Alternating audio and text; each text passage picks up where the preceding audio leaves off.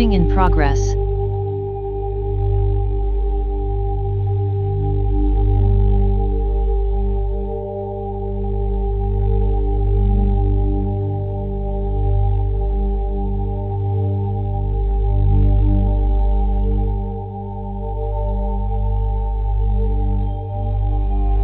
I am love.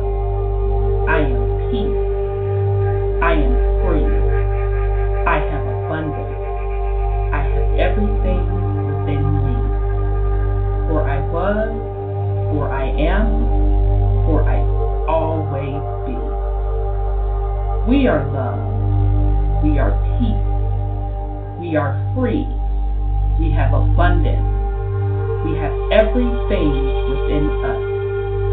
For we are, for we will always be. For Mother Earth is love. For Mother Earth has peace. For Mother Earth is free. For Mother Earth has abundance. For Mother Earth has everything within her. For she was, for she is, for she will always be. And so it is spoken. So it has been written, and it is done.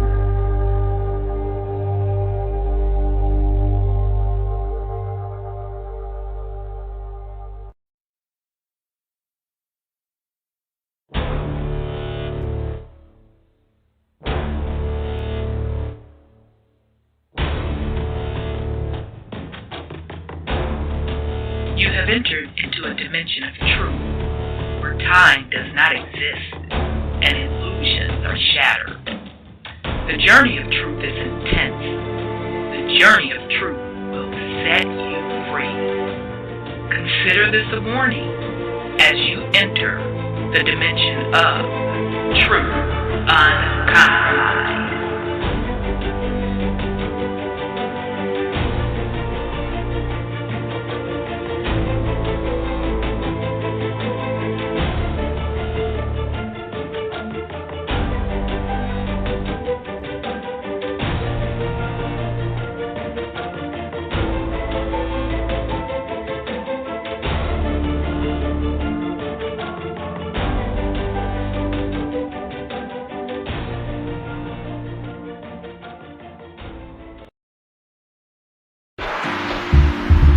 We are in the age of truth, freedom, love, prosperity, abundance, and peace. Welcome to Truth Uncompromised.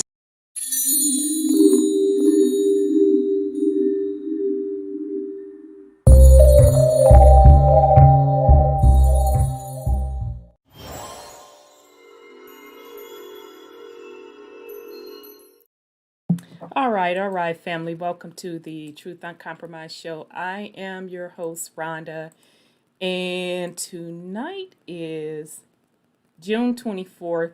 Trying to get myself together. We have a great show planned for you.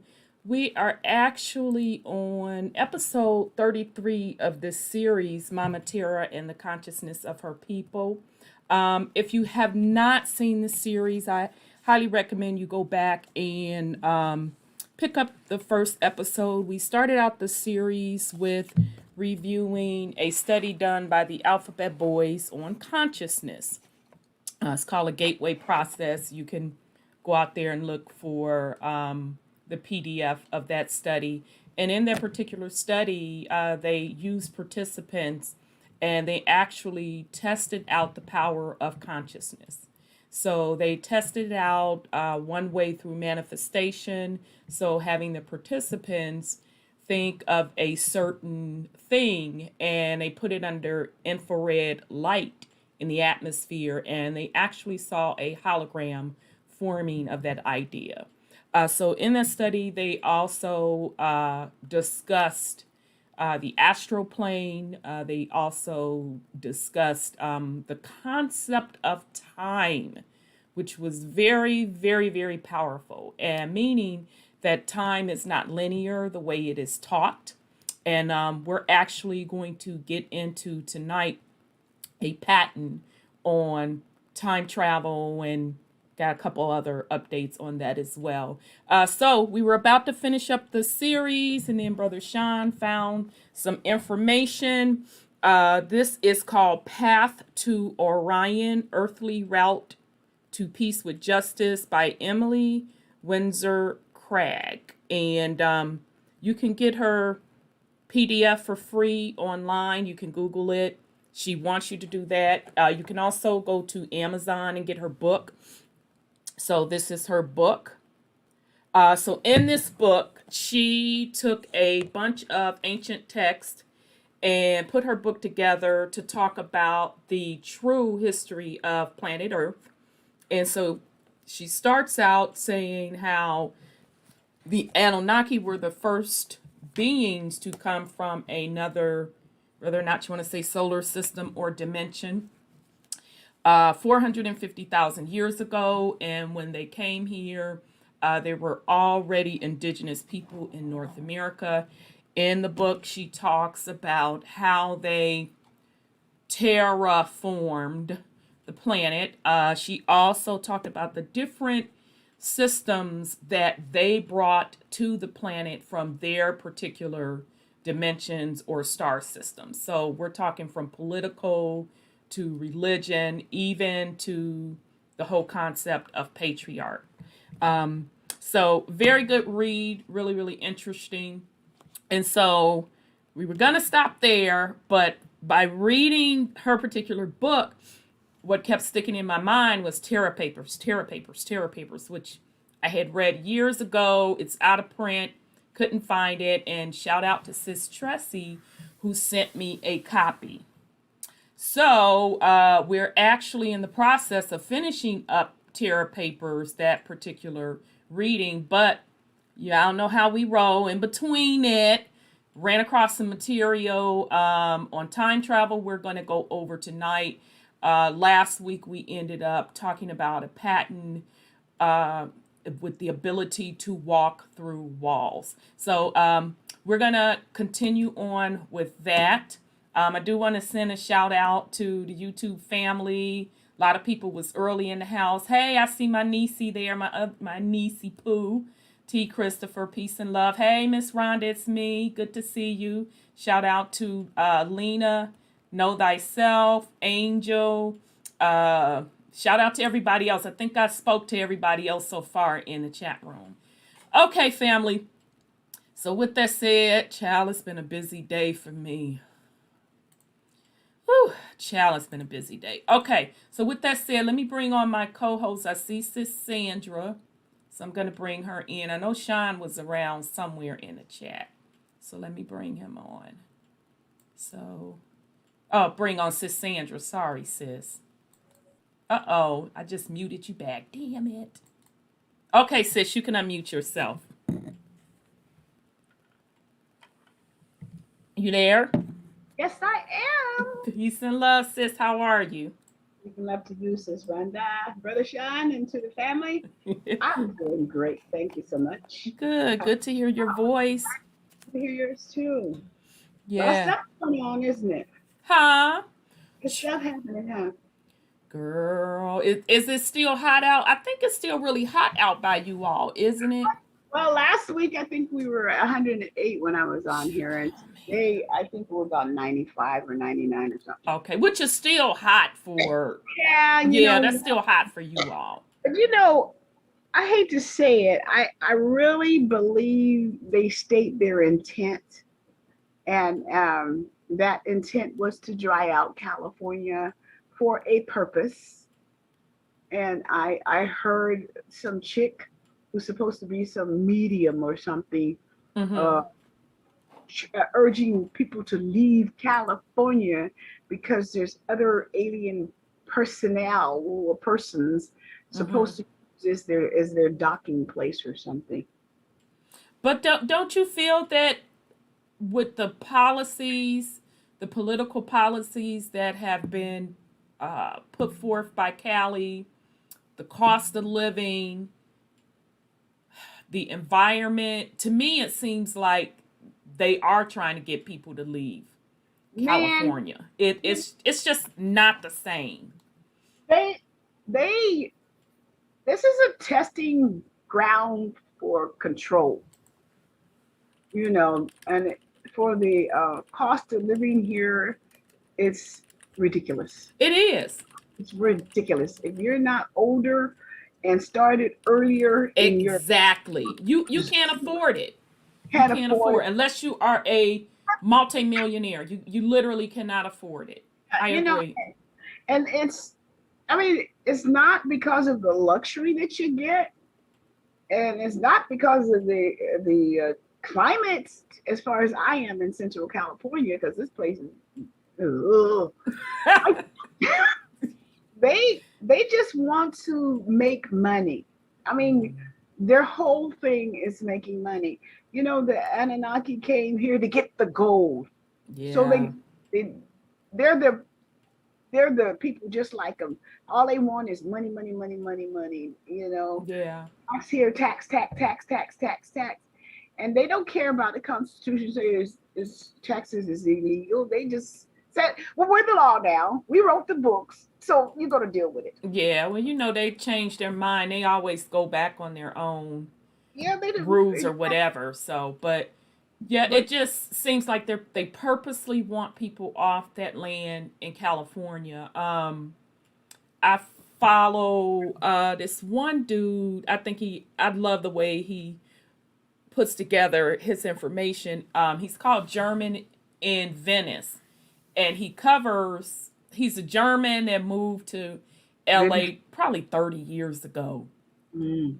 And he documents activity on Venice Beach, and Venice Beach has that homeless problem. Yeah, really bad right now. I heard. Yeah, so his last videos, the last two videos, he's been showing how now they're getting ready to move them, not getting ready, they are starting to move them off of the beach, because it seems like that they're trying to get it back where folks can kick it once again for the 4th of July holiday. But during his journey documenting that the homeless problem, I have never seen Venice so run down. It was unrecognizable. A lot of the storefronts were closed down. It was dirty. It was nasty. Yeah, I grew up in Venice. I grew up Oh, in I Venice. didn't know that. Yeah, Venice was the spot. Yeah. It was the spot. Wait a minute. When I grew up, it was the ghetto. Okay, I did hear that back in the day it was the ghetto. Now, when I first went to Cali in the 90s, just to visit, I always used to go to Venice Beach because it was you could hang out there all day, literally. I never did see the ghetto part. It was always fun. Yeah, it was always fun. People with music, dudes Just playing fun to be. basketball, people Exactly. exercising. It was a fun place. So when I saw it toe up like that, I was like, that's bad. Yeah, but they called it ghetto because we were there. Yeah, now, girl, wait a minute now. That's why they called it I ghetto. heard, so since you grew up in Venice, because they have the houses right there, right? You have some of those houses. Now, back then in the 90s, they were frame houses. They didn't look expensive to me. They just Yeah. looked like frame houses, and they were affordable. And I was told by someone that knew someone that had one of those frame houses that when the millionaires and the celebrities wanted to start moving in, Yeah, people sold their stuff for like $1 million, and I'm like, I get their point, but what they don't understand, if you selling it for $1 million, it's worth much more than that. And so they tore down the frame houses and started building those McMansions. So well, when my parents were there, they bought the house for $17,000. Okay, so shut your mouth. so that's how much they paid. Dang. Was it all melanated people on Venice Beach, or was it mixed? And the thing I asked my mother is, I remember this. I said, why didn't we Move on the other side of Lincoln. You know Lincoln Boulevard, right? Right. Mm-hmm. And so she said, well, they wouldn't let us. So they redlined them to put them on the beach side. And then they rue the day. Because when all of a sudden everybody want to live on the beach, Right. Then they had to pay those $1 million fees that you talked about. And so they bought out. That's how that went. I never knew that. Yeah. So I had a friend, she's a Mexican, she lived on the other side. Okay. And then we lived on the beach side. Well, the beach side became to be the most important side. Of course. And so as the elderly people died out and the children didn't keep the houses because they had That's moved about right. out of Venice, they moved in with $1 million offers. And of course they took it. That's how it went. Cause I was like, cause the person that told me about the one person they knew, it was a melanated lady that sold her Venice house. I know it was at least $1 million. Well, I knew several of them because I was raised in Venice. Okay, So yeah, you would know then. Okay, I knew several of them. Matter of fact, I could call them by name. Hi, sister so and so. Wow. So anyway, it turned out to be like that, and the problem is I was supposed to inherit a place there, but I could see well, I didn't inherit, and I could see the lay of the land, and the lay of the land was it was going to go down. I don't know. I just knew it, and so I was not sad because I didn't get it. Because it would be at this time that I would have it, and I would have had problems with all the riffraff that they moved. Yeah, but they're moving their behinds out of there. I think they're trying to have them out there by like I said, the 4th of July. So they're offering them vouchers to go into hotels. What I heard Mm-hmm. in LA, I don't know how true it is, but I had it in a dream too, that when they put them out, like I guess the Emmys or whatever they call them things. Oh, they kill those people. Ciao. That's what I heard, the homeless ones. I said, what? But I wasn't surprised because I had already known that those treatment camps are not for living. So I allegedly heard that. Okay. Right. Well, I have to add that allegedly. Right. You have to. But what? One of I know you're going to get to the topic of the effery, but yeah, you can go ahead and start it out. Go ahead on with the fuckery. Go ahead. So I used to watch Palatine walk down the street. The guy used to play Palatine. I know these people won't even know who he is. Wait a minute, the bike man? No, the one that wore the black. I don't know what he was doing because I was too young to understand. Okay. But he used to walk down the alleys and stuff, and then movie stars everywhere. I mean, no big deals for me. I didn't care. They just people walking down the alley, walking down the street, no big deal. So they, did like us, of course. And I'm looking at the Texas borders now. And they're really, really, really anxious and almost in panic because of the riffraff, the illegals allegedly coming into this country, right? But they're doing the same to them as they did to us. They called us savages when they came here to this country. And they destroyed us, gunned us, and they put us in reservations, and they called us all kinds of names, gave us smallpox on blankets and all that kind of stuff. And when I'm looking at this Texas stuff of all invasion that's coming onto this country, I'd be thinking, is this karma? But I don't support that invasion at all, because that's the same thing they did to us. But it's just like they're bringing armies of gangsters and cartels Mm-hmm. into this country to destroy this country and to destroy them. And of course, they don't have any respect for persons, so we're in the way as well. So I don't even know what this country's going to be looking like in the Mm. that's my problem. And then now up in, I think it's Alaska and Canada, they're finding 751 graves of dead folks, indigenous people, and 215 in another, in Alaska, I think that was 215, 751 in Canada. Mm-hmm. So I know that when I was in the more science studies, they murdered 900 women and children, beheaded them in Canada. So they may be uncovering those people that they murdered back Mm-hmm. in the day. But the Catholic Church is where set up the schools to change us from savages. You understand the word savages? To change us to godly people, and people they can deal with better.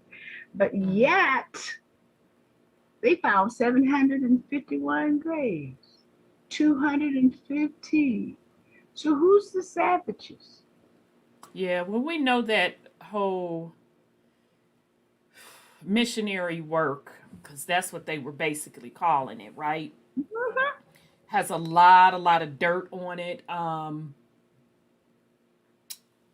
want to say this was Chicago. I don't know for sure, but when I tell this story, it'll be familiar to somebody, and just drop it in the chat, and confirm for me where they have found babies' bodies in one of the churches, Mm. where the nuns were pretty much having the children, and because nuns are supposed to be celibate. Uh-huh. They were sleeping with them priests. Right. So they found a bunch of babies, and some people say that the babies were orphans or whatever. So we know that the church, is specifically the Catholic Rotten. Church. Rotten to the core. Yeah, it's real rotten, and it's interesting that you bring up the whole um, Invasion. illegal immigration thingamajig, because I was listening. I took the recommendations of somebody dropped in the chat. Damn it, what's the name of that channel? It's the Mud Flood channel. Wait a minute, I'm gonna get it.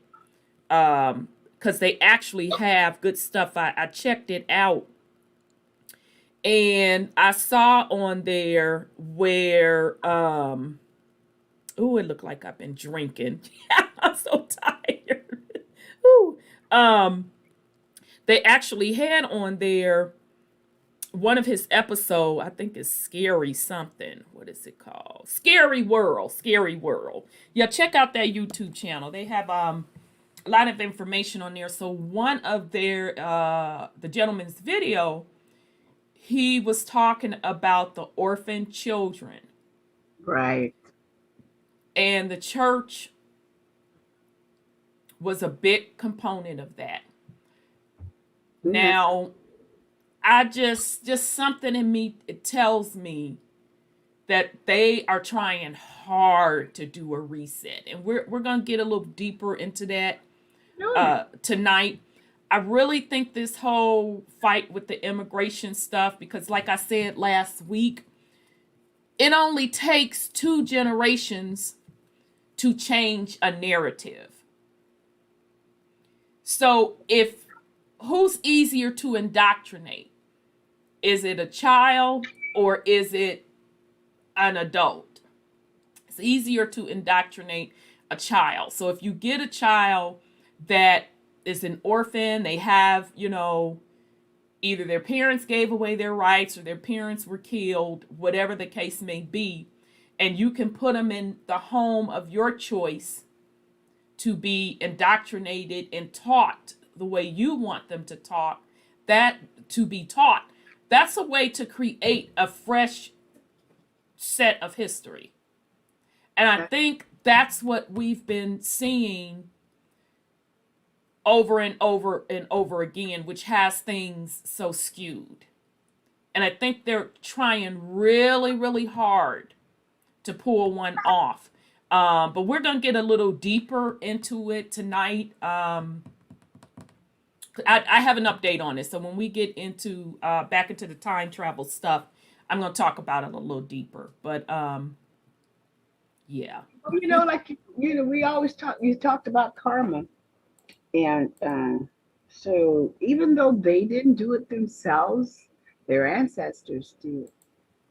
Because their ancestors did, then they're looking at the same plight. Because the book called How White Man Got So Rich is he opened up the borders.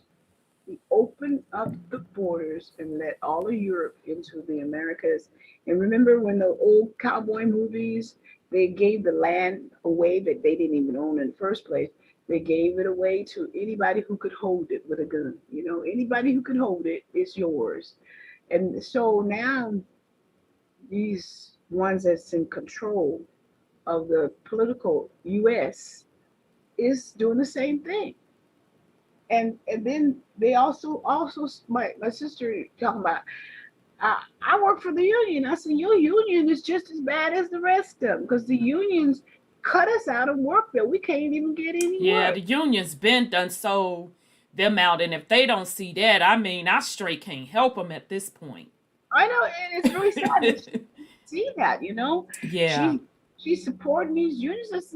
These are the ones who cut us out of jobs. Right. And then she said, yeah, they do it in LA. She said it's up there where you are. And I said, no. Which is true. I mean, they broke the back of manufacturing in the Midwest, which devastated the Midwest middle class, Detroit, all that places. Yeah, all of it, which put a lot of melanated men out of work, which is why, one generation later, so if you look at like my parents' generation, they would have been like the last ones that were able to get middle class jobs without all of this background check shit and having a degree, and could literally they could literally make a living supporting their family. So my parents were the last generation of that, and they really started busting it up in the 80s. Yeah, they did. Yeah, and it's just been going downhill from there. I mean, manufacturing is dead in this country. And in the 80s, it came in with what? Crack cocaine and alcohol. Well, child, now you know who was involved in that. That was the Alphabet Boys, right?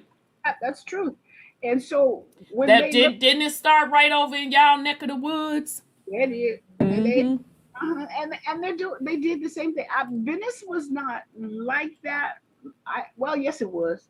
They had them on the street corners, drinking and smoking and stuff. And I wasn't there in the 80s or nothing like that. But they took over it. They took over Venice Beach. They took over the homes, everything. They actually tore the homes down and built their little single story type. It's tight knots they had there, but they built little 2 stories so they can see the ocean and stuff like that.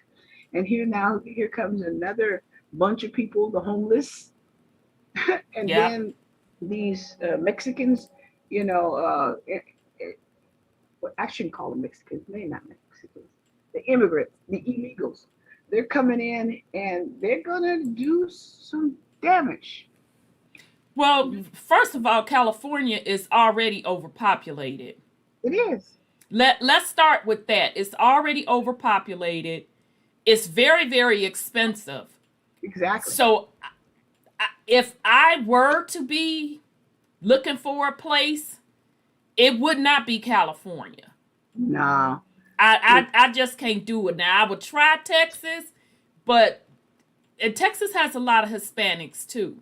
Yes, they do. But they give you a tougher time. They don't play.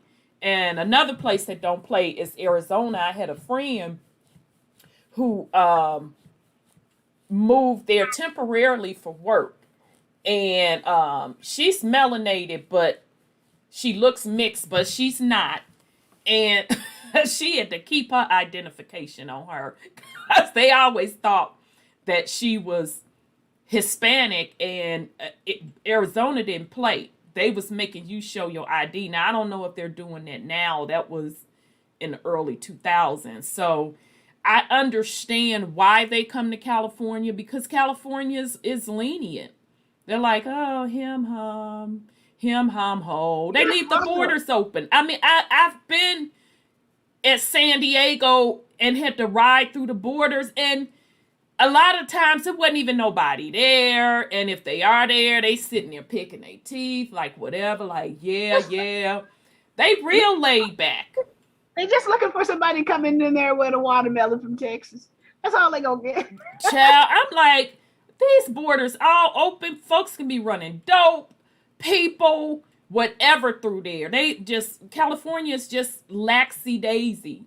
And now they have all of those people there, just in general, plus people, you have a lot of transplants. It's just too many people there, not enough space, and it's extremely expensive. I just think the beauty of the state has declined tremendously. Just, That has. what you would move there for, I think it's lost a lot of that. Well, they're trying to run up the electricity for us now because they're closing down, because the water levels are low. We just came out of a 7-year drought, okay?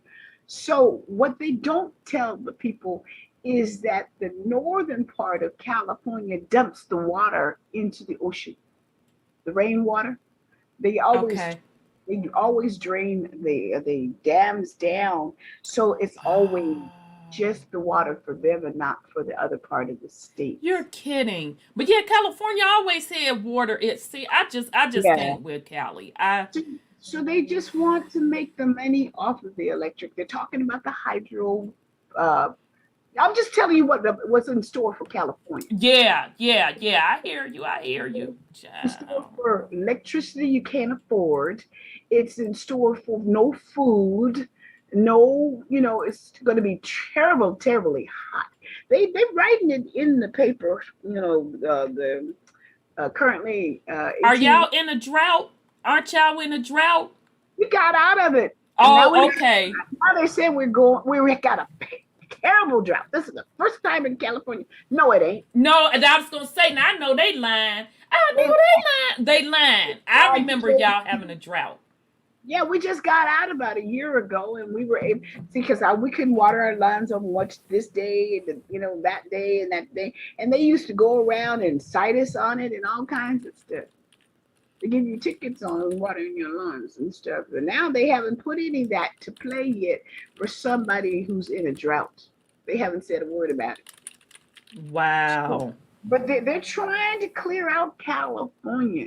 Yeah, I think they are. I really think they are. And I think China may want to come here too. Well, they bought a bunch of land. I was gonna say that. They bought a bunch of farmland. Yeah, Yeah. I'm sorry, go ahead, sis. I didn't mean to cut you off. Silicon Valley, all of that stuff. And people couldn't even work in Silicon Valley because the cost of living. I had a video on that, how much they would charge for a house that was burnt down, almost burnt. You can't live in it. It was $1 million.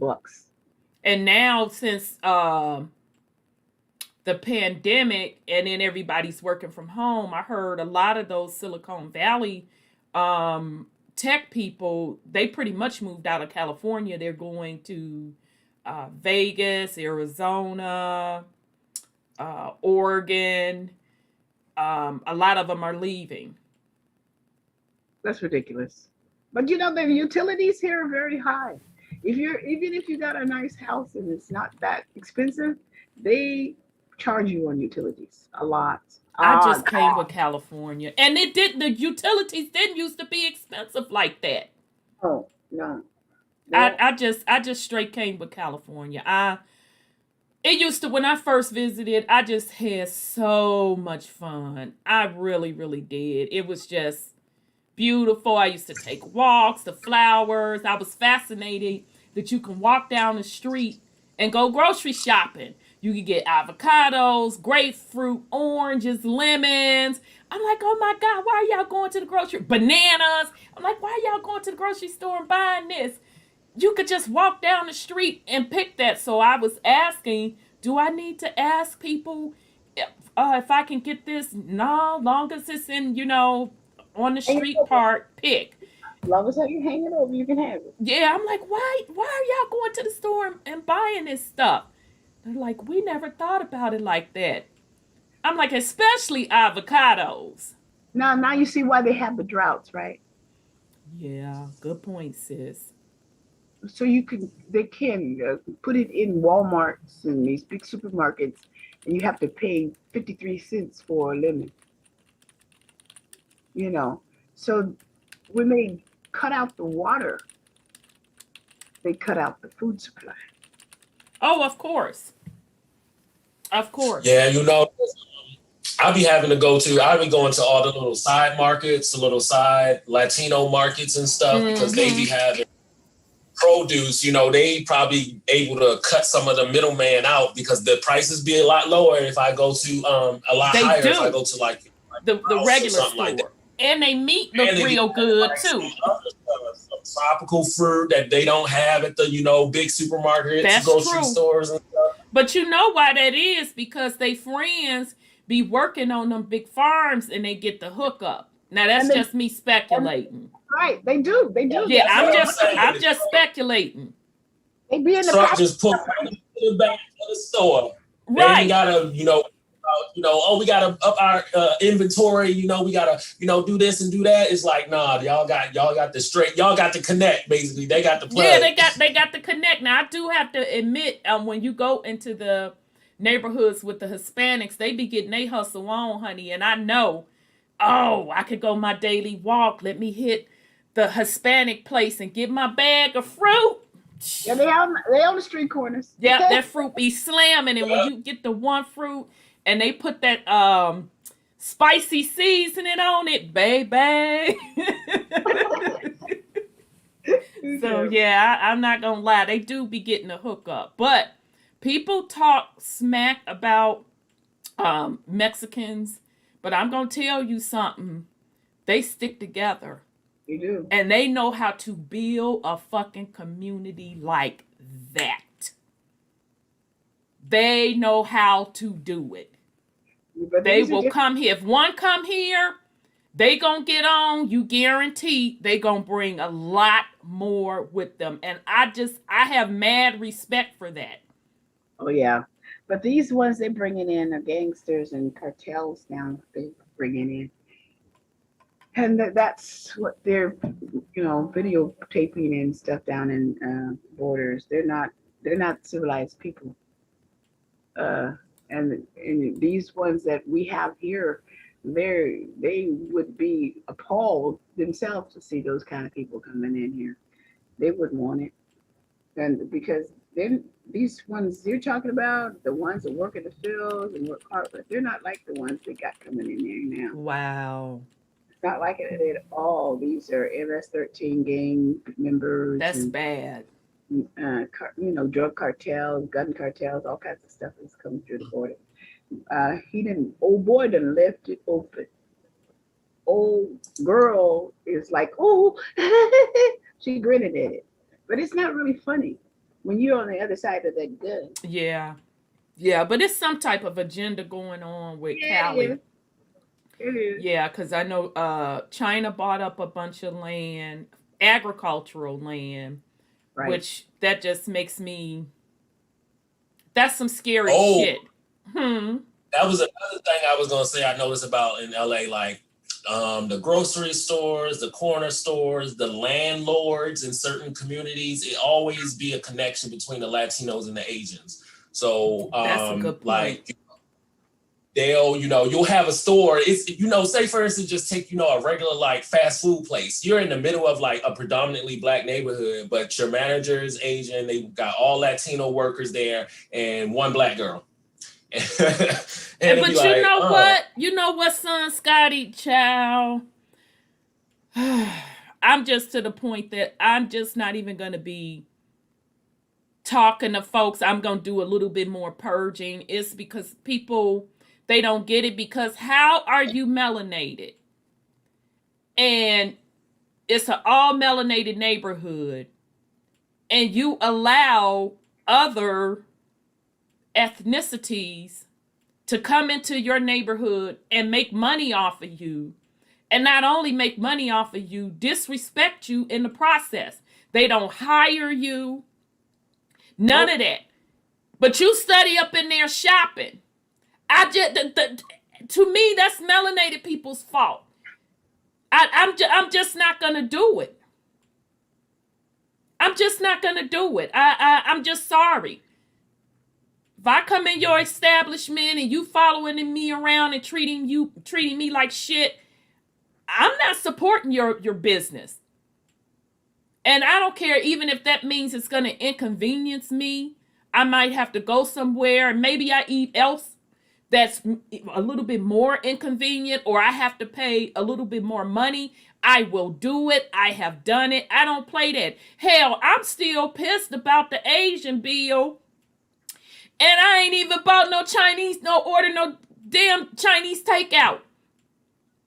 I'm cooking my own shit at the crib on my wok. I just do not understand the mentality. Literally, someone posted where in a little Chinese beauty supply house, he had slapped a melanated woman. So people came together and boycotted. And so it hurt his business, as it should have, because they should shut his shit down. Don't spend your money there. So he holds a 50% off sale, and melanated women are lined up around the fucking corner. I was fucking disgusted. That's terrible. I was fucking disgusted. I'm like, when you do stuff like this, you get exactly what you deserve. You are allowing people to make money off of your back in your own neighborhoods. It's just disgusting. But if you look at, I understand what you're saying. That's exactly where I would respond to it too. And I do respond like that. But I'm going to bring on Nisi Poo. But go ahead, Sis Sandra. I'm just going to... When they're charging you so much for everything, and you have so little money, because we make worse money than... Yeah, and it's poor quality stuff at that. Quality stuff. So I can understand why they just go for a sale any way they can find it. I mean, and I get that to a point, but that's where it's opportunity. Yeah, but see that, yeah, they have to understand that he was making a move, a defensive move. It's exactly. And they shouldn't have fallen for that, because shouldn't have. Their offensive move was mute after that. They should stop doing that kind of stuff, because there was this lady, there was a Texaco service station, and I walked in. It was an Asian woman. Mm-hmm. She started yelling at me. What you want? What you want in here? What you want in here? No, honey, I will put not a damn thing. I said, Ching Lee, I'm out of here. I'm out of here. You got me fucked up. A couple of them. Like, nah, hold up. Right. Right. I get to looking around. I know you ain't talking to me. Oh, okay, then let me put this shit right down. I'm out of here. I don't play that. I told her, you don't have to worry about me, because I don't need anything. I'm out of here. Yeah, I've done that at like one of the chain stores, and it had to be a melanated sister. Now I'm coming in there after work. I had a meeting, so I was dressed decent, and this bitch gonna follow me like I'm gonna steal something? I said, bitch, you got me fucked up. I put them shoes right back and walked the fuck out. I said, oh, you got me fucked up. I'm not the one. Now, all these other people up in here, She ain't following them. You following me, the melanated person, and you melanated. Oh, no, bitch, you got me fucked up. I'm out of here. I don't play that. Well, then they know why the melanated people are jumping on the Asians, because the Asian women, they ain't, they're not quiet. They be yelling at us. Yeah, they do. But see, I don't play that. I don't play that. Do not. I'm coming in your establishment. I expect to be treated with respect. And I'm spending my motherfucking money. Yeah. It never And happens. see, that's how you know their mentality. They know that they is leeches. They know that they being parasites, the way that they treat the people. And you got, and that's the thing. A lot of people is so used to the system of leeching that they don't even recognize they being disrespected. They don't even recognize they being taken advantage of.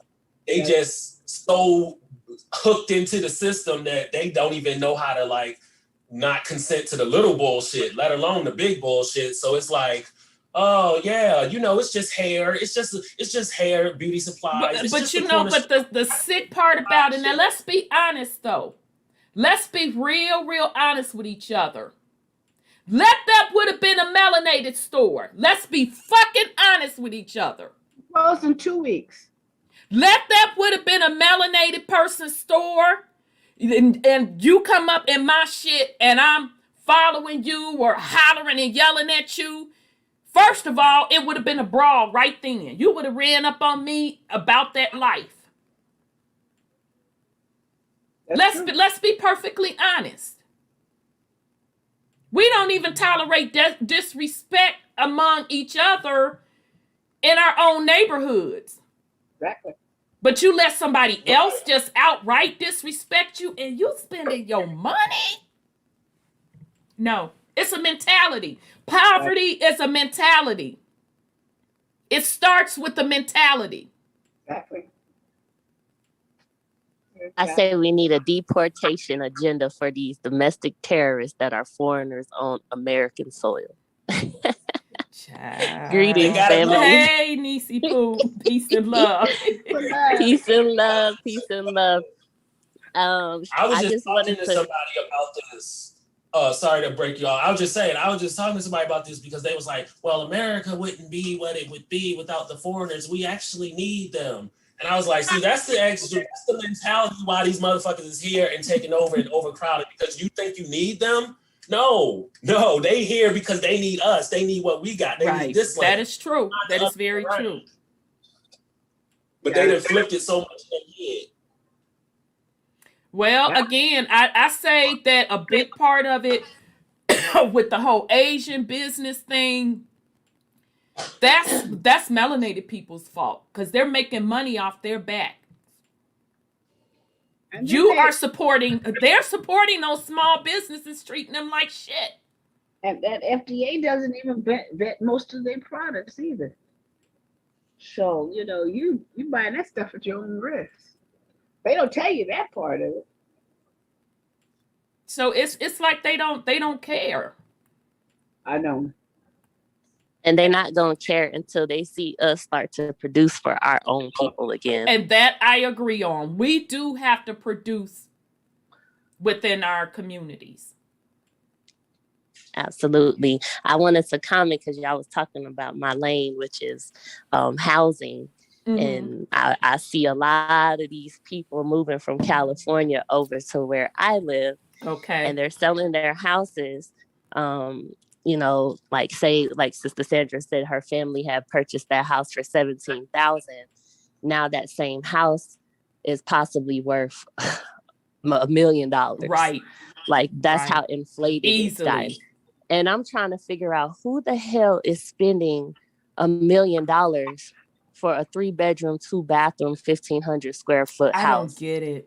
Who's doing that? Who has that money to buy those houses?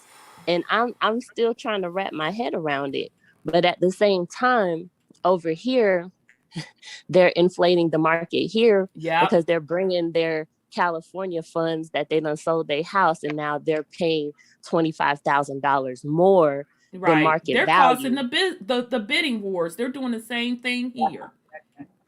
Yes. And I also see, you know, a lot of Mexicans, or should I say Hispanics? I don't want to just group them out because some of them are from Venezuela and Right. El Salvador and, you know, different places. But they are on these roofs working together, Mm-hmm. 7, Oh, yeah. 8 of them.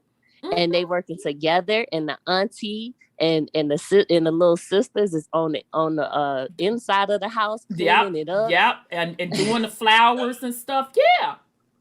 And Oh, I'm yeah. saying her like, why can't we do this? Can we create the Mound Builders Construction Company? Like, can we do this, y'all? They practice group economics. That's why the flip side is I have to take my hat off to them. They practice and even the Asians do the same thing. They practice group economics. Then squeeze us out. Don't forget. Southeast Asians, the Indians. Yeah, Indians too. It burns me up. It burns me up. But I wish our people can get back to that. And then I was having a conversation with Brother 832 about it today, actually. And what it is our people are suffering from they need mental health help. Like, for you to hate your own people so much or have an ego so big to where you can't let the next person that looks like you, that's probably your distant cousin, shine. It's like they get on their high horse and they won't even let their cousins shine. And it's like, hey, we shine brighter if we shine together. Why don't we get, like, what is wrong with shining together? I think you hit the nail on the head, and I swear I was thinking about that earlier today. I was having a side conversation, and it was like it wasn't registering with this person, and then it hit me. I'm like, this mental illness shit, it's deeper than we think. I mean, it's some real fucked up, because you got to be pretty fucked up to be in these conditions. And you comfortable with them. Obviously, you comfortable with them because ain't nobody really made no move. That part. It's sad. I was watching Brother Jay Winter Nightwolf. I don't know if you got a chance to watch it. I shared it out. Mm-hmm. But he had a really great panel. It was probably about 12 on there. And their backgrounds, I think it was 3 judges. One of them was Judge Joe Brown, who's an actual. I apologize if I went out. Somebody was calling me. Oh, no worries. Yeah, it was just, you know, they all have their own unique stories, and one of the things that was said that really struck a nerve with me was they was talking about we need to do something. And one of the sisters on there, her name is Dr. Carmen Johnson. Mm-hmm. She actually did do something, and she got arrested. She was trying to keep families in their houses. Mm-hmm. And I don't know what process she was doing, but she was trying to keep people in their houses. They ended up arresting her and torturing her in jail. Oh, God. Yeah. And nobody came to her rescue. Nobody. And so that is the problem that we really have. It's like when people put on their brave cape to do something for the people, they get no security. They get nobody on their side to fight next to them. Right. And so it makes I'm sorry, go ahead. Well, no, which is why I don't think people should be putting on capes. I know that may sound harsh, but that's the reality of it. I think that a lot of us that really want to see the collective win, we set ourselves up for martyrism. Yes. And you get led to the slaughter. Because absolutely, really, the only way that I see folks really getting out of this, like I keep saying, is simple. You have to start with self, family, and then your particular area or hood. And she was doing her particular area. It was where she was living. I want to say she was in the financial industry. So she was acting within her lane. She was just being a revolutionary. Yeah. versus going with the status quo. She was like, look, we're going to shake this up because y'all not finna lose y'all house. Y'all not finna be homeless. Well, y'all a family. We trying to keep the family together in their house. Yeah. And it was an honorable act that she did. Yeah, it was. But look at the price she paid and who was there for her. And what did she sacrifice? What sacrifice was that made on her family? That's why I do not advocate for anybody to put on a cape and be a hero, and because that's leading you to slaughter. That's why I am advising the next generations for y'all not to do it. Because you cannot help people that do not want to help themselves because they don't have this together. You don't have this together, just forget it. You're sacrificing for nothing. We have to look at reality. Anybody that, you live in a rough area, you live in a hood, all you have to do is step out your fucking door and look at the conditions. We have to look at reality. And me, I'm not sugarcoating shit for nobody. I'm not coddling nobody. I'm over that. Been there, done that. Oh, we can do it. I have to tell the shit like it is. It's going to be a lot of people that's not going to make it because, number one, they're not ready. Number two, they are spiritually immature. They're not there.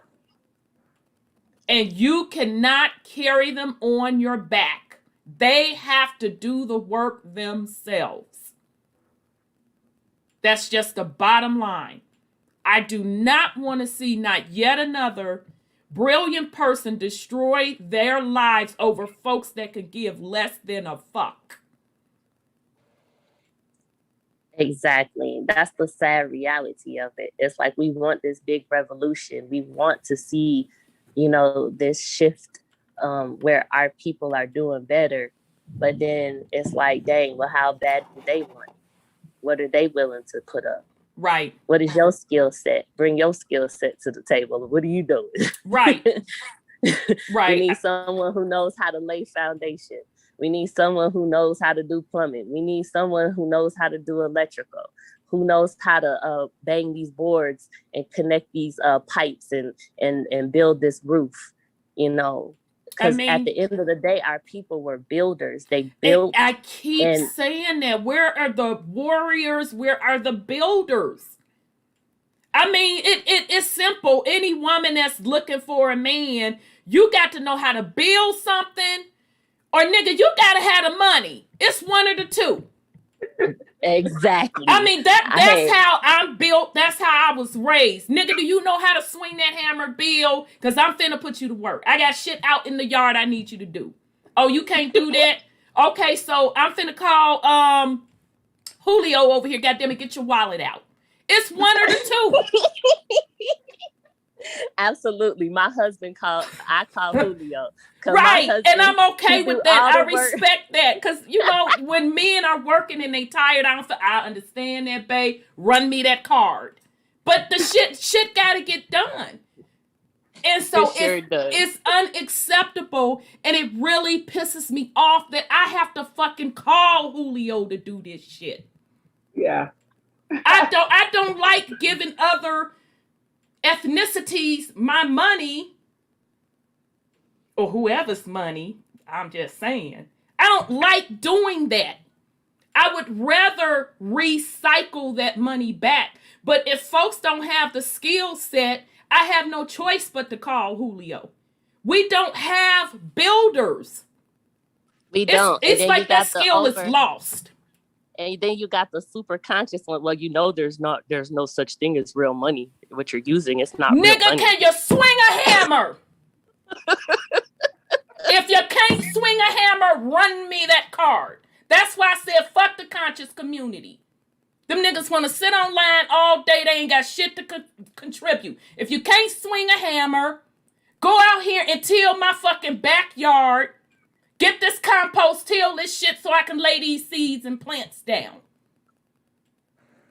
Where are the builders?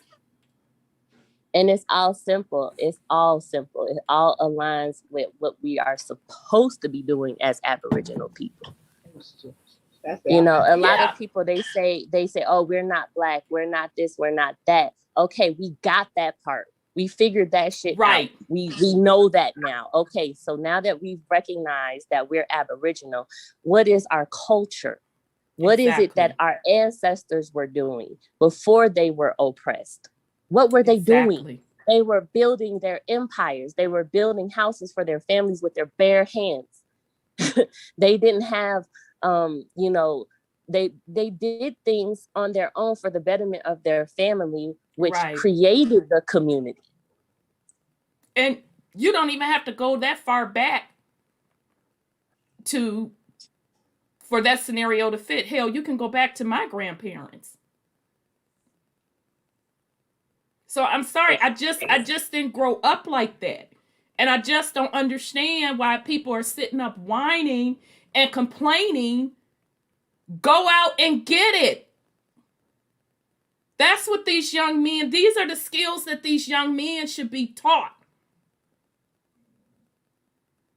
I think they're scared. They won't admit that they're scared. I think so, but they're scared. Yeah, I think so too. They're scared that something's going. If I come and walk this land as if it's mine, somebody's gonna come after me. So I'll just sit here and keep on talking shit about this boogeyman. And I think it's even deeper than come after. I think it's just the responsibility, niece. I'm gonna be real with you. It's just the responsibility. Because when you take the boogeyman away, I had to check myself a few times because when I was going through my journey, I call it the circle of truth. And when you wake up, you start off on number 1, but you end up finding that there's people who are on this same circle of truth, and they might be on number 12 or they might be on number 35. Exactly. And what we do is, for those who are on this circle of truth, and you say you at number 35. You get frustrated with the one who's on number 5. Like, hurry up, number 5. Get to where I'm at so we can build some shit. God damn it. Like, hurry up. But we have to recognize that they have to go through their circle of truth. And they do. And sometimes they go backwards and they end up back at 1. But that's not our responsibility, which I've learned this from this beloved channel and you, Auntie Rhonda. It's not our responsibility to rush them through the circle. Exactly. They have to experience that all themselves. But it would be a beautiful thing if those who are waking up would just continue on that circle of truth and stop going backwards. Right. Stop going like backwards. We need you to catch up now.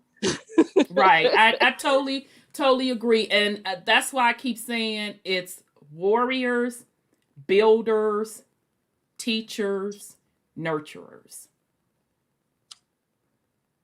That's simple. All this other shit, they're making it much more complicated, going up the road, down the street, around the corner when it don't have to be. And if you really slow about the shit, look at the way Mexicans move. Look at the way Asians move. They're laying a roadmap out for you. But they brainwash our kids to be. But there is no they. There is no they. Those are your babies. Those are your baby. And I don't care about no system. Whose womb did those babies come from? I'm saying they took this stuff out of the schools. I understand that. We know all of that. I'm talking about now. What are we going to do now? I don't know what they're going to do now because their consciousness levels are not up to where they need to be.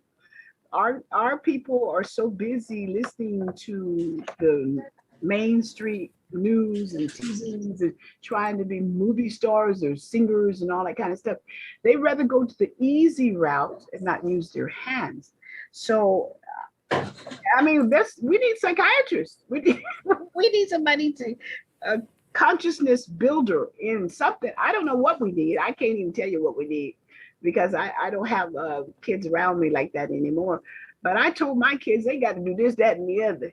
You got to learn this. I don't care if you don't like it or not. But that's parenting.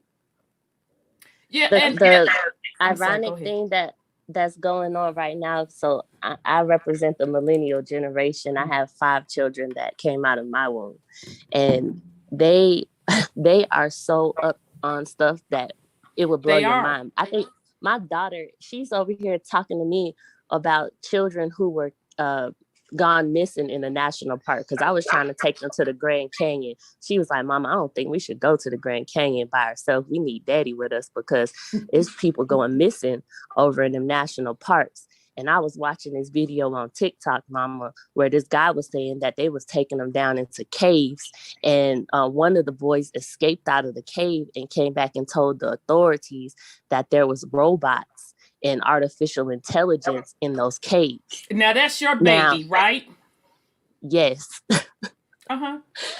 And I'm sitting here like, you know, don't tell nobody else this now, baby. Right, okay, right. We gonna keep this right here between us. He was probably telling you the truth, though. That's the ticket. But if she goes to school, because she doesn't go to school, she's homeschooled. Mm-hmm. And if she was to go to school and start saying stuff like this, they might try to label my baby crazy, you know? Absolutely, and so we have to may. protect. We have to protect them because they're going to be the ones that bring the change that we want to see. As we're manifesting and changing ourselves, is going to trickle down into the youth, the ones that we have a direct connection to, our own children. Right. And so she tells me all the time, I want to be able to code artificial intelligence to protect the Aboriginals and to make sure that they don't hurt us. And she's going to school for coding. And, you know, I'm like, do what you want to do. Let me know what you need. I got to pay for this coding class. I'm going to pay for it. I'm going to do whatever I need to do. So I'm proud of the generation to come and these young ones who have the woke parents who allow their children to be themselves, number one, and don't try to force, you know, too much on them and let them just be free to think. Because that's really the key. Let them be free thinkers. Because some parents, they like, you gonna do what I say and you gonna do it now.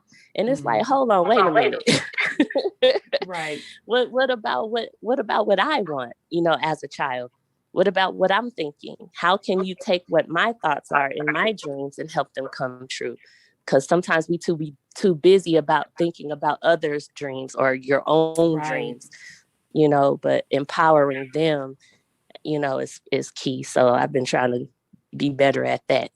Yeah, but I mean, I you know, shout out to you and your husband, because that takes the parents. You all set the precedence for that. And you do have to put in your time. You know, that takes commitment for your children to be homeschooled. Both of you had to set up a certain lifestyle in order to do that. It takes sacrifice. It takes being ownership, taking control of the situation instead of passing a buck, saying, okay, I'll let them go to school and let that be that. And although if you're not even in a position where you can homeschool your babies, at least if you send them to school, have supplemental material, make sure you know what they're being taught. Yeah. So if it is incorrect, teach them the correct way. But see, all of that takes commitment. It takes ownership. And let's be honest, 99% of the people don't want to do it. They are comfortable in this system. And quite frankly, you're comfortable at being in the bottom. We have to look at the reality for what it is. So that's why at the end of the day, you have to, you know, build your family, build your legacy, and let your example show. And if they're serious, they're going to pull you to the side and they're going to ask you. But to, you know, keep talking about this big dream of bringing everyone together, it's not going to happen because of folks' mentality. They're not ready. And I don't want to see not yet another generation go down that road. I don't want to see it.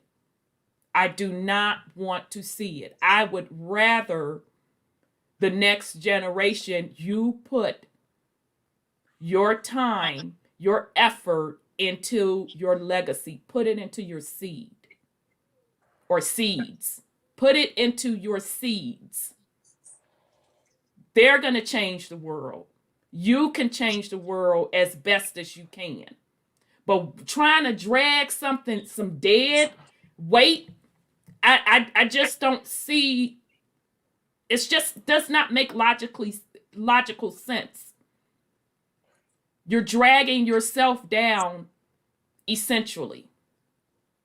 And shout out to Big Chief Top Cats with his daughter. I love what he's doing with his daughter. Example.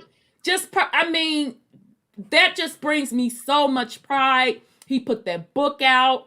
It's dedicated to his baby girl. That's what I'm talking about.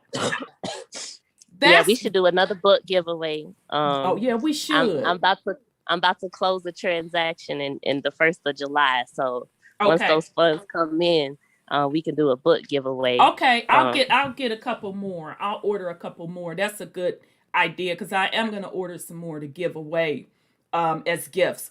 But yeah, I mean that's a perfect example. And just by him doing what he's doing, even if he never made another video, just by him putting out that book, attaching it to his daughter, that's powerful from a Black fatherhood perspective. These are the small things that I'm talking about. I'm talking about your legacy. And any man with children, this your legacy. You comfortable with your children growing up on the bottom? That's not acceptable to me. I'm sorry. And if you don't care about your seed, I know goddamn well you don't care about me. You don't care about no community, none of that. And here you got grown 50-ass-year-old men talking about whining about child support. They don't take care of their children. And even in the conscious community, that's why I said fuck the conscious community. You niggas drawing up paperwork to get out of the little bitty ass child support that you are supposed to pay because you really don't make shit in the first place. None of that's acceptable to me. So I'm not going to sit here and pretend, coddle no motherfucker, and especially no man. No deadbeat ass man. I don't put my energy into dead things. I'm sorry. I wasn't taught that way nor built that way. I grew up with fucking men. I'm sorry. Blue collar men that went to work every fucking day. Yep. Same with my husband. He'd be like, look, I don't understand that. He was having a conversation with this one sister. And I love her dearly. She is a beautiful spirit, but she's going through her journey of the Moorish information and filing this paperwork, and we not supposed to be paying for this, and we can do this way and fill this out this way and sign this way, and you can get a house for $1 this way, and all these different things. And I'm not saying that none of that stuff is true, but my husband doesn't operate in that realm. Right. And so when it comes to certain things, and he'll tell you straight up, if you could tap into the treasury account, show me the fucking proof. I ain't seen nobody tap into no goddamn treasury and show me a goddamn check. So until someone does that, then maybe I'll sit down and listen. But all the rest of y'all, I'm gonna go to fuck the work. Right, but that's a man. That's a motherfucking man. How he gonna sit up here and talk about some paperwork and not be working and sitting on his ass submitting paperwork when he has mouths to feed? I don't fucking respect that. Same here. And then the gurus have you turn against your own damn husband because he ain't on their wavelength. And it's like, hold on, wait a minute. Let me back up and really reassess this shit. Baby, let me tell you, I will cut them niggas motherfucking throats. I didn't grow up like that. I grew up where men went to fucking work every day. And it was blue collar work. They took care of their children. So this sitting behind a fucking computer coming up with paperwork scams, living with a woman, living off of her, I don't know that life. I don't respect it. I don't give a fuck how much knowledge or information you claim you know to have. You're not a man. What is your purpose on this planet? You telling me it's to fill out paperwork? And then they say that the system is de facto and it's based on fraud. But then we sit up there and turn around and use all their codes, all their USC codes. I'm just disgusted. Like it doesn't make sense to me. And I gotten to the point where it's like, look, I don't understand this shit. I never understood it. I never understood for this to work. Why are you living in squalor? Because they comfortable with it. Because they ain't never been shit. Let's keep it real. They ain't never been shit. And they ain't gonna be shit. And I'm just tired of them misleading the women at this point. That's why, I talk to the sister. I love her dearly. And I'm like, look, I'm going to just keep it 100 with you. I tell them, whoever the hell's telling you, whatever they telling you, tell them to show you the goddamn proof. Exactly. That's what I told them. If they're not showing you no proof, then keep it stepping. Because they will have you in a freaking illusion and thinking that you're going to get something. And exactly. And then when you do get locked up, they're not coming for you. I know too many examples of it. They ain't coming for you. And see, even within the matriarchs, even within the women in the conscious community, I've seen so many women in the community where everything is going. And then as soon as a remedy comes up and someone acts on that remedy, all of a sudden they want to be hands off because it's too revolutionary. Oh, shit. Everybody start to get scared now. She doing some revolutionary shit. So maybe we going to back off, y'all, because we don't want to go to jail with her. It ain't nobody is backing up anybody. That's why I said, fuck it. Yeah, that's why I want to do over here. Exactly. That's why I say don't put yourself out there. It's about yourself and your family and your legacy. I'm sorry, because I'm not impressed with any of that paperwork shit. You want to impress me, nigga? Go clean up the block. You want to impress me? Go clean up the block. And maybe them crooked ass police will leave. Right. Go clean up the block. But you want to sit behind on the computer and draw up some paperwork, and like you said, living in squalor, and be all up on YouTube, honey, in they little meetings, talking tall, big shit. And them and their seeds are living in poverty. I don't respect it. That's not how I grew up. And please note, when my family came from the South, they had to go into the fucking projects. The worst fucking projects in Chicago. And within only one generation fucking stayed there. You know why? Because we had men that said, I'd be goddamn if I have my legacy grow up in these projects. So miss me with the bullshit. I don't respect it. And women, you sitting up here supporting them with this mammy-ism and this pick-me-ass-ism, sus, you weak and you ain't shit either. Because if you supporting a dead-ass man like that and you allow your seed to live in poverty like that over his fucked up fake-ass dream, you ain't shit. I'm sorry. I'm not coddling you either. I don't give a fuck what you call me, feminine. I'll be all of that. But I bet you I ain't gonna live in no squalor. I bet you a nigga ain't gonna live off me. I bet you a nigga ain't putting his hands on me either. All of that, to me, is the definition of mental illness. I don't operate like that. I'm sorry. So if you can't have honest conversations with yourself, your life is fucked up. Don't come to me talking about no group or get nothing together, because you can't even prove to me that you know how to even operate your own fucking household. You can't even take care of yourself. So we have nothing to talk about. Yep, and I tell people the psychologist doesn't hang out with her patients. So, sometimes I find myself taking on a psychologist role, and I do it because I know that's a part of my journey. Right. But don't be looking to hang out with me now. Right, and ciphering off the resources that your husband and you built for yours.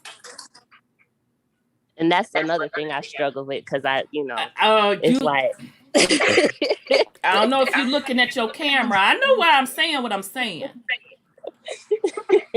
I don't play that. Your husband not getting up every motherfucking day working for them. Who he getting up working every day for? You right, Goddess. I don't play that, girl. Let me tell you, baby, I don't play that. I don't fucking play that. I'll be like, look, I'll waste some money on something, and I'm like, and when I say waste money, I'm like, okay, I don't feel like cooking tonight. We'll just go get something to eat, which will be that's different. I ain't talking about that. You know what I'm talking about. Like I'll sacrifice my eating out to help somebody. If you're a woman, that's really where I'm at. Like if you're a woman and you have children and you're waking up and you've been abused or something like that. I've done it before also. Yeah. And then another young brother, my son, gave him my number. He was locked up with him, and he said, call my mom, she'll help you. And when he called me and gave me his story, I broke down. I was like, what do you need? Just trying to help him get back on his feet, because his mother had died a week before he got out of jail. And so, just little stuff like that. But some of these other situations that, I've had to walk away from. It's like, okay, exactly. I've helped you enough, but I'm always going to be there in that realm of what can I do that's not going to hurt me to help you. Yeah. Now that's if it better. Don't hurt me, I'm not doing it. Exactly. If it's going to cause rift in your household, going to take, anything away from your family, I can't do it. And if I'm enabling you, because there's a difference between help and enabling. Now, what I'm not finna do, you pass through me once, okay, child, baby, sweet pea, I understand, girl, pack your shit, get away from that nigga, here you go, and then next thing I know, bitch, you calling me, telling me something, you hug back up? Oh, no. Are you thinking about? No. Can't mess with them repeat offenders. No. So my go on with the fuckery, because I never did get to my go on with the fuckery. That is part of it, but that's like my usual daily go on with the fuckery. My go on with the fuckery for this week is the amount of people in my family, after I have told them about this jab, who have went and got the motherfucking jab. You know how that is, girl. I had to get my emotions together on that one too. I literally cried. And I'm like, and being around them, and then all of a sudden it's like, I'm coughing. What the fuck is wrong with me? Being around y'all motherfuckers. Okay. Recording in progress. Okay, sorry. They had bumped us off there for a second. I've been taking my vitamin D, which I do on a regular anyway. I started taking elderberry. Elderberry is really good. I take that too. Well, they have that pine needle tea as well. So yeah, I actually planted elderberry bushes. I have two. I got 2 elderberry bushes I planted too. Oh, you have to have you have to have the cross pollinator one, which is like a little light skinned one. It's like yellowish green. And then you have the other one that's a dark purple and dark green. Yeah. So I'm hoping to get some next year. But yeah, I hear you, Missy Pooh. Yeah, they recommend you stay away from vaccinated people because they're going to come into a storm, some type of storm, where the next COVID they're gonna get. It's gonna cost them. Well, they're already, and we got to talk into talking code. Oh yeah. So you have to watch the jab. Yeah. I call it the hoochie coochie, but everybody. Yeah, everybody's calling it that now. Sis, I be rolling when they be emailing me. Yeah, the hoochie coochie. But now they're already talking about folks needing to get a booster shot and another variant. I'm like, child, I'm just gonna sit and sip my water. That's on them. They made all that stuff, so they know that their process is out there to make you not be successful with overcoming it. They enhanced it. They wanted it to be something that you couldn't overcome. But you have to keep your body up, and you may have to stay away from the people who have it. Coochie coochie. Because they said it's transmittable. Child. Around there. That's on them. Let me bring on Brother Sean. Poor Brother Sean. We've been running our mouth. I see you, and I see you 832. He's been so quiet. Yeah, he had his hand up. In my defense, I did. I've been looking for his name. Yeah. Participants. Oh. While you're bringing in Brother Sean, what do y'all think about the 9,000 doctors and lawyers that came together to file a lawsuit against them for this jab? I say good. Good. I say, yeah, about time. Yeah, because now the I did the podcast earlier this week on the follow-up on it. Now the Republicans want a hearing. Want a firing on the whole origins of it, which I say all of that is just disclosure. It is. Do you know I started from the beginning, at the very beginning, and said this is a bunch of crud. Well, we all did. As soon as the first time they said it, I said on the air, y'all know this is gonna be tied to them trying to do a reset. I said it from the very beginning. And I'm not the only one. I don't want y'all to think that by any means. Anybody with halfway a sense, we already knew what time it was. But you had to talk in code or they was shutting your channel down, your Instagram and all your other social media. And now they're turning around up there talking about they want an investigation on the same stuff that folks were saying about the origins and all of that. So they can go on somewhere. Like that medicine hydroxy, it's in my drug book. It's been on the market. Yeah, you've been talking about that drug book since we first been talking about this. In your defense, you have. So, girl, we know what it is. And old boy, Mr. Fucci, was lying out of his teeth when he said that was a new drug. I said, that ain't true. He just lying.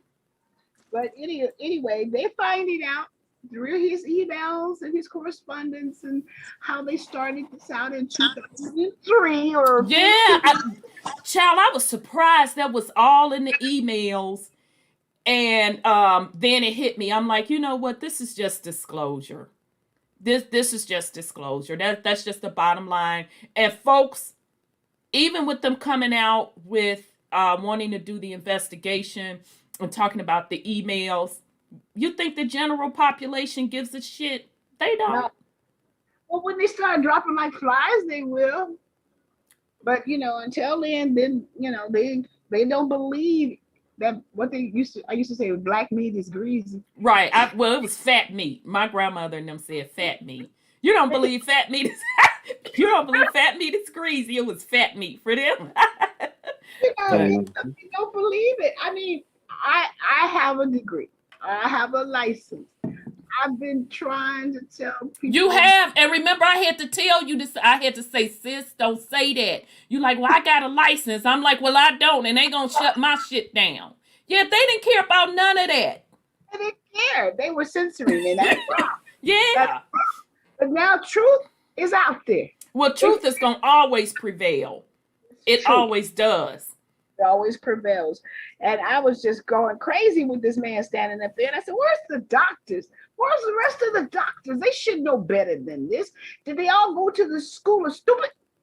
And I'm so grateful that there are 87,000 or better have stepped out to factually, blow by blow, show where he's wrong. They had that melanated African doctor up there. She was talking for the UCLA doctors. They smeared her reputation. Oh, yeah, I remember that. They called her like she was voodoo and spell casting. Well, that's what pharmacy is. But anyway, she stood there and she was defending it. And people, I mean, the woman had a lab coat on. She had several. I remember. And they listened to that one little weasel. And it's because. And who came back and apologized to her? Nobody. After these little emails and stuff came back, who came back and apologized to her? I don't think anybody has. And where's the niggas at? And where's the woke conscious niggas at standing next to her? What did y'all hear about? Okay, Brother Sean, we're gonna bring you on one last thing. The one lady that got beat down over I want to say it was a Black Lives Matter protest. A sister, she's a single mom. Lady was in a hospital and everything. They didn't on life support. She recovered or whatever. And that's the first thing I said. Where are the men standing by her? They don't. I didn't hear her, but see, that's the shit I be talking about, the pussification. I can't do it. I can't do it. They don't have the backbone to do it. I mean, I never bit my tongue. They asked me if I go through the store, I'd be telling them that stuff is a bunch of fake stuff. You guys still pay no attention to that. Those masks is going to kill them quicker than that hoochie coochie is, because those masks are toxic. Well, and they're small. They're so larger diameter for the weffing of the mask. You're not going to stop anything with those things. You got to have a special mask on for that stuff. Right. So, and they selling these cheap masks all over the place. People making bank on that stuff. Yeah, well, they supposed to at this point. So, okay, Brother Sean, I promise this time. Peace and love, brother. Wholeness and power. How are you? I'm good. Hey, Brother Sean. Good. It's good to hear your voice. It's an echo. Yeah, I don't know where it's coming from. Does somebody have your YouTube speaker on, or you have us on speaker? No, mine is muted. Okay. It's me. Is it me? I don't know. Okay, go ahead, Brother Sean. What's your go ahead on with the fuckery? Damn it, is it me? Did we take it off? No, not at all. Good. Not even close. But who are we collectively? Who are we individually? First and foremost, still being told who and what you are and are not. And you're accepting it.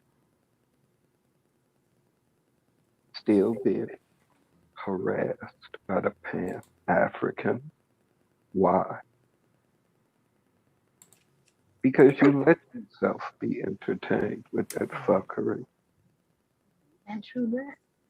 If you beyond that, why are you still wasting energy debating these motherfuckers, trying to prove who you are to motherfuckers who already know who you are? You giving them energy. views, sponsorship, all type of shit.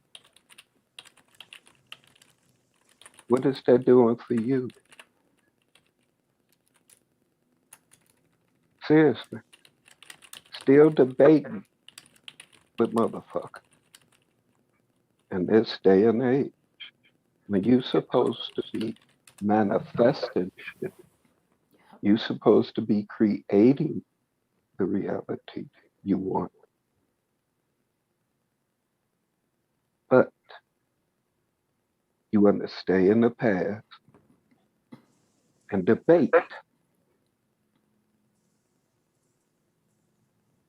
These other people sitting around laughing at y'all.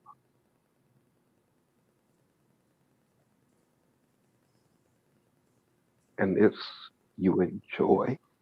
This is what you choose to do instead of building a nation. You got the patents, you got the paperwork, you got your cards.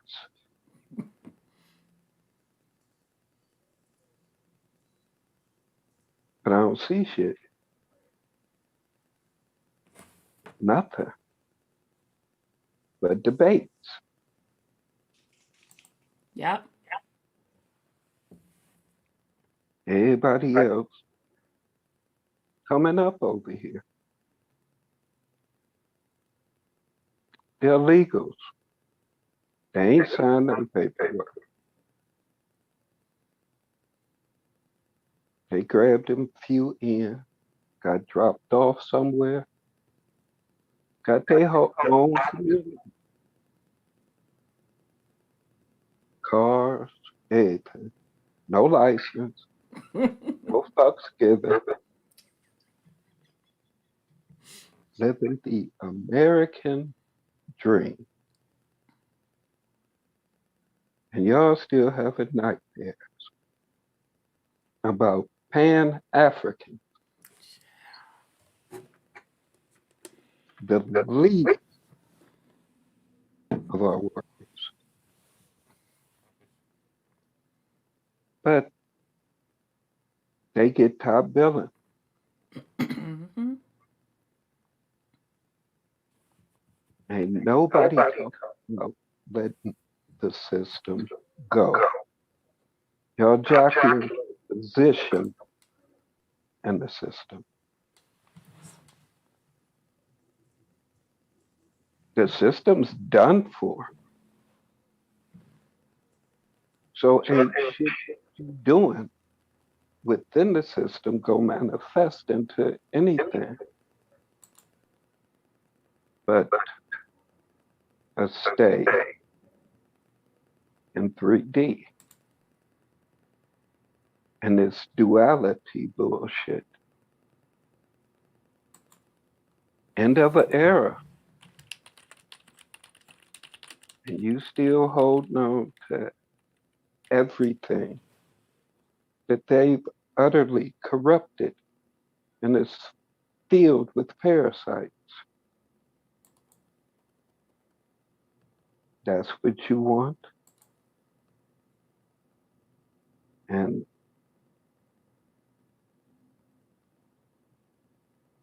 ooh-wee. I mean, they didn't already tell y'all the new ads about the jab. Right. But what do you think that's full of? Nanoparasites.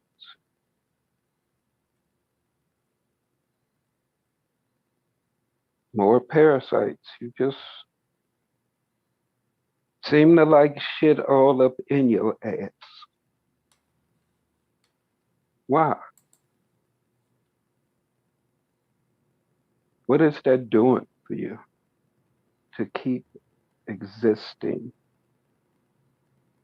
in lower vibrations?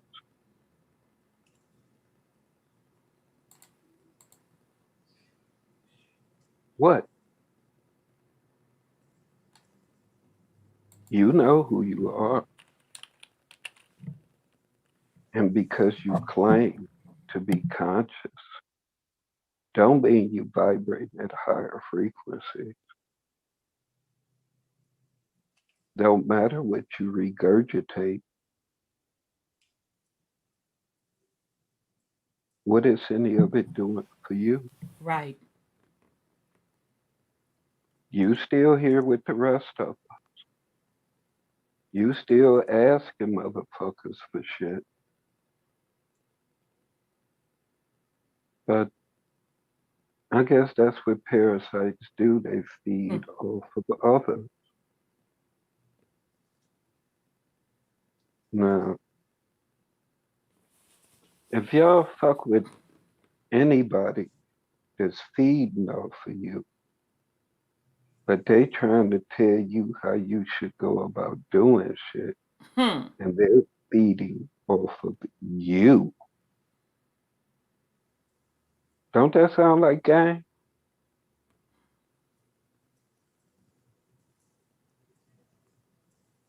I mean, if they had the cure-all method, they should be able to show you instantly. Exactly. You shouldn't have to be doing research. If you paying this motherfucker, that's your ticket to manifestation if this shit is real. You go to the store, you pick out what you want, you pay your money for it. Instant manifestation. Why you got to wait with the rest of this shit?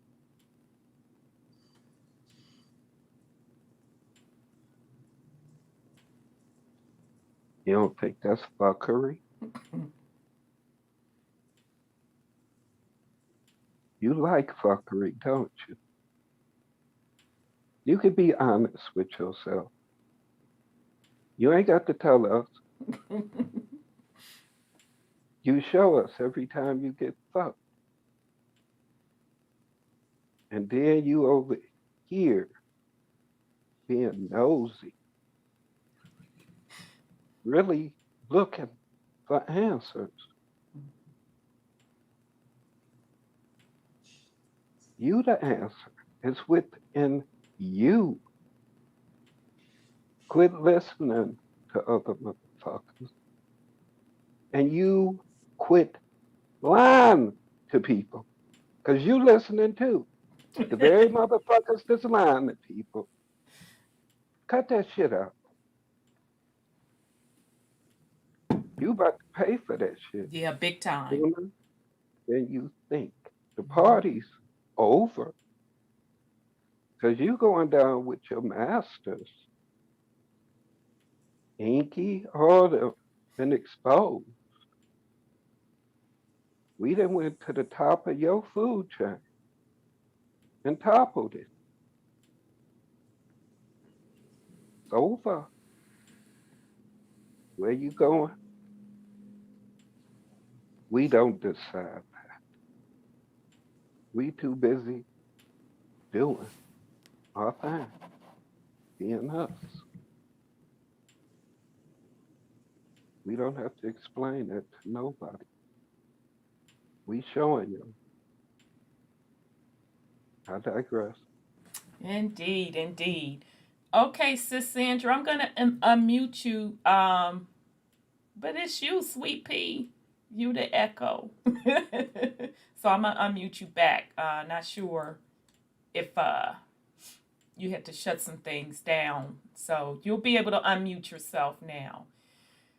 All right, family. Okay, sorry. Aunties. Yep, sis, that's you. Soon as you came on, it's an echo. Is it still an echo? Yep. I'm muted on the. You might have to. YouTube. Are you on your phone? Nope. Oh, you're not. It may be my fan. I don't know, but it's you. So I was gonna say, log back in and try it again.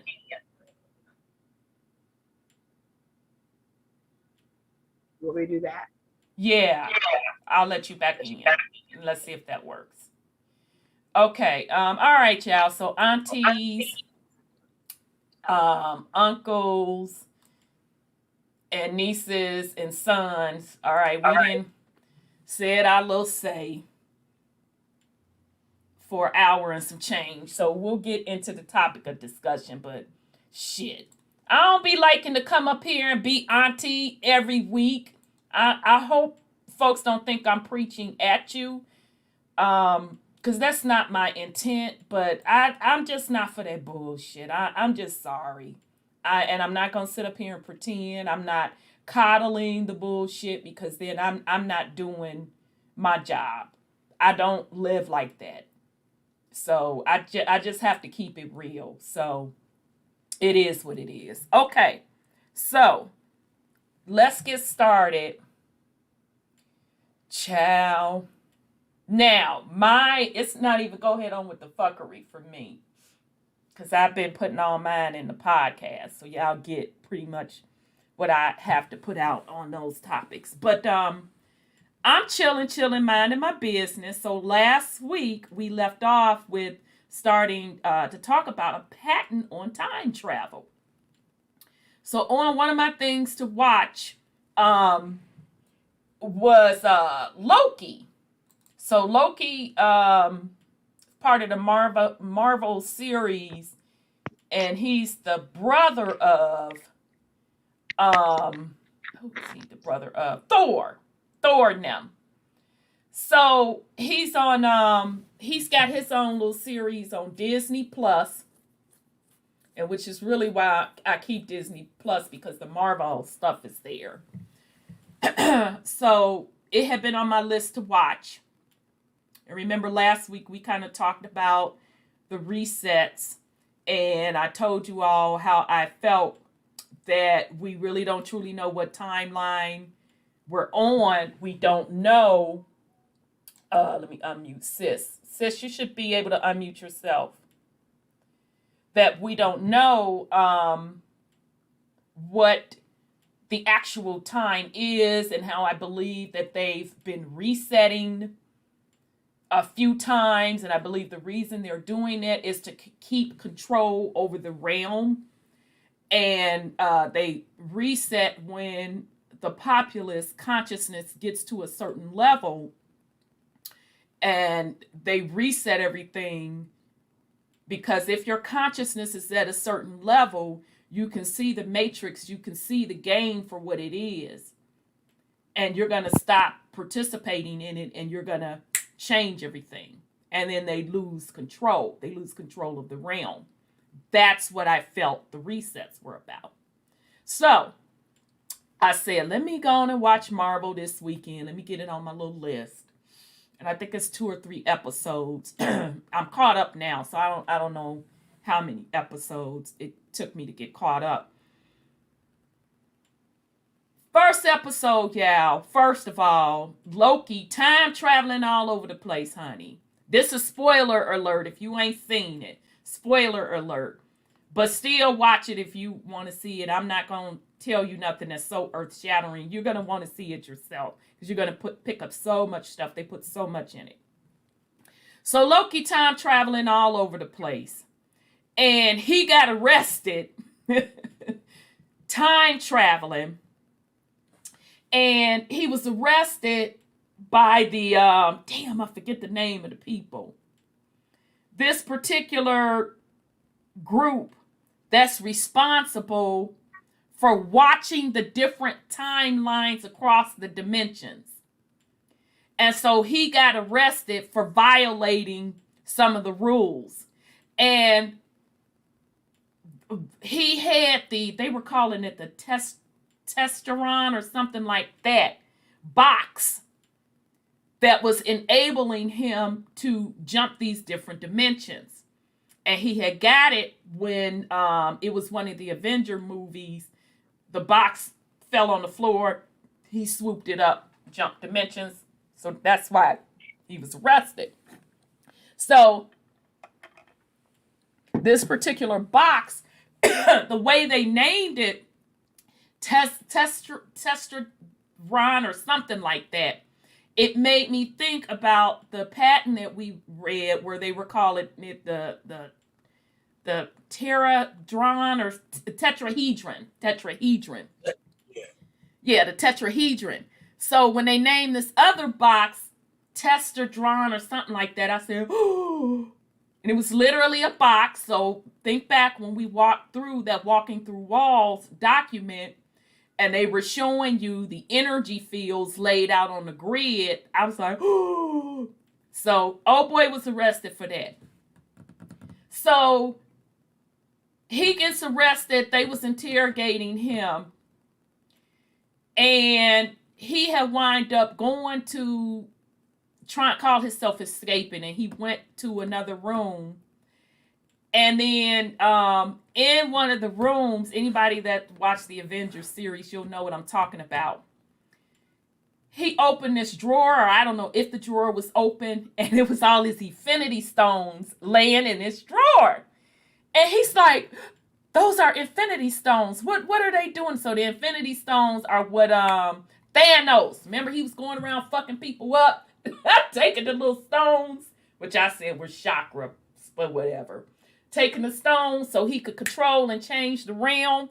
So Loki saw all these infinity stones just laying in somebody's desk at this agency that's responsible for controlling the timelines in the different realms. And he's like, those are infinity stones. And the person was like, oh yeah, we just use them for paperweights. So I'm like, damn. So bottom line is, they pretty much were admitting in this particular Marvel series over these 2 or 3 episodes. I can't remember. Yeah, Time Variant Authority. TVA. That's the name. Thanks so much. Yes, that's it. Sis Baz, the TVA. Time Variant Authority. So that's who Blood got arrested by. That's who Loki got arrested by. Huh? So they out here policing if you can time travel. Oh, wait, this shit's so cold. Everything that we pretty much was talking about and how I felt that things were working, they dropped it in this Marvel shit. And so I talked about the Infinity Stone. So yeah, so the TVA worker pretty much told them that they monitor all of the different time dimension zones, and they literally called them timelines. And so Loki, standing in arrested, arrogant than a motherfucker, talking about, I make my own destiny, I do this and I do that. And I was like, you only do what is pre-described for your particular timeline. And so he was naming off all of the fuckery that he was doing, and they were like, yeah, And then he named off the Avengers stuff, and they were like, yeah, all of that was supposed to happen. Only thing that wasn't supposed to happen was you escaping and jumping dimensions with this particular device. So I was like, damn. So long story short, this the part that fucked me up, y'all. When they said, yeah, because we reset. I didn't have my herbal refreshment. And I said, okay, let me back this motherfucker up. They said, what? And they said, oh yeah, we reset. And then one of the other people said, yeah, that's just another way to say we disintegrate everything. I stopped that put that motherfucker on pause. I said, time for herbal refreshment. I know goddamn well they didn't put reset up in here. So Mud Flood community, y'all may want to take a look at that. So they pretty much admitted that the realms are being reset by burning shit up. They literally put that shit in the Marvel thing. And then they showed the one little device. And when they put the device down, you saw plasma coming out of the device, disintegrating everything. And so now it's at the point where they're trying to find someone who's jumping different timelines, causing havoc. And the person is hiding in the different timelines that are scheduled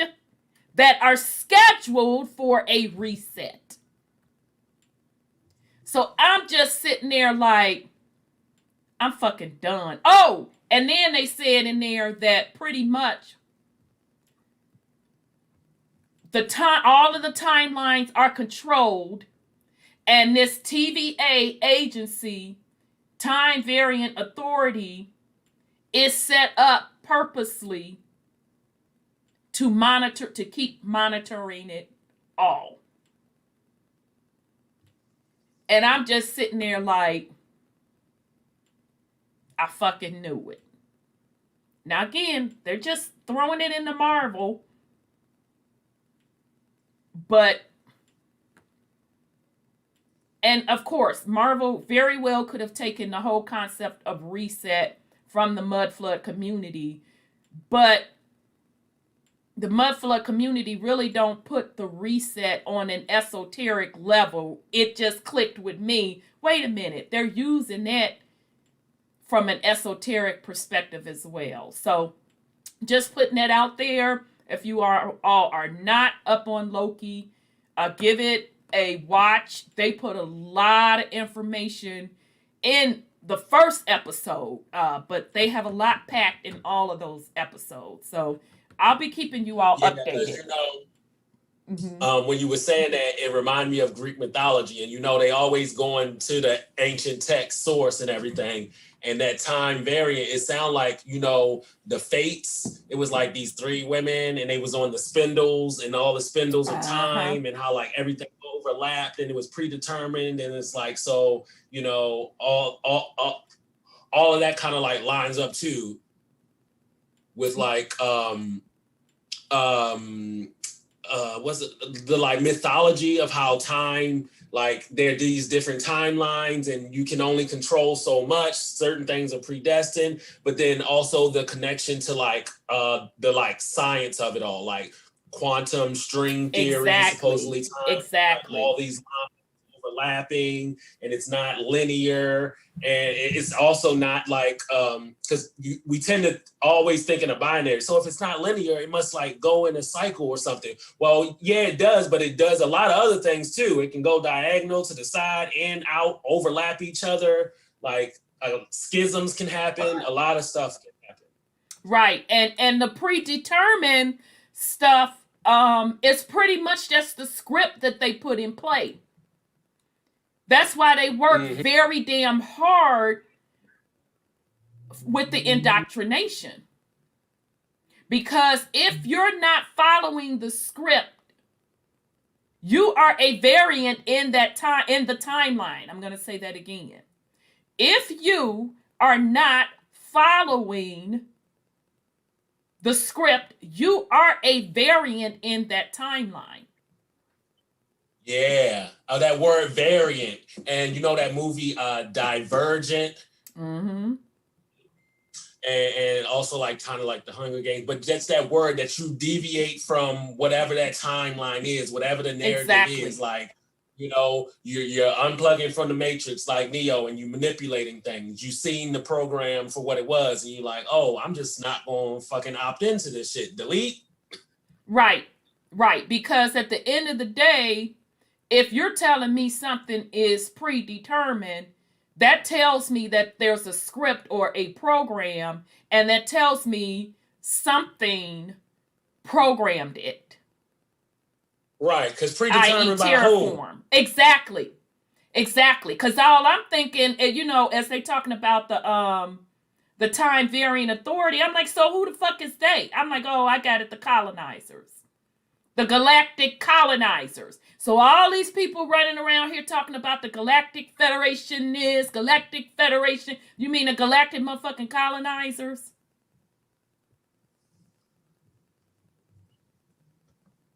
Because why would you need anybody to write a script for you?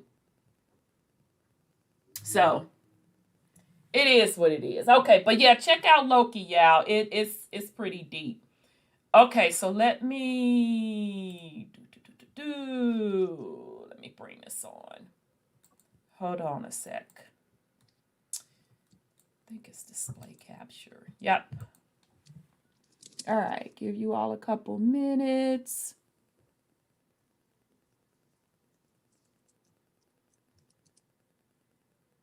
Right, that's a good point. Brother Marterick, you says timelines are like a fish tank. You can redecorate the tank, but the tank didn't change. Oh, that's the bro Marquedrick. Oh, Marquis. I always say Marterick, but okay, Marquedrick. Sorry. How come y'all not seeing my screen? Are y'all seeing the patent thingy? I gotta refresh. Yeah, I see it. Oh, okay. Why is it delayed on this? Because I got the other computer set up. Okay. Okay, long as you see it. It's a hell of a delay on this computer. I'm gonna have to roll it forward. Let me refresh. It's not going at a good speed. Yeah, I already got kicked off once.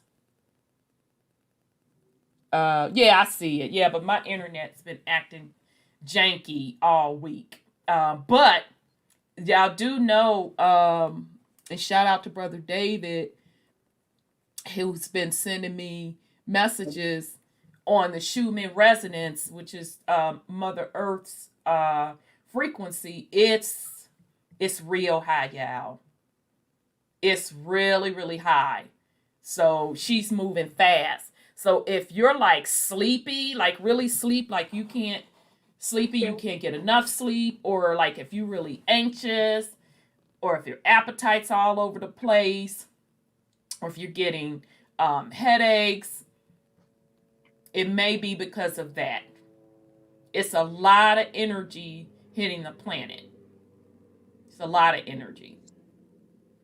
Okay. Which, when those energy bursts come through, those UV rays and all of that, that messes with all of this equipment. Okay. And that was one of the things, like I told y'all, about why they had to upgrade to 5G. It's because the planet's frequency, Mother Earth's frequency, it's rising. So if they want to have their communication stuff to work, they have to match it as close as possible.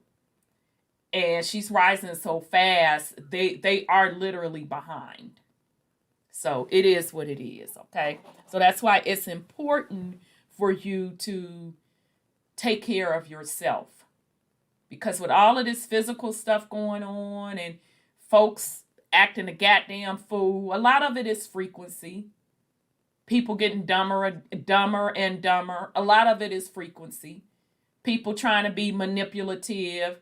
Yeah, that's a lot of these souls that are lost, and some demons wanting to keep people trapped in a lower frequency.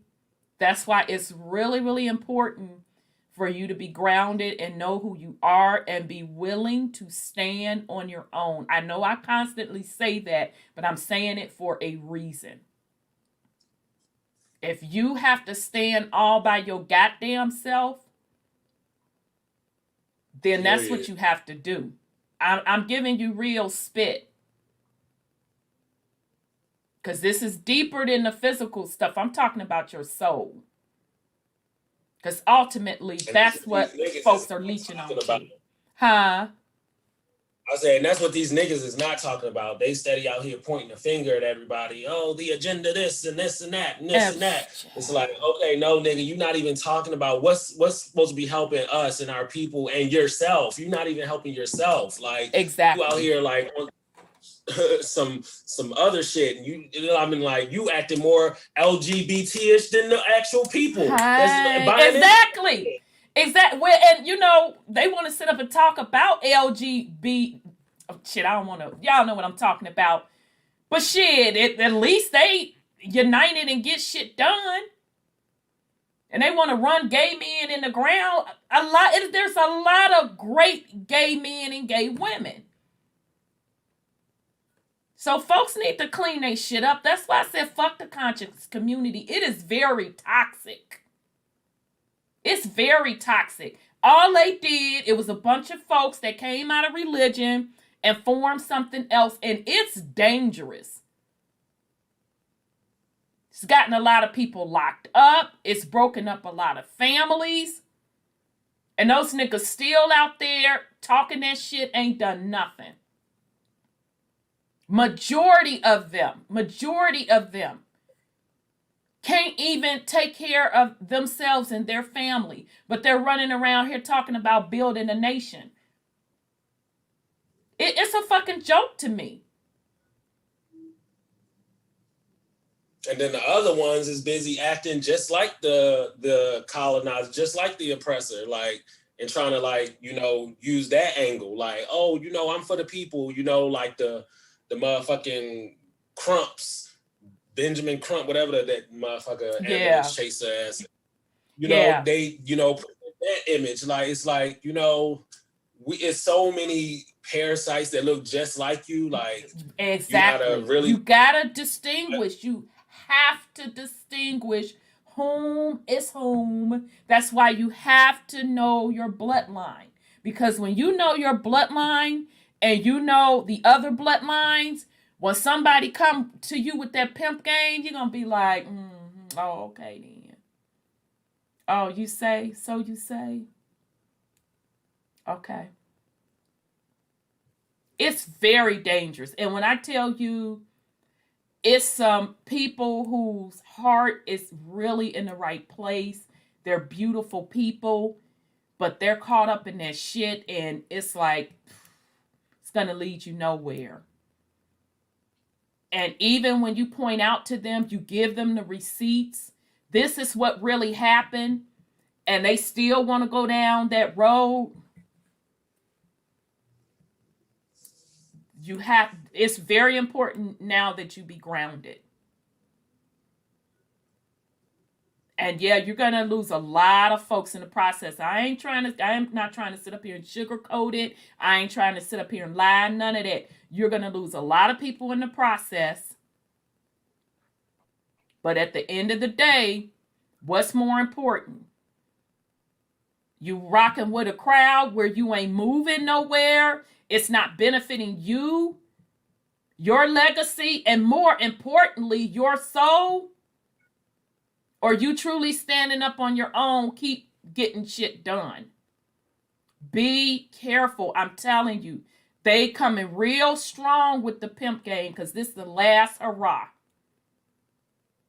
They dragging old motherfuckers out the woodwork. Everything. All right. So here we go. Okay. It shouldn't be blurry. Maybe.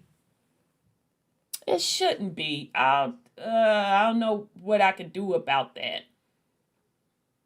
They may have to refresh. Okay, it's not blurry on your end. Okay, refresh, because other folks saying it's not blurry. Okay, thank you for that, because I was going to change some things.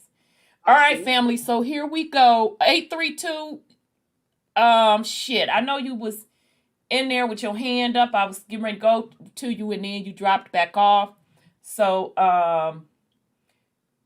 son Scotty, just let me know if 832 is back, because I can't see the call screen with this up, and then I'll adjust to have him come on because he did have his hand up and we was going in. Okay, so this is from the United States Patent Application. Y'all can pull this yourself. There's the little patent number. So as you can see, this was 2009. The name of it is Practical Time Machine Using Dynamic, Efficient, Virtual, and Real Robots. Okay, so the inventor is out of Honolulu. I don't know if blood is still there, whatever the case may be. So I'm just going to read this extract again because it definitely it definitely is going to set the stage. Okay, so a method for time travel which allows an object or a group of objects to travel into the past or the future, as well as a method to cut objects from the past or future and paste them to the current environment. The present invention, called the Practical Time Machine, requires teams of super intelligent robots that work together in the virtual world and the real world to generate a perfect timeline of the planet Earth. Now, y'all know I was fucked up because we read this last week. And then over the weekend, I'm watching Loki. And it's all about the timelines. And this agency controlling the timelines. I was all the way fucked up. The timeline of Earth records all objects and events, and action every fraction of a nanosecond for the past or the future. Now I'm going to stop right here. Those of you on the esoteric side, to me, that screams Akashic records. Also, in Loki, when his ass was up... I'm sorry, go ahead. Go ahead, son. Oh, no, I was just about to throw in something else from another show, Black Lightning, because one of the characters, Painkiller, he goes to this other city dimension, and it's called the Akashic Valley. And then he gets a spinoff show in this whole Akashic Valley where it's this other dimension world where, all this other stuff can happen and whatnot. But yeah, they really just throwing it all out there. They keep telling us over and over and over again. So in Loki, when his ass was up under interrogation, baby, they pulled up his Akashic records. And so I was looking at it. I'm like, damn. All right. A time traveler will set a time travel date. The time traveler can be one object or a group of objects. Next, atom manipulators are scattered throughout the earth to change the object in our current environment based on the timeline and incrementally change the current environment until the time travel date. Each atom manipulator is intelligent and manipulates the current environment as well as generate a ghost machine to manipulate the current environment. Also, components of the practical time machine can be used to create technology for the purpose of building cars, planes, and rockets that travel at the speed of light, building intelligent weapons, creating physical objects from thin air, using a chamber to manipulate objects, building force fields, making objects invisible, building super powerful lasers, building anti-gravity machines, creating strong metals and alloys, creating the smallest computer chip, collecting energy without any solar panels or wind turbines. Making... Wow. I'm sorry, go ahead, son. Oh no. I just said wow because I'm like, damn, like okay, keep going. Yeah, because to be Like honest, when they said you can make it without no type of energy, no solar energy or nothing, like well, that just encompassed a lot of shit right there. exactly. Well, shout out to the mud flood community because they said prior to the last reset, I've heard some of them say the last reset was in 1850. I heard some say in 1500. I'm gonna say maybe even 1812, something like that. They say that energy was pulled from the air. So all of those old buildings, and you can still see some of those buildings, some of those old buildings, the ones that survived with the copper roofs and the copper antennas that stick up, and they had these big old fireplaces in there that didn't burn wood. They felt that that was some type of energy device. So I think that the earth had already had that. Now it's just me. I think to this day that the way they're claiming we're generating energy, I don't think we're generating energy that way. Well, copper is in our hair, right? Yeah, copper is a conductor of energy also. A great conductor of energy. That's probably why. Yeah, I feel like they like somehow they like triangulating it. They like doing a distraction, a diversion. Like they saying we generated it from this source, but that's just like that's just like a cog in the whole machine. That's not how they're actually doing it. And somehow it involves like us. Like yeah. Right. Right. Because even, don't we have a certain amount of copper in us? Us along with the earth itself, but like they're not like, oh, you see those like oil derricks from the thing, and you see like the like fans and stuff on like old maps and stuff. Like, so it's like the same thing that they're doing to the earth, they're doing to us, and we just don't see it in those ways because it's like, oh, how do they have how do they have like a fan hooked up to me creating energy? Right. That's a very good point. That's a very good point. All right. Because I was looking at one of them things on like I think it was like autodidactic, and it was like huge maps of cities and stuff, and it was very outlaid, and you saw these like antennas on top of houses and exactly like these stuff, and then for some reason it was like cages in the middle of the street, and it looked like it was just like little bodies in there, and it's like what is that? Oh God, who knows what that was? But yeah, if you go to just start paying attention, like any downtown city or whatever, look on top of the buildings, like the skyscrapers, and look how they have those antennas. That's for lightning, they say. Oh, and you know that's what they say.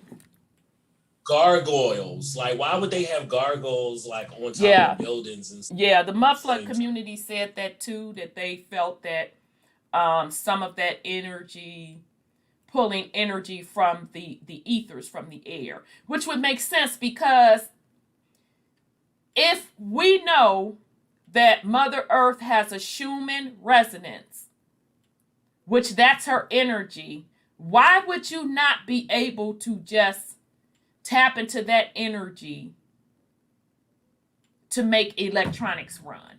Why would you not be able to do that? Because there's water in the atmosphere. You do know that, right? We know that. But let it get humid on a day and you have a glass or something that's enclosed. You're going to see the condensation within the glass. So you're breathing in water particles. Your body is water.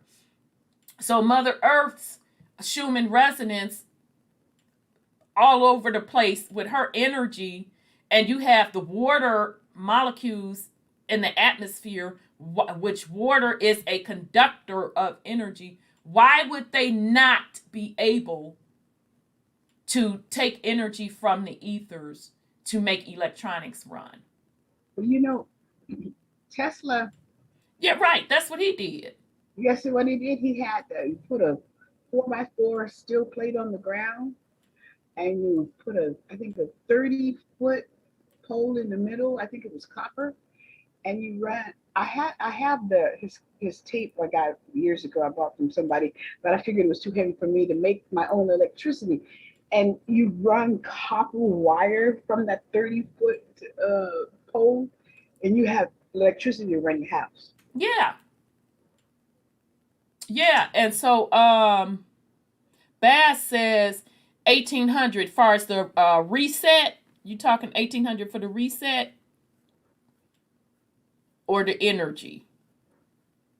But yeah, either way, I don't believe they creating energy like they say it is. I believe they're using a quote Tesla's energy, which really wasn't his, because all it was information from one of the resets. Yeah, because if we really think about it, like all the technology that separates us from using the energy doesn't really make sense with the way the Mother Earth is made up. Like she wouldn't be like, hey, you gotta create all this technology to use the resources that I'm naturally giving to you. It doesn't make any sense. No.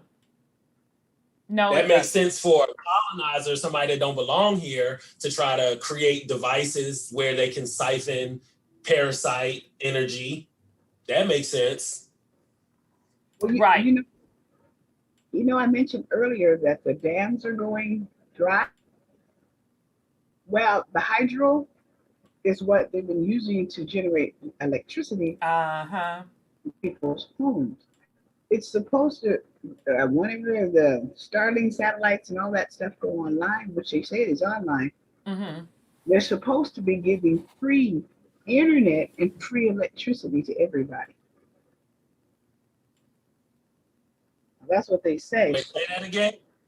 Yeah, I got lost too. Go towards the end. What about the at the hydro? The hydro plants in California are going dry. Right. So that's the dams that the water is going through to create the energy, right? Orville Dam, yeah. But they don't tell you they dump that mess in the ocean every year. But I found that out about that. But so they're dumping the dams because of the drought. So that means it affects 80 million households at least. And since it's going dry, then that means their electricity is not going to be there, or it's going to be very expensive. But according to the Patriots, they are going online because they have a Starlink satellite that they've been launched. They're going online with Tesla's stuff to put free internet and free electricity to everybody. And so, what's the technology to do that? I don't know. Yeah, I'm being sarcastic. I'm being sarcastic to make a point that they full of shit. Well, he did have a huge machine of some type that he was working at he had it somewhere. And I think they may have blown it up or something back in the day. Because everything used to be electric anyway.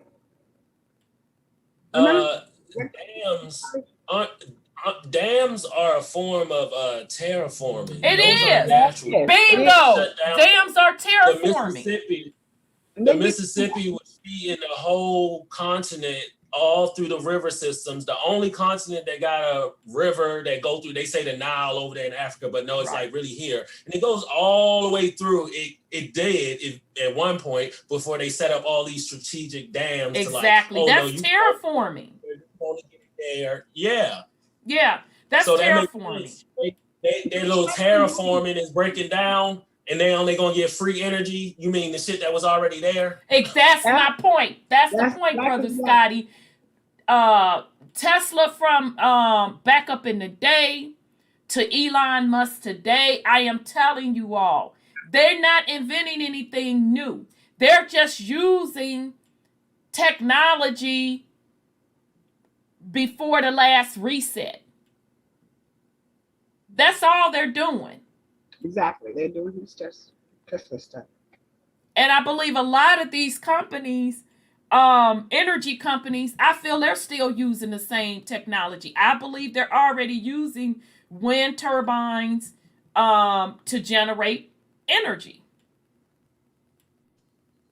Wind turbines and water. Well, they have terraformed this whole planet anyway. Exactly. All right.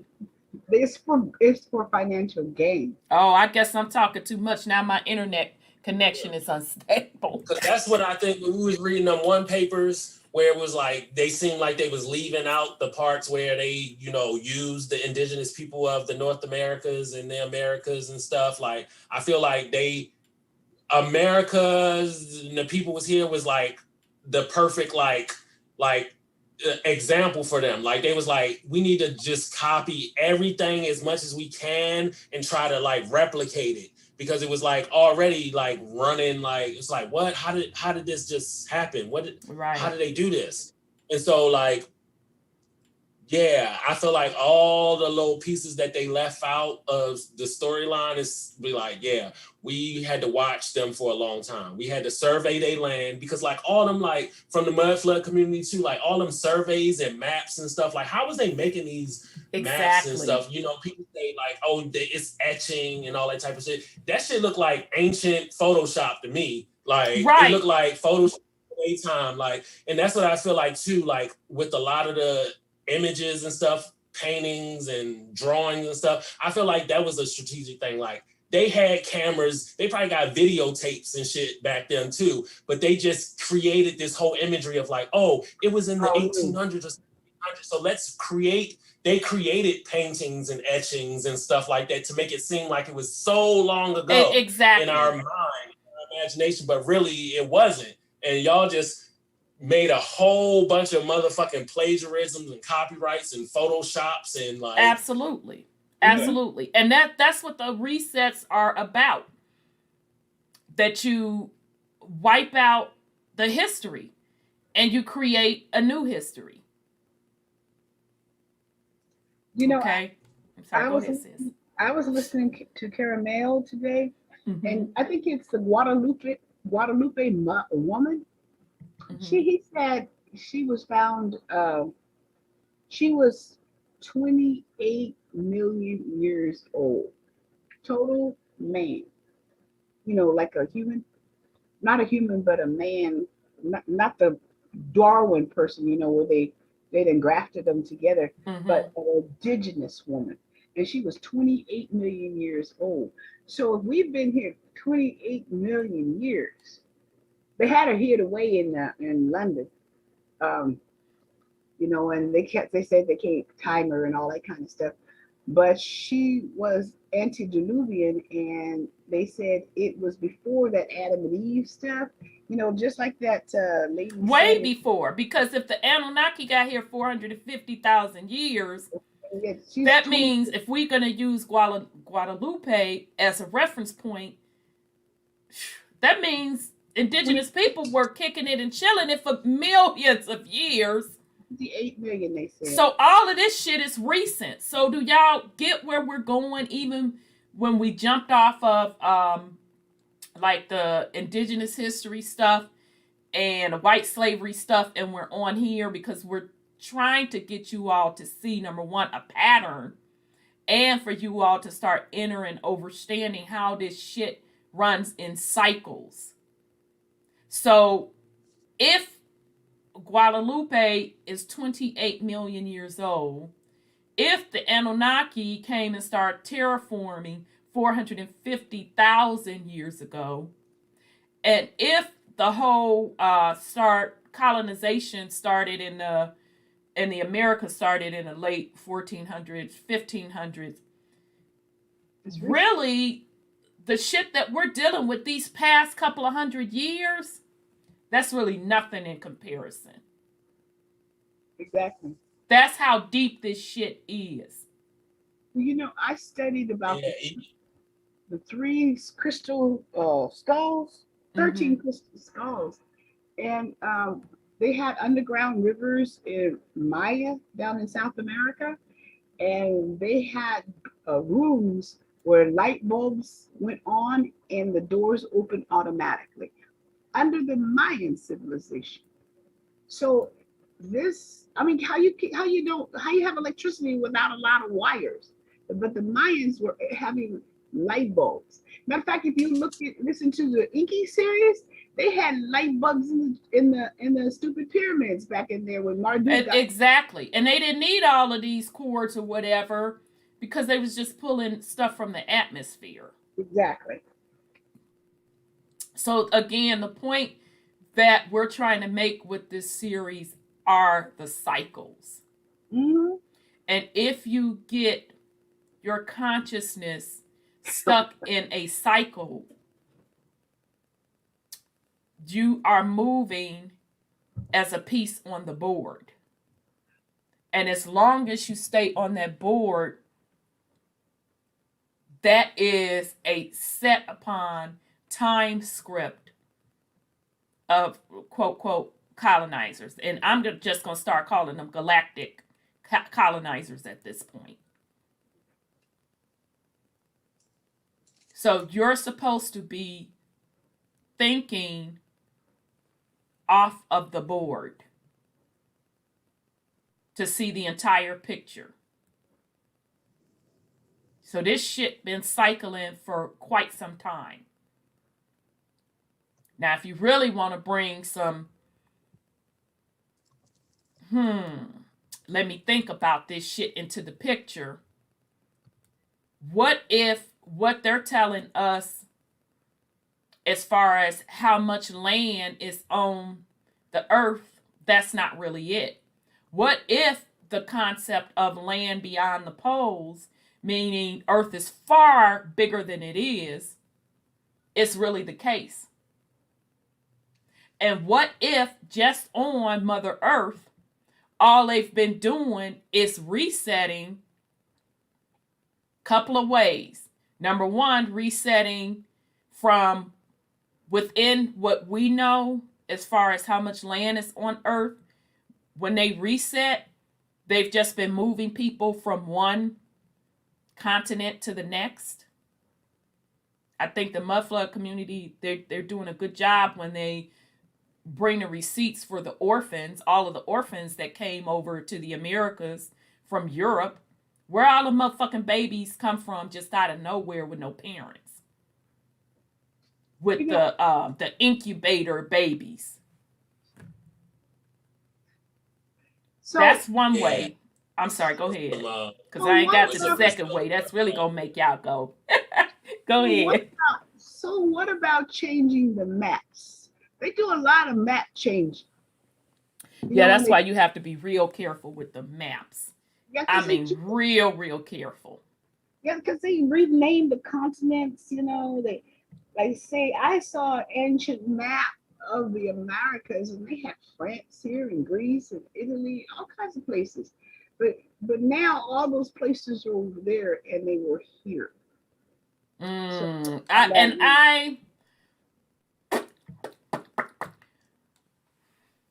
That's why I said I am really leery of maps. But the more you learn, not only from a research and book perspective, but your discernment gets stronger and stronger. You can look at something and say, this is some straight up bullshit. Get this shit out of my face. So I question that, it was over here. Nigga, prove it. Don't bring out that raglan ass map. I said prove it. So I question that because that's folks trying to place a narrative over in the Americas to tie shit back to the Bible and all of that. I know biblical people love to do that. But what we do know, so say for example, Antarctica, as stuff is starting to melt, they have pyramids over there. Literally, there are pyramids all over this planet. I personally think those pyramids are used as terraforming, tapping into ley lines. Yeah, Antarctica has pyramids, parts that are melting. You see greenery, you see the animals. So, what if part of reset, they're just moving people from one continent to the other? Now, this the second part of reset. What if Earth is a lot larger than what they're telling us, which I truly believe that it is? So, for example, they're telling you that Lemuria sunk, Atlantis sunk, but what if really they never did? They just reset those areas and move some of the people off the areas onto what they're allowing people to be on now. And beyond Atlantis and Lemuria, there's a whole nother piece that's huge that we really know nothing about. So what if every time they reset, they're just moving people from one spot to another? So they're controlling timelines per se within Mother Earth. So within this same realm. Just a thought. I mean, I don't know that for sure. Just a thought. Okay. Yeah, because back when we was like reading the Inky and stuff, when we had brought up like you know, those stories of like journeys to the center of the earth and this and that, and like and how like it could be just like not that it's a center of the earth. Like, what if we're like already like they're just pushing us more and more into like the middle of the realm of the land. So if you see it like, you know, circles going out and out and out and out. Exactly. Going out, and they just like trying to terraform and control everything. They just like, okay, do we push them to the outer rings or the inner rings? Exactly. That's like what I believe is happening. That's what I believe is happening. And if you are familiar with Cosmo Vibes YouTube channel, check him out. I premiered his stuff before on this channel. He talks about moon map. Basically, the moon is really just a plasma reflection of the true size of Earth. And he mapped out the continents on the moon. So yeah, that's what I really think that's happening. They're just moving people from territory to territory. And he shows the astrological clock of the entire Earth. And so those cycles that we talk about, the 26,000 year and some change cycles, and the in-between little cycles, they match up with Mother Earth's magnetic pole shift. And so the resets, that is just my humble, lowly opinion. The resets are lined up with Mother Earth's frequency shift. How she moves the magnetic poles. And they're resetting in between. And then once she does a big shift, which we are literally in a big shift now, that 26,000 year cycle. And they talk about going into the Aquarius age, high vibration, high knowledge. You should be coming into high consciousness. And the poles are moving. And they're like, and the galactic colonizers are like, oh shit, these folks are coming into consciousness fast. We got to do another reset. And they've been trying to do it, but I don't think it's going the way they want to. And on the Cosmo Vibes moon map, he showed that astrological clock, and he showed the poles moving. And what if they're resetting and moving folks to those different territories based on the pole shifts. Because what if that entire clock itself, meaning that magnetic pole shift, tick, tick, tick, tick, tick, is what they terraformed? I really believe that. They tapped into her ley lines and they put a magnetic thing attached to her natural vibrational shift. And now I think it's becoming some type of way she's breaking away from it, and they're struggling because I think they should have been reset by now. They're trying really hard. That's why they begging and pleading y'all, go on and get your hoochie coochie. You know, they did find some kind of machine in the poles that was pointed towards Orion, and it was emitting some kind of signal to Orion's belt. Do you remember that one?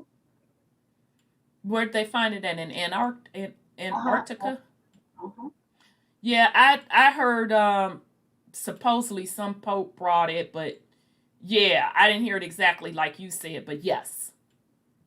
It was buried in the ice, Mm-hmm. and as the ice melts, and it's melting really fast, they get really panicky.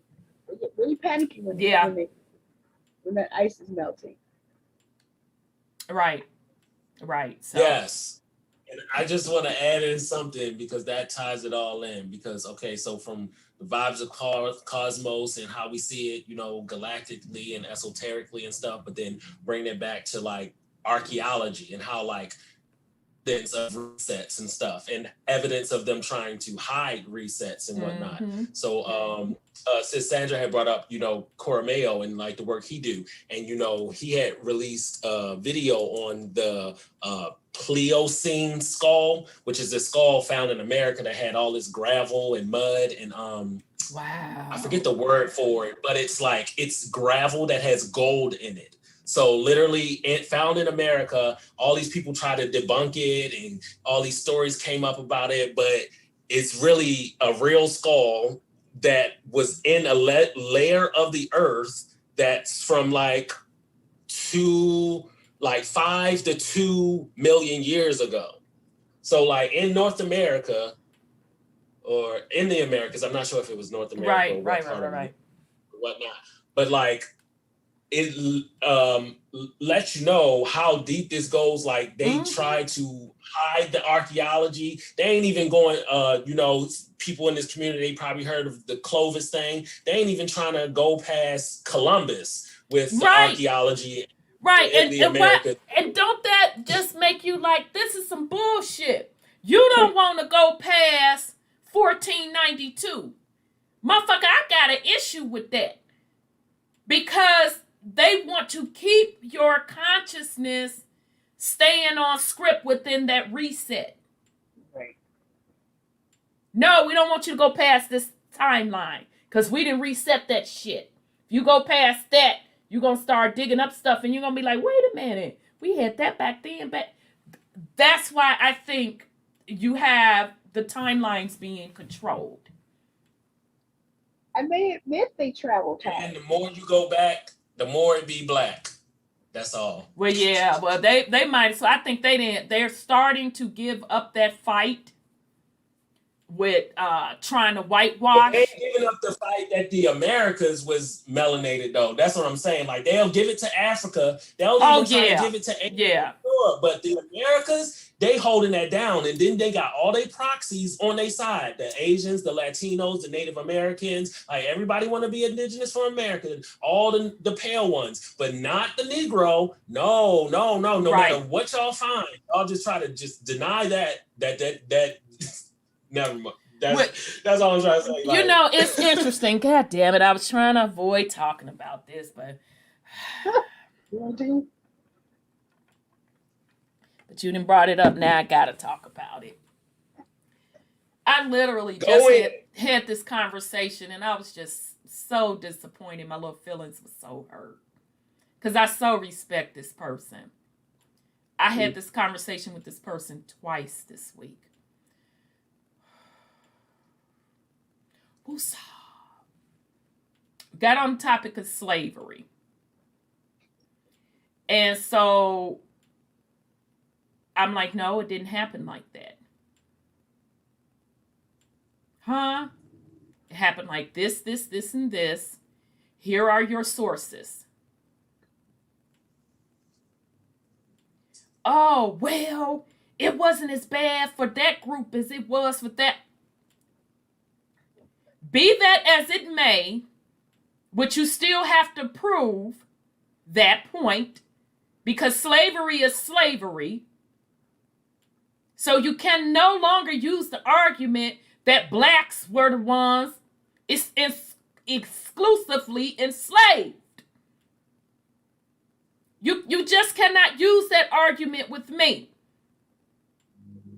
So when I'm giving you the receipts, oh, okay, yep, you, damn, I didn't know that. But it wasn't as bad for them as it is. What the fuck do that have to do with they're not telling the story the way it was? Shouldn't that be your concern?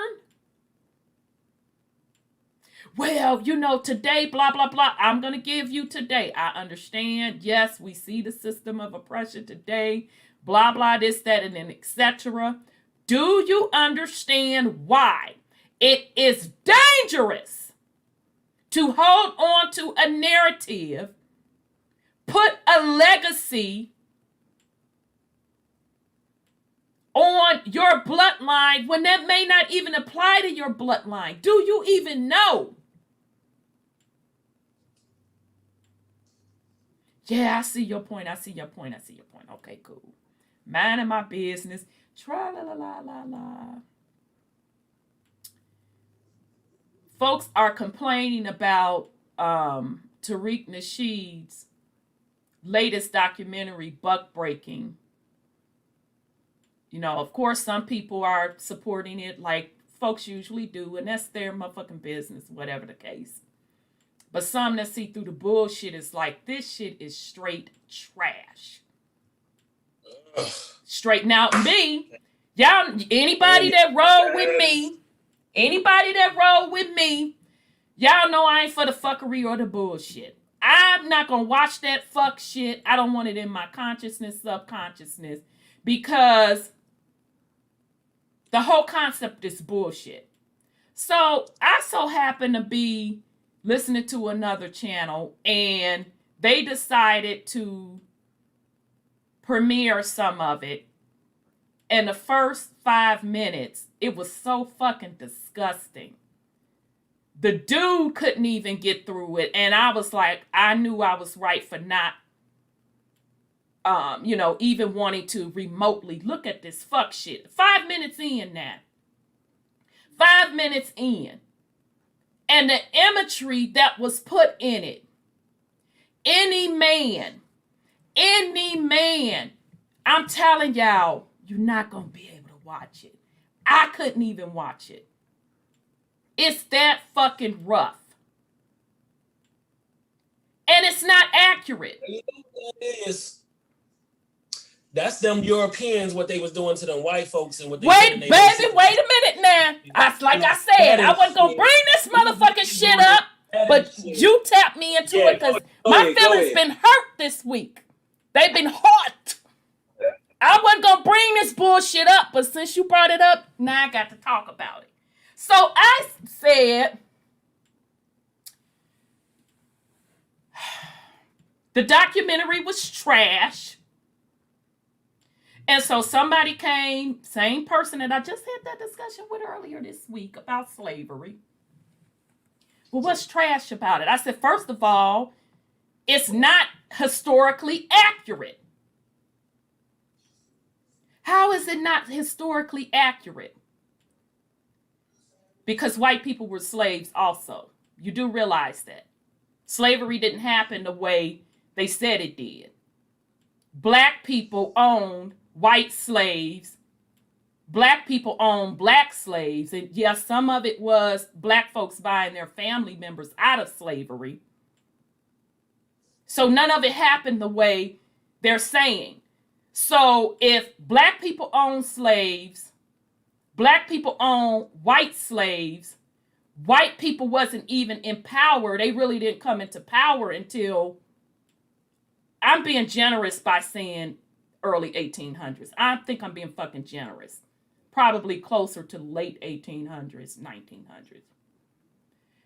If the European kings were black and they were sanctioning and slave trading them goddamn selves, I said, home was buck breaking home. Exactly. Am I fucking slow? Am I slow in my motherfucking logic? Was the buck getting broken or was the buck doing the breaking? Exactly. Oh, well, you know, slavery, yeah, white people was enslaved, but it wasn't like, I said, didn't I just have this discussion with you a couple of days ago? Yeah. I'm going to ask you again. Home was buck breaking home. The shit is straight trash. It's trauma porn.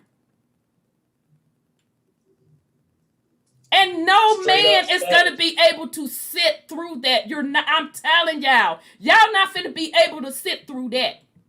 And I said, it's fucking dangerous for you to put out a narrative that a black man allowed another man to break them like that. Do you fucking understand how fucking dangerous this is that you teaching this to your goddamn children? You niggas are crazy.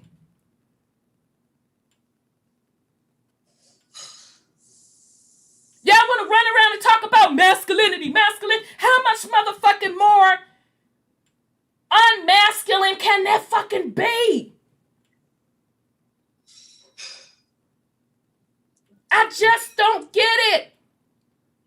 And then it got to the point where the gentleman was 10 minutes in. He said, fuck this, I can't do it. And I was with him. I'm like, I can't do it with you, bruh.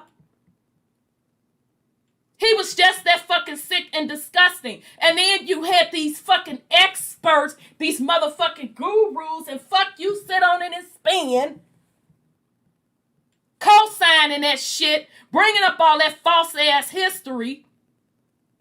Oh, well, you know, the Greeks, you know, and homosexuality, and okay, but you do realize the Greeks was niggas, right? Motherfucker, you do realize the Greeks were niggas. So, again, whom was buck breaking home? That shit is dangerous.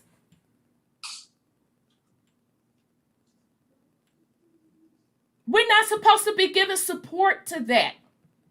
With your time, your energy, your money.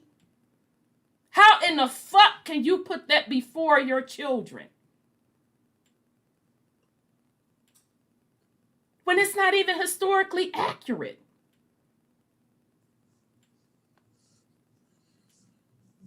And then had the nerd had a cartoon ass pictures in the shit.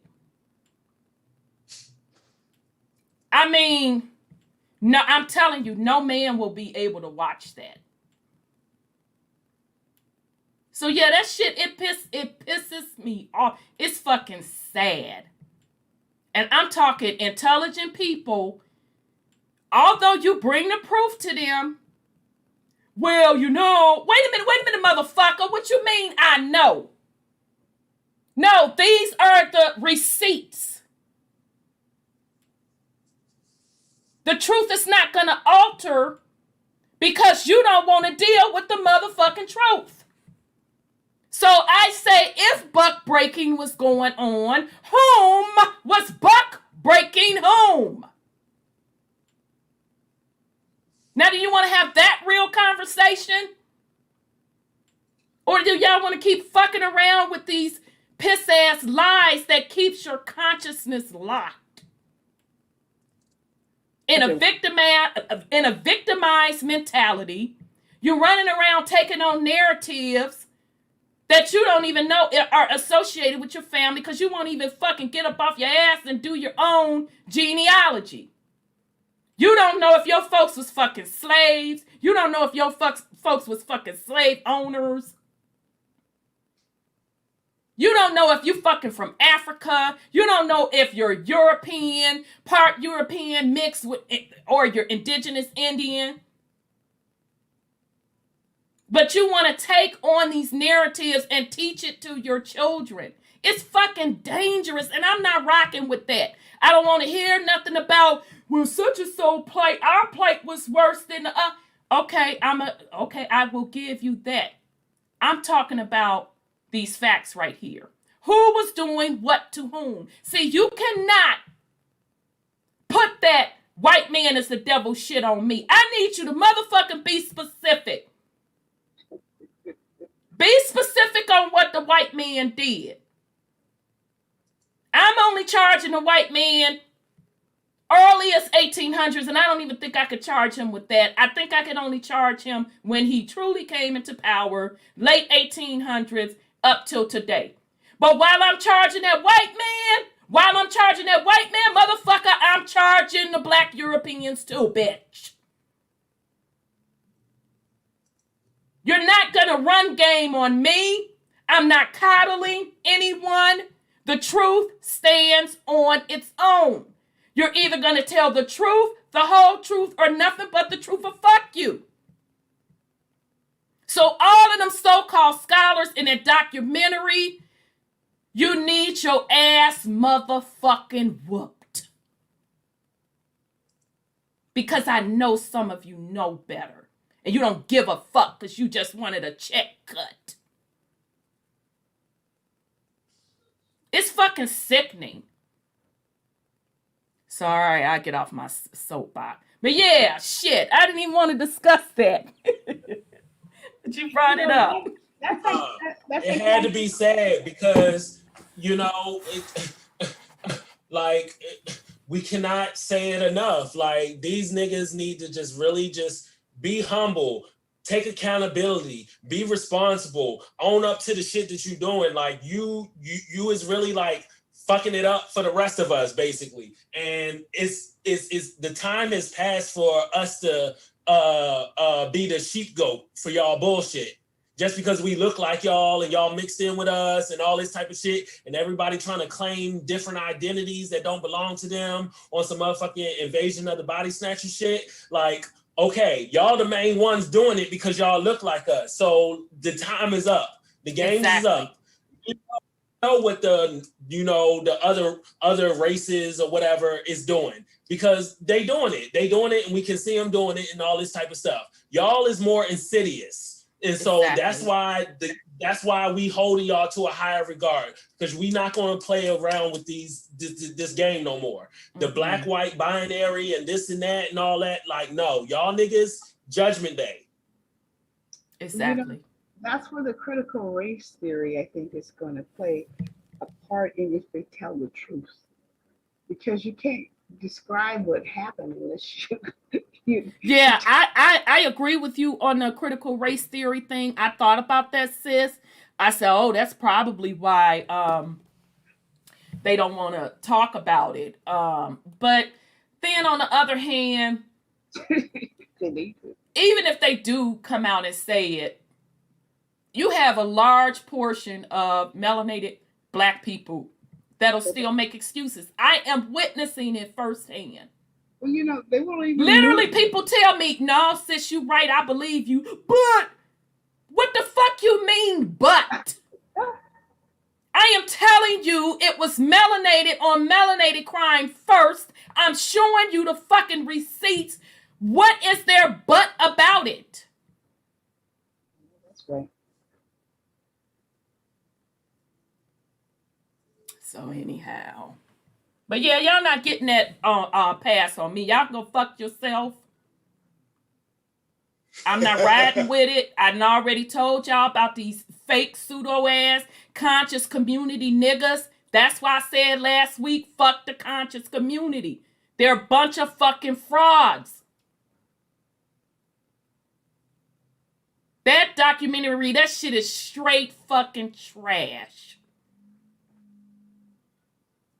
And for any man that claim they all about pro-black and masculinity, I cannot tell it in that documentary. Right, and we in Pride Month, right? And it's been usurped. The rainbow has been usurped. The covenant it's been usurped by the pride. Da da da. But like, okay, y'all serving up some OnlyFans, Pornhub, slavery, fetish shit. They love the narrative. They love the narrative.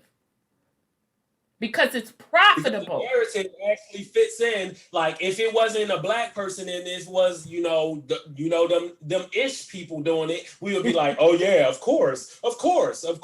Can you not see they like them ish people? They like that TV show, Black-ish. They on their ish shit too. Now, but they want to brush y'all past that. When I'm literally telling you and showing you the receipts, I ain't even lying. I'm showing you the motherfucking receipts that you can't dispute. Oh, yeah. But it wasn't a motherfucker. Do you see these receipts? Do you not see where blacks enslaved whites? Blacks enslaved blacks. Let's exclude the black people that bought their families back. Let's take that on out the motherfucking equation. People can't even comprehend that. They was like, oh, you really need to see the paperwork? My nigga, I'm telling you this shit like it happened. This is some real shit. You showing them the receipts and they're still justifying. And I'm supposed to respect that?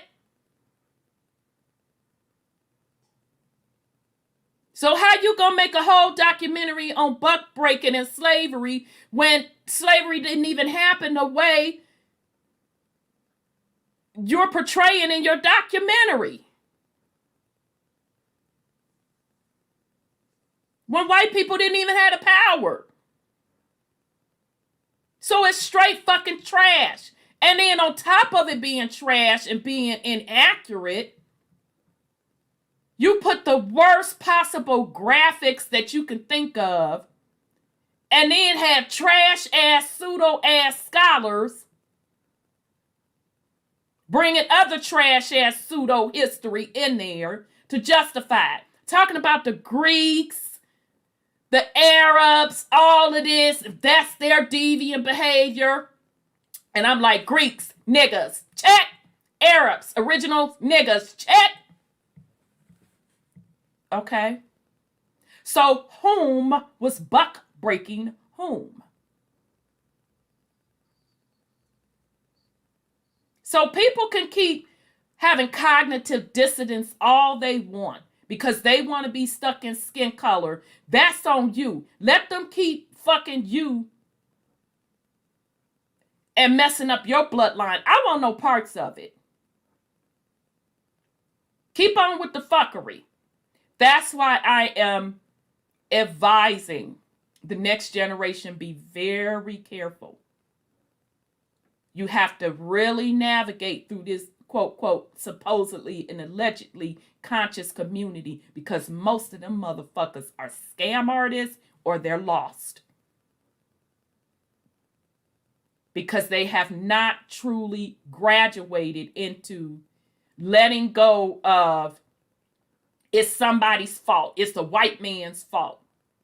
No matter how much evidence is presented, because that's going to take a lot of cleanup on their part to say, well, goddamn, wait a minute. If black people was doing that, oh shit. Who's really whom now? That takes work. That takes honesty. That takes standing out on your own. That's why I say, if you gotta fucking stand out on your own, that's what the fuck you gotta do for your soul. And people talk about breaking bloodline curses. It is knowing who you are and not following fucking false ass doctrine. You want to run around and talk about masculinity? You want to run around and talk about femininity? Motherfucker, that's a part of it. Live in truth. Otherwise, you're lying. And I'm telling you, I don't want no parts of it. I don't give a fuck who you are. I'm just going to call you on it. Now, I'm going to be respectful. Don't get me wrong. Absolutely, I would never disrespect anyone. But you cannot pull that shit on me. I don't give a fuck who you are. We didn't move past it. So anyway, y'all, let me get on. Shit. I had to bring Auntie back out. And I promise y'all I wasn't going to tell y'all that. God damn it. Okay. So we're saying, all right, this is the part we was going on. So collecting energy without any solar panels or wind turbines, making physical DNA, manipulating existing DNA, making single-cell organisms, controlling the software and hardware of computers and servers without an internet connection, and manipulating any object in the world. Straight up every fucking X-Men character in one. Exactly. So now, if that's not totally writing scripts, controlling timelines, I don't know what the fuck is. All right, so we're going to move on. But again, this is why it's important. I keep harping to you all. You better get centered and know who the fuck you are. Because while you sitting around talking about black power, baby, they after your fucking soul and they gonna get it. They're going to trap your soul and your bloodline soul because you're focused on the wrong fucking thing. Following behind some fucking scammers and leechers. All right. Child, here go they diagrams. This is a lot better than that last one. That last one, baby, they needed some work. So, okay, so they saying this is the real world. Y'all see everything they got to use a motherfucking cube. So this represents the real world. So this is the virtual or artificial world. Team of workers. I'm trying to see where they're going with that.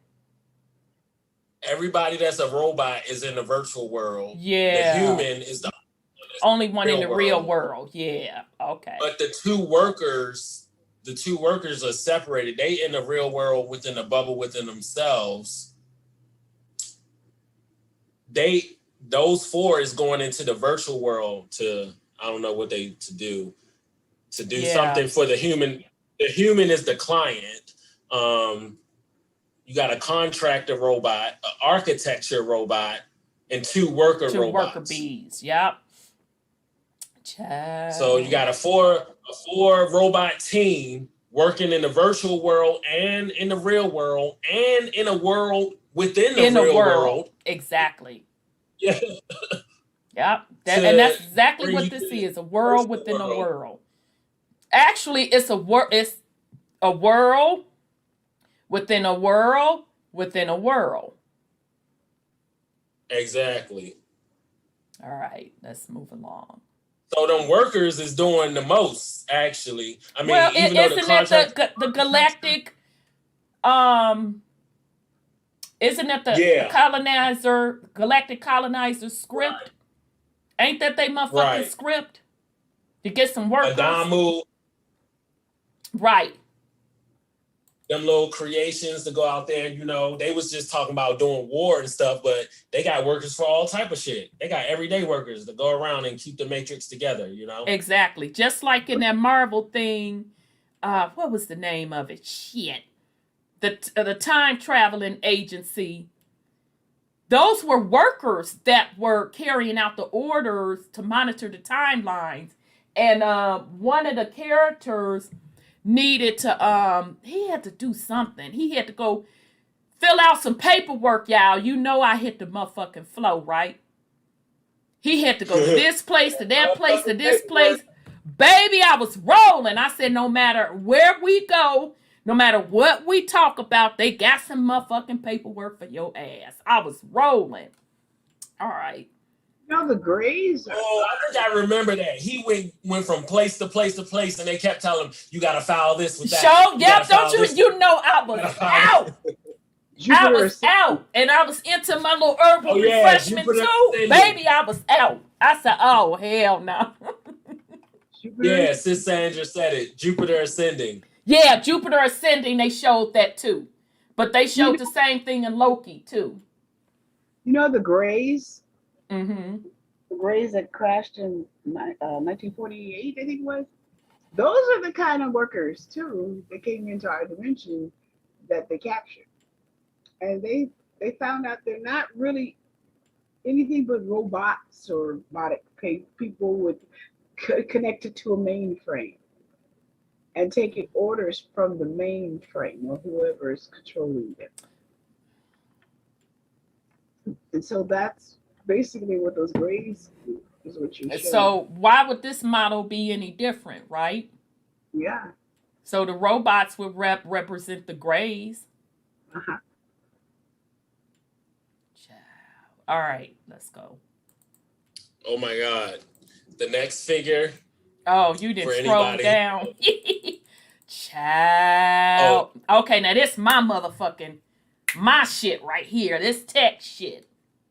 Yeah, I was about to say, it reminded me of a 9 Inch Nails song. It's called Copy of a Copy of a Copy, which also reminds me of tech shit when you just brought it up too. Because, yeah. You know, that's like all it everything is. Is a copy of a copy of a copy of a copy. Mm-hmm. So this is the original. Okay, the real world. And they saying this is the real world robot.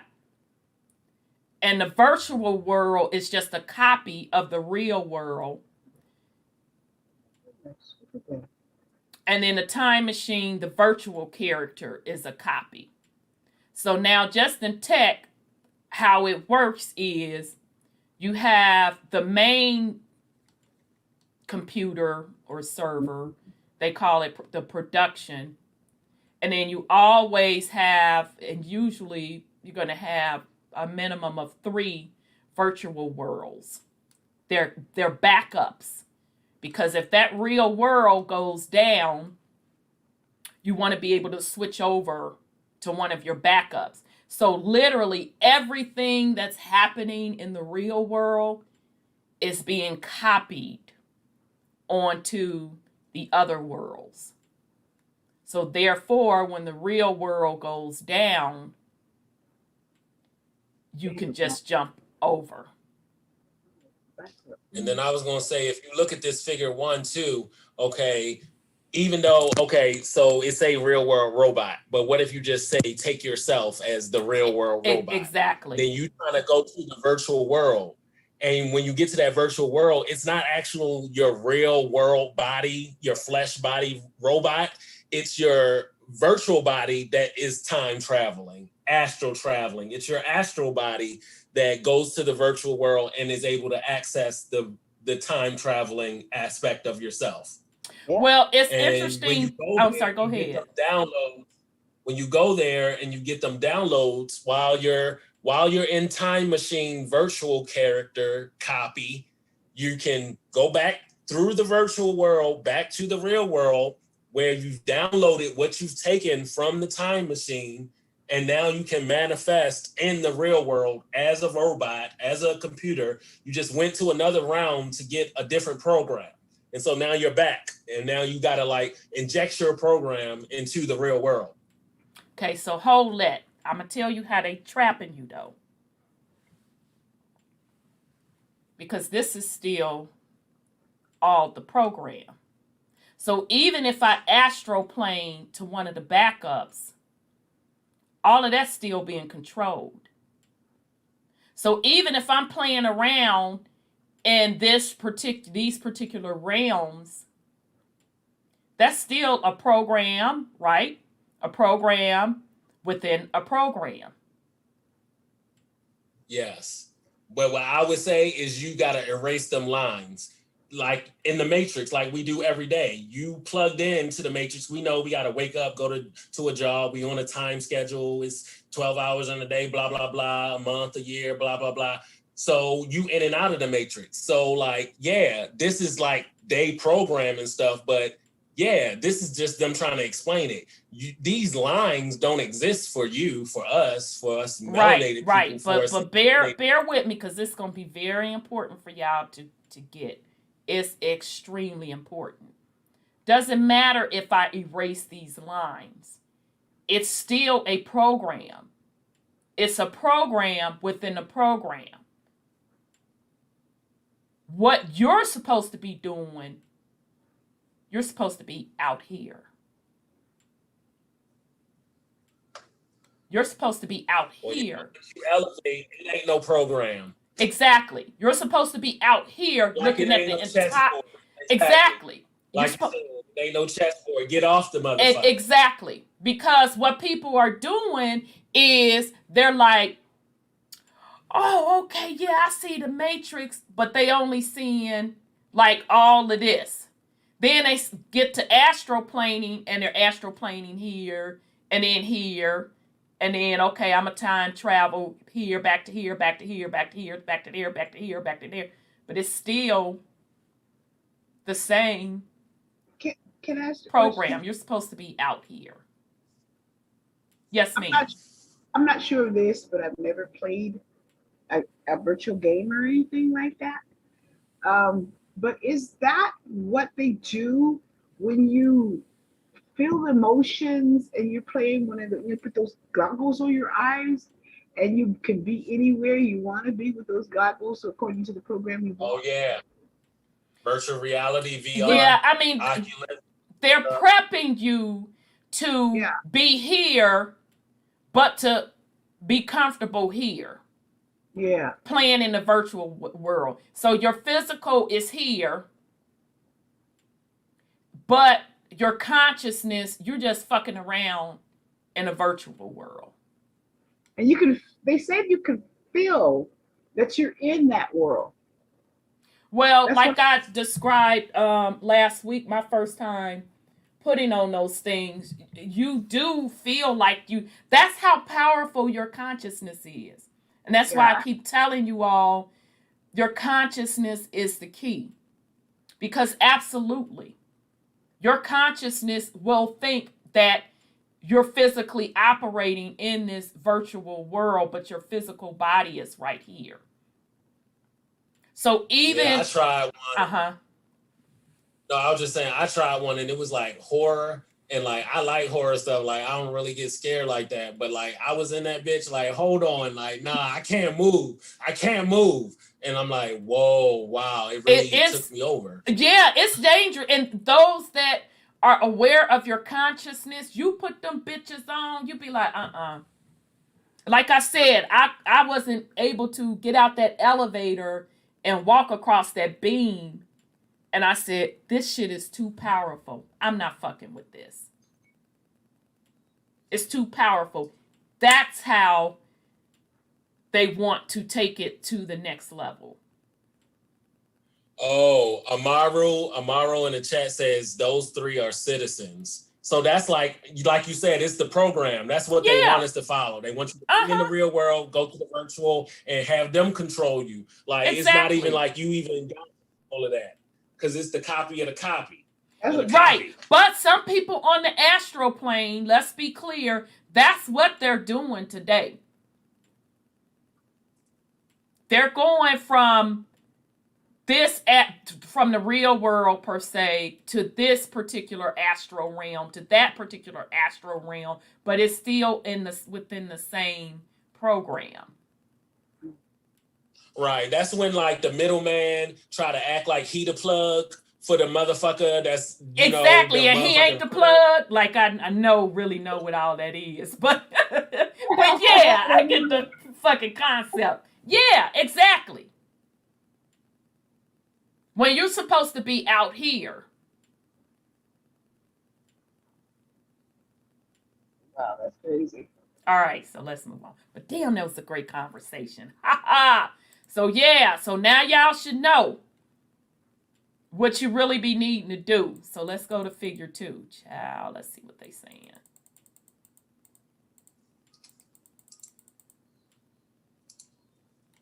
Okay, so they're saying current path for robot A input, virtual world brain, optimum robot pathway. Okay. Optimum virtual character pathway, the time machine brain.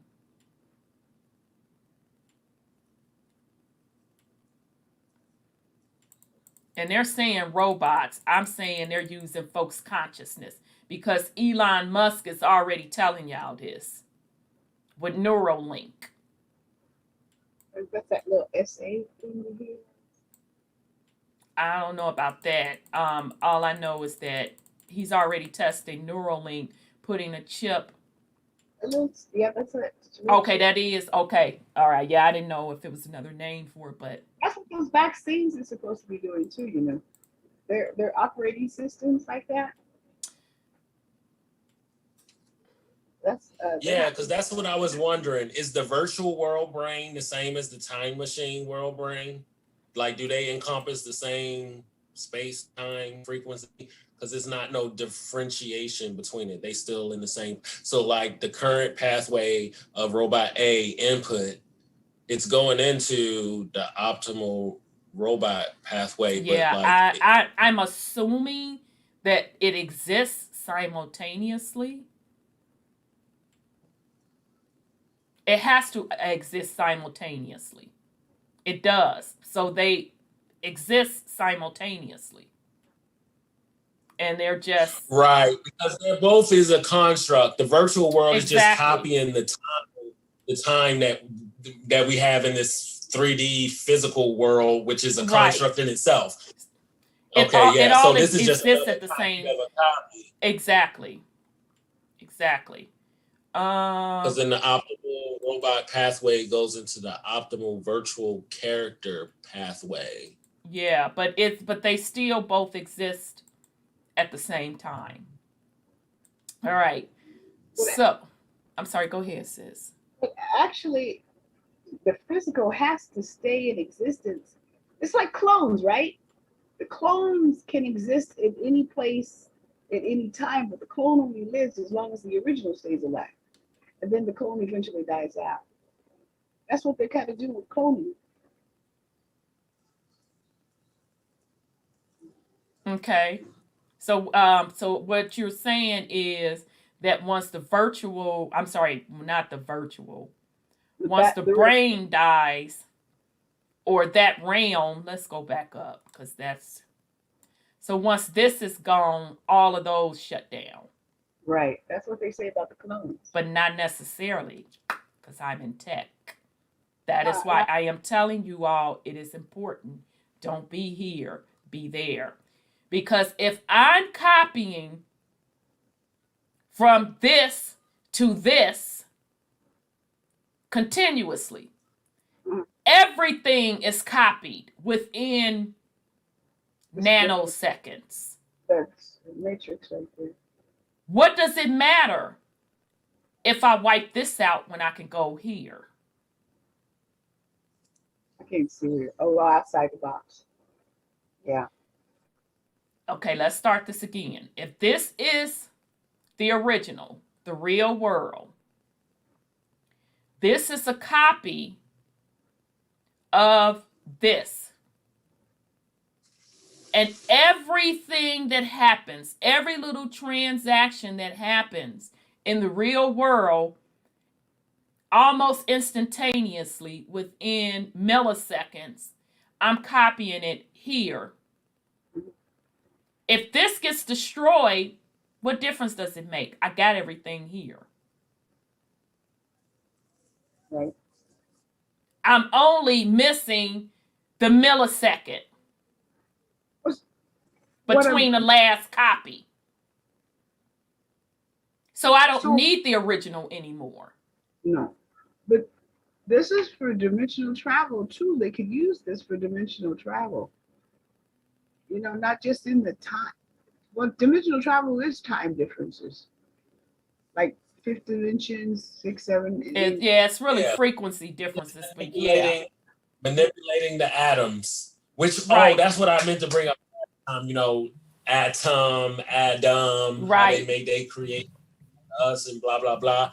But yeah, time travel, size manipulation, like Marquise was saying, like moving through objects. Like the last patent we was reading is just the manipulation of your atoms at like molecular and particle level, right? And also of other objects. Because some people or some entities, beings have that ability too. So it's not just that you can manipulate your own being in particles, is that you can like transmute that to other objects or beings. So like grab someone's hand and you can take them through the wall with you. Or you can touch the wall and the wall becomes just walk through, and now your whole gang of friends can walk through.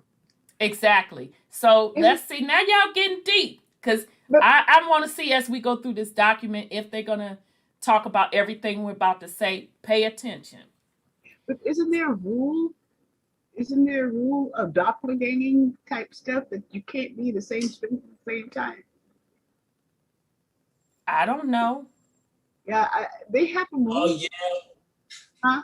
Yeah, I don't know. I mean, that's what they say. I don't know. Travel. So if you go, well, that's what they say in the narrative that we've been given. Through, right. That's what I'm saying. I really don't know. If you go back and forth in time, you're not supposed to like manipulate anything. And if you see, you're not supposed to see yourself, because supposedly that's supposed to like do something weird, like see your younger self. Right. But I say I don't know, because based on Loki, I know my niecey in the chat, she gonna correct me. That's part of Star Trek. That's one of the okay, hold off. Bear with me, because I want y'all to really understand what I'm saying to you. It is very important. They're telling you that because exactly the programmers that's controlling these worlds are telling you that because they really, to be honest, only want you to stay right up in here.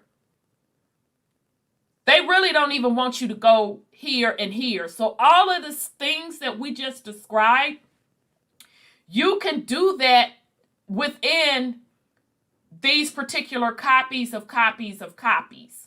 Right. Why I keep telling you all it's important for you to expand your consciousness and know that you can go outside of this. Because all they're doing, these galactic colonizers, is, okay, we got this particular realm here. We got another realm here. In this realm, we're going to set up copies of copies. And then when we want to reset, because this particular realm is getting unstable, because the consciousness of the people are rising, we'll just reset that shit and switch to this one. And they've gone around the particular galaxies, or whatever you want to call them, dimensions, and just been setting up programs. So that's why you always say, I refuse. I refuse. Exactly. Because once you agree to... I don't consent. Exactly. Yeah. So once you agree to go into that real world they make for you, you've consented to their game. Exactly. Hold on. I got to bring Brother Sean in. So wait a minute, y'all.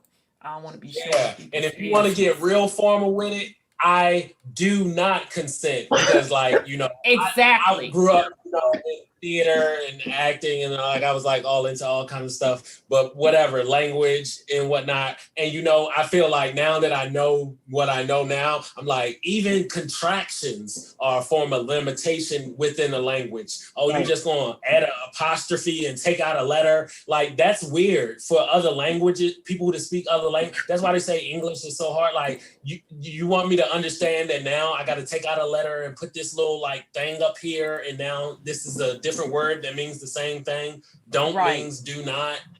It's a limitation, a restriction within the language, because English is the like, that's how you make a spell language, is you make it an amalgamation of a whole bunch of other shit. Exactly. And then you place all rules on it, where if you don't know these rules, you can't really like manipulate it in a way that other people who do know those rules can. Exactly, because all you're really doing is you are creating and that's why I tell you all, you're supposed to be controlling your own reality in your particular realm. But if you keep following their narrative, you're never going to break out of here. You'll never get back either. You'll never break out of here, and you'll never be able to tear it down to take these boxes off. Yep. For true freedom. Yeah. And then you'll be like, a lot of our Black entertainers who like, they no longer here, and their family who is still here don't have control over their estate. Isn't that their virtual money and their legacy and all that type of stuff? But then all these, lawyers and record companies and all these other people, the administrators are controlling it. They have control of it. They have control over your virtual identity. And that's what they're going for. Your virtual identity is your consciousness. That's why Musk has that Neuralink shit. This is about your consciousness, family. So it's very important that you all really grasp these concepts. And they keep telling y'all a world within a world within a world. A copy within a copy within a copy. Exactly. So I'm saying it don't matter if this part is destroyed. So the Avengers stuff, and they fucking showing you that in Loki. Thanos has snapped that motherfucking shit. And then in the Loki stuff, Loki was, when he saw the Infinity Stones, and he with the time agency people, the time variant agency people, I think it's the time travel variant agency people, whatever. They were like, variant authority. No. Oh, authority. Okay, authority. Yeah, authority. Now, ain't that some shit? Well, that's giving consent. You got the authority over the motherfucking time, i.e. the frequency. That's why I am telling you all, pay attention and grasp this shit. Because this is really what it's all about. So if they've been resetting, No, but I was about to say, it's really if you variant. The objective word is if you vary. Exactly. If you buying into the timeline, you don't even know about them. And you don't know. As a matter of fact, you're not on the radar. Only variants get on the radar, right? Right. Those variants. Exactly. Only variants get on the radar. So what I'm saying to y'all, let's talk about the resets real quick. If they've been doing many resets, let's say they've been doing them in between here. They've been resetting. Now, this reset they're trying to do, this motherfucker is big. Virtual to shut this totally down. To merge consciousness with machine. Copy. They're stealing your consciousness. Exactly. To put it real simple, sis, They're still in your motherfucking consciousness. They're not stealing it. People giving it away. Yeah, they are. Oh, I'm glad you back. Right. Oh my God, I hope he got on. Yeah. They giving their consent. Show is. They being All entertained. politics. They selling out. They taking the oath. They taking the stimulus. Whatever. Right. They voting. Mhm. Exactly. So All that right. So now we got that. This is just one program. It's a program within a program or a realm within a realm. This is the board. You supposed to be off this motherfucker. You supposed to be out here and say, I'll be goddamn them stinking bitches. You know, that dates back to that Planck theory of consciousness and the hypnosis part. Mm-hmm. That's where we first started at. Yeah. You have to participate in being hypnotized, which is stealing your consciousness to make you do what they want you to do and move where they want you to go. And really, to be honest, if we want to be true about it, they really ain't making you do shit because you're consenting to it. And you consider it, yes. Mm-hmm. Because you sat down and did that. Yeah. But ain't that the same thing that the quote unquote Galactic Federation is doing? We didn't rename them, Brother Sean. Them motherfuckers are the Galactic Colonization or colonizers. Fuckers.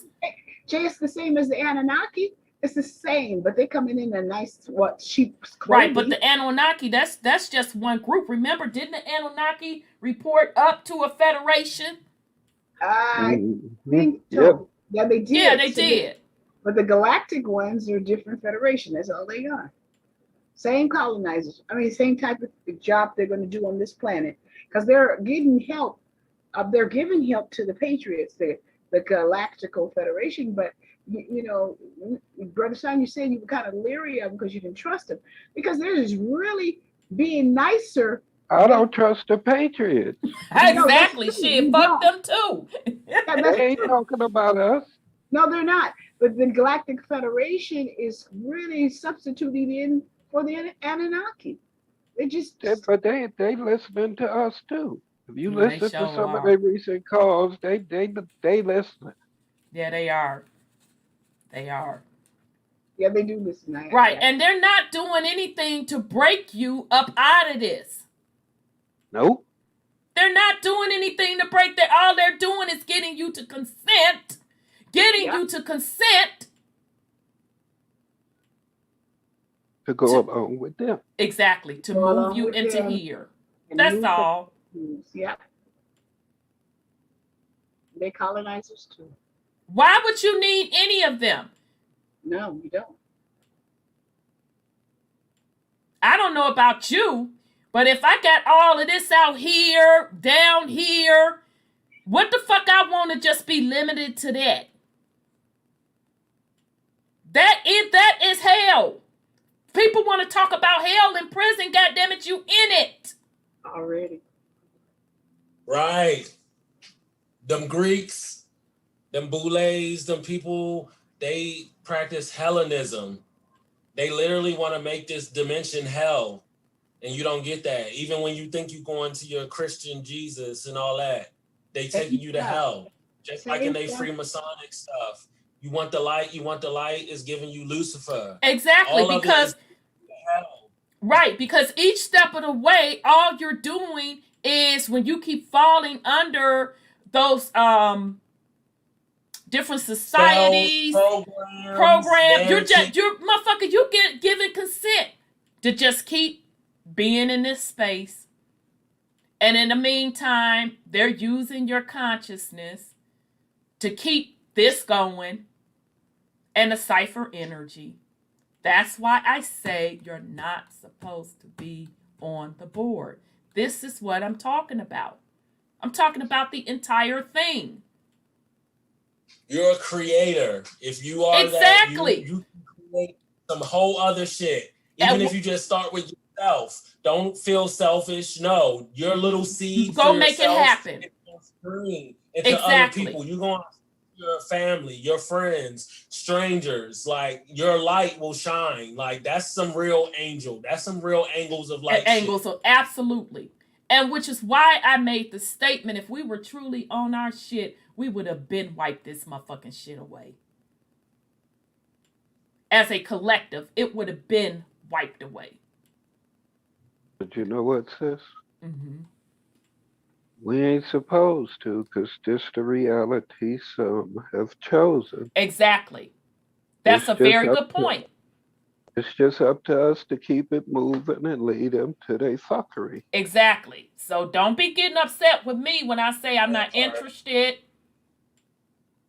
You know, I'm like, I want to be free. I don't like being controlled. I don't like being looped.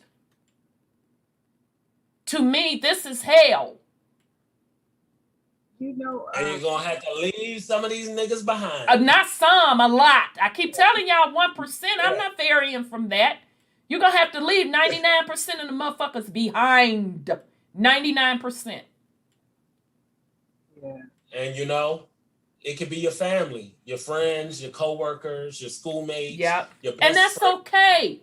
Because they'll eventually get a clue. I mean, I don't know how many thousands or millions of years it'll take them, but that's their choice. That's their motherfucking business. Well, But when you know what you know, when your soul, you have synced up with your soul, and you're not gonna go through these loops anymore, these resets, you up. see, they, CA, they're saying that humans and hybrid humans were genetically altered to have less melanin. So that may be the key to why they have less coloring. Because as they retweak that real person's world, the next one, the copy is less of that person and then less of the person, but they look the same. But they get the consciousness of the person that keeps feeling it. Well, all I'm telling you is in tech. When I say copy, it's the motherfucking copy. The whole thing? Yeah. And how can system, you think about this. You go put $100 in the bank. That system logs you as having $100. The bank's main system go down. When it comes back up, let's say they couldn't restore that main system. When it comes back up, you only got $80 in there. Is that gonna fucking fly with you? No. Exactly. So I am telling you, it's an exact copy.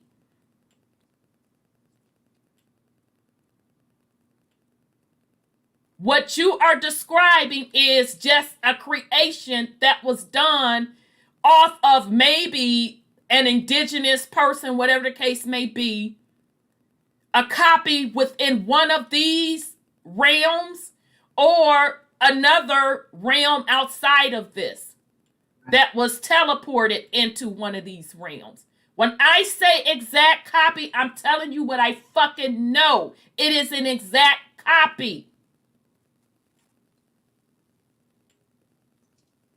Robotic wise.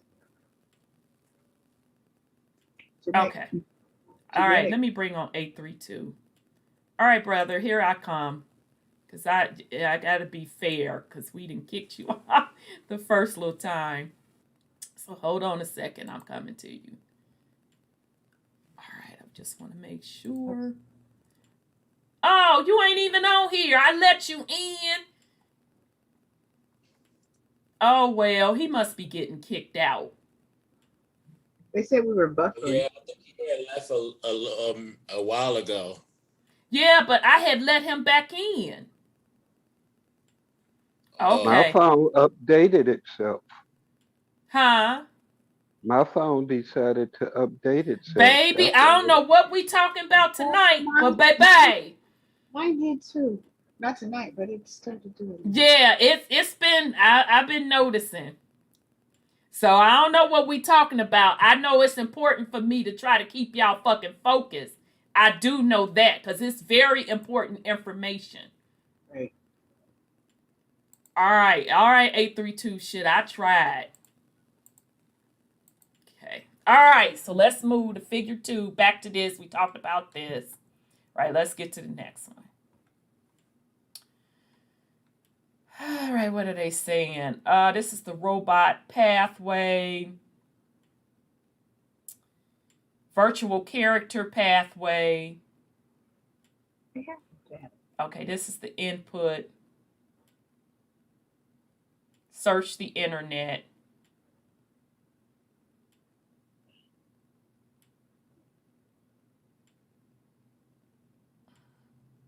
I don't know what they're talking about. Search the internet, use Photoshop, make pattern drawing using software, and then they're sending it back up there. Oh, the pattern drawing is the desired output. Okay, yeah, whatever. Let's see.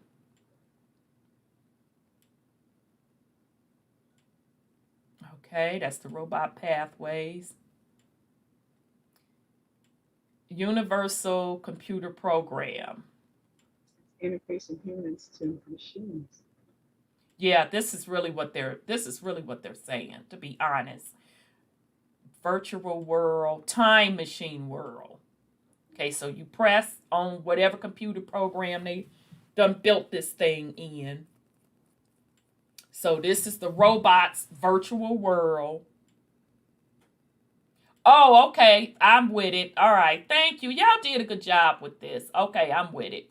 So they're just basically saying this is the robot in their own little world. And then they give some input into the time machine world to pull something from the time machine world to bring back into the robot world. So that's what they're saying here. That the robot pathway search the internet to access this Photoshop application. And then within the Photoshop application, they made a drawing, their patent drawing. And then they're going to take the patent drawing that they created in this virtual world and bring it back to the robot world. Okay. All right. So that's all they're saying here. Same thing. Well, yeah, they said that they do it to bring something back. Yeah, they did. In the abstract, they most certainly did. So what they brought back in this example, because they is don't they that. what's the point of them testing this if they ain't trying to like use it to do something? So they like, oh, we need to change, reset. We need to do resets. We need to change the timeline. We need to manipulate the timeline. So Go back. Right. So you see how cold that motherfucking shit is. So that's okay, why I'm sorry. when Go we ahead. talk about this stuff. This is why when we talk about this stuff, it come in multiple levels. We're like, oh, it's not just entertainment. Oh, it's your school. It's in your books. It's in the government. It's in sports. It's in the textbooks. It's in archaeology. It's in academics. It's in art. It's in everywhere. And you'd be like, oh, because they did literally have programs for this. Like, so it's Absolutely. like, that's why the reset be hitting at multiple levels. Yeah, it's esoteric and you see it in the government mostly because that's what's going to hit people. But like overall, it's like they done figured it out to where it's like, oh, we need to hit every level of the matrix. Absolutely. Because at the end of the day, this matrix is a computer program. So what Absolutely. better way than like, you know, create the abstract and, you know, run your little hypothesis test and like get the results. And you're like, oh yeah, we can straight do this. Yeah, you know, I know that people are asking people to hit the like button to see if the only way that the people in the, I don't know, maybe we don't need to care about other people, but if they like your show enough, then their relatives and other people will see this show so they can understand how they're trying to manipulate their consciousness to be these kind of people so they can control it. But, you know, but we need some people to hit the like button so they can put this out. Oh, that's cute. That's cute, sis. Yeah, they should be hitting like buttons. I mean, they shouldn't be in people's space. And I don't care if you hit the dislike button. I mean, that's just courtesy, but No, but, you know, but it is what it is, huh? it needs to be shared because our people need to come out of this matrix they have us in. You know, the mainstream news and all that kind of stuff. Get out of that stuff and stop doing the voting. Stop the Jesus. I mean, we need to get within our own consciousness. Right. I'm sorry. Go ahead, Brother Sean. This reminds me of Nightmare on Elm Street. I hated that fucking thing. But go ahead. Bring us something back from the other realm. Because they would bring things back from time to time. That makes sense. Everything. I'm sorry, what you say they would bring back? They brought back items of clothing, weapons, came back with bruises, and sometimes they didn't come back because they got killed in that other realm. Right. Yep. So, I mean, it's many levels to your consciousness. Anything is a reality if we give it energy. Exactly. That's why they present all that stuff to us, to get us to accept it and embrace it. Right. And when we do that and give it energy, it is actually real because we just brought it to life. Exactly. And so we can as far as for them owning the images, the virtual images to entertainers and all of their property, it already belongs to them. Ooh, damn. They sold. There it is. Family ain't got no right to shit. You enjoyed everything you was gonna enjoy while they was alive. Now that's keeping it as real as it can motherfucking be. Right. You already gave your consent to that, so we can't be over here boo-hooing for your ass. Right. Sit the fuck on down somewhere. That's deep. And I believe it's accurate. Yeah. I believe. I know that I know it's accurate. That's pretty bad. Yeah. I mean, you wanted to be at the top. Right. You signed that contract. Let me see if that's right. You signed that contract. And a lot of them are in that bloodline. So, I mean, that was their birthright and curse. That's true. At the same time. That's true. That's why everything comes down to your bloodline. Not no piece of paper, not no nationality, because your bloodline ain't a nationality. Right. Somebody in your bloodline may have decided they was gonna fuck with some other people and form an alliance of some sort or a confederacy, this, that, or the other. But they got their ass kicked under that confederacy and everything. That was their fight. Now, the motherfucker you got in a fight with at the bar the other night. At the bar. You think your great grandson gonna be arguing with a motherfucker about you fighting in the bar 1,000 years ago? What the fuck they got to do with them? They trying to survive where they are.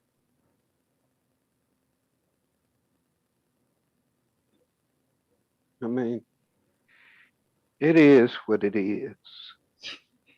Yeah. But you know what? You remind me. All right, 832. I'm finna bring you back on. You're gonna have to stay there because I'm finna jump back over. This is gonna be the last time. You remind me of a story of a man who was at a bar and he had fights. He was in Argentina. He was a soldier, and they had a fight. And he remembers going through a plate of glass. And he got through the plate of glass, and he had pain, and he blacked out.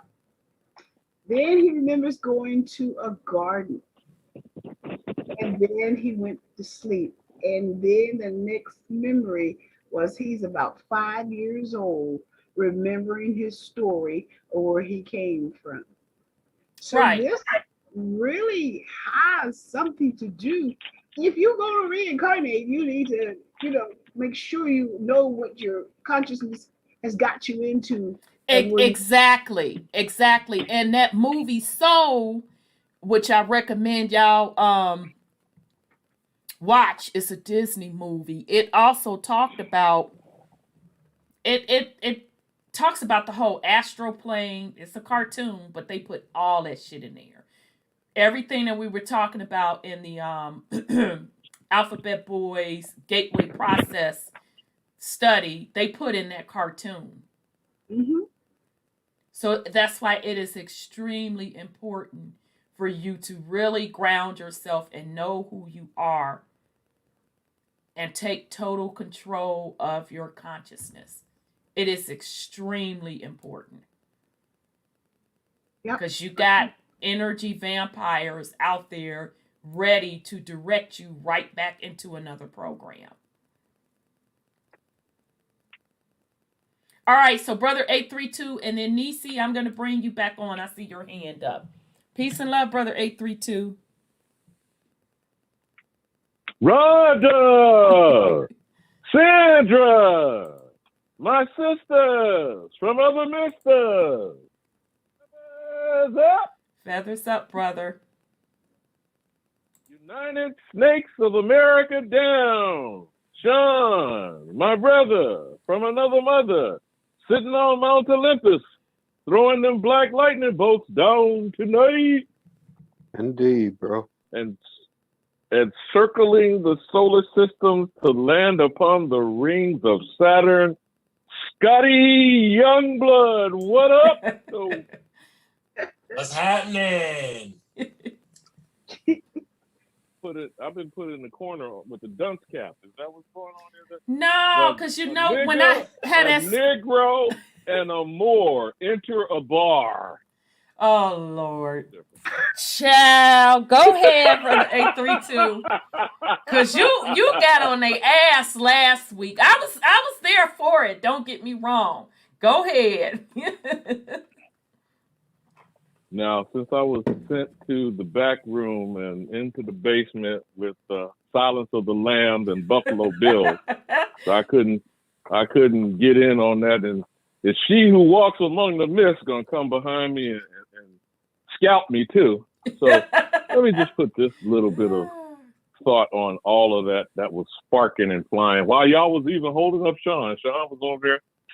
Back there in the redhead stepchild corner. I know y'all was all lined up. You know, this is what my thought for y'all too. This is my thought for everyone to consider. Okay, we got a column A, we got a column B. I'm gonna put my queens and women and the birth and the womb and the birth canal in column A because that's the starting point. In column B is all this testosterone and foolishness that's not being dealt with. Number one, you can't do what I have to do. I can't do what you have to do. Can we start there first? Okay. Secondly, if we're going to talk about, and I know I'm going back to 3 hours ago, if we're going to talk about addressing any of the foolishness that's in our community that's not being effectively dealt with, this is just a suggestion. I am not telling women what to do. And of course, my good clan mother and part of the conversation that she who walks among the mist was trying to share earlier today is that women are going to have to grab women by the kitchen. Remember what Big Mama said when she was putting that hot iron? Yeah. But when she hit that kitchen, I bet you shut up, man. When she hit that kitchen, I bet you straighten up and fly right. Okay? So when the church folk are pulled up by women, get that rooster and you know what I mean by that rooster, to get up off of his black behind and out of his goddamn Rolls Royce or Bentley or whatever Lamborghini SUV, because I know you've seen some of these prosperity congregations, highfalutin, doing all this, while building edifices, hiring Julio, like you talked about earlier, for other reasons, for your personal repair. That really is bullshit. Because there are, and I'm going to explain to you about where there are talented young men and some elders who are carpenters, who are plumbers, who are builders, okay? Many of them are hardcore Negroes just being released from the pen, okay? But if the projects aren't there, the work isn't being dispersed. And I'll show you a perfect example, because I asked you this going on now 3 weeks ago. We're 3 weeks away from June 1st, correct? I asked you, were you aware of the $30 million raised by the white folk in Tulsa for the so-called museum? And not a penny of that $30 million was going to a single survivor, 3 of which were over 100 years old, in front of the congressional record 2 weeks prior. Now, who decided on building that museum in the middle of our neighborhood? Which of us have authority and control over that? And most of those white folks was patting themselves on the back, hiring white contractors and Julio subcontractors. You follow me? This is not an excuse. I'm not explaining it or rationalizing. I am saying this is going on every day, every month, every year in Black communities where we have, and I'm stressing, we have 100% control over that church house. You follow me? And what I mean by 100%, I don't go to you have 100% because I'm not saying you personally. Okay. I'm saying okay. this is what so I was discussing this ain't with in my Clan equation. Mother, Okay. He who walks among the myths, that the majority of the and Sean is being silent, but I know you can co-sign on what I'm saying. The reason why the majority of those congregations are female is because Black men ain't going in behind that bullshit, right? They are not hiring you as contractors, and the shit is closed 6 days a week. Okay? So you got the storehouse closed, you got the congregation feeding the kitty. That's 100% money under our hands, under our control. You follow what I'm saying? That's first. Secondly, that's being extracted from those same poor congregations and poor poverty-stricken ghetto communities that you're talking about, because they damn near have one of those churches on every other block. Yeah, but them churches Correct? not making money like that anymore. I'm not talking about what they're making money for or how they're making money. I am saying this is a fact and a reality under our nose every week. Okay? Secondly, when the act and behavior is handled through female leadership, because that's the congregational body, and are insisting that work and project comes out of that storehouse, they have 100% control over hiring their children, their nephews, their neighbors' boys. Do you understand what I'm saying? You're talking about, whoa. Slow your roll on your logic, because it is flawed. It is flawed. Because the churches that you speak on in these hood neighborhoods are not generating that money that you think they are. Only the mega churches that are pulling in the big dollars with the middle class. I agree with you, Rhonda. I'm only talking about. So, and second of all, why should the leadership fall squarely on the women? No, I said the congregation. The leader is the rooster. And that pump is hiring the enemy. You understand what I'm saying? Because the congregation is not pulling and checking him. That's the point I'm making. Now, far as the male side of this equation, and this is what I was talking about as far as these, and you know, Tamika was saying that, not just for her son and the other young man that's being released from prison, that's our workforce that we're disrespecting, disregarding. Tell me how we are personally disrespecting that workforce. I'll let her share what part of the anecdotal story she wants to share. I'm asking you. No. That's Now, your I'm logic. speaking now. We both can't That's speak. your We can plan. sing together. We can sing But together. you won't together. back up your plan. I You're was not speaking. okay. Go sister. ahead. I was speaking. Go ahead. Now, as I was saying already, that again, the operational behavior comes from the community putting forward the work project. I was only using one example that is 100% under our control. That is the church and those church groups. The other extension from that is this is the borderline criminal cohorts and collaborators. The nonprofits, you know who they are, line them up, 501c3, the Moorish Science Temple of America, Nation of Islam, Urban League, NAACP. You can call all the usual suspects, but all these people are not being put on blast because we are not showing the effort locally. And that's why I started first with the church and an immediate community with the block. Secondly, all of these outreach programs that are funded by our tax money. And I have participated in all these things. I right now support an organization, have been for over a decade, where we put computer labs in the impoverished neighborhoods and apartment complexes. And we can't get a dime of funding from the same tax revenue base or the corporate supposed 501c3, scandalous shit that goes on in all these nonprofit organizations. They are cock blocking us and preventing us from actually expanding and growing. So I'm not just throwing out speculative things. I have specific examples of where things can be done. Okay. For one, setting a lab in an actual apartment complex. Hold on, let me finish. Like I said, we can sing together, we can't speak together. We put computer labs in apartment complexes that has multi-purpose. First, after school outreach for children coming, whatever, K through 12, they come to that computer lab. Secondly, you have job training opportunities for the high school or community college bound, or don't go to college, and potentially for the, what we used to call trade schools, or getting that workshop, auto mechanic, that kind of thing. And the third population, all attached to the same computer lab in this impoverished apartment complex, are the elderly. So now we're talking, and you know this already as a tech girl, online computer training, Zooming, all this stuff has got exacerbated since the pandemic, correct?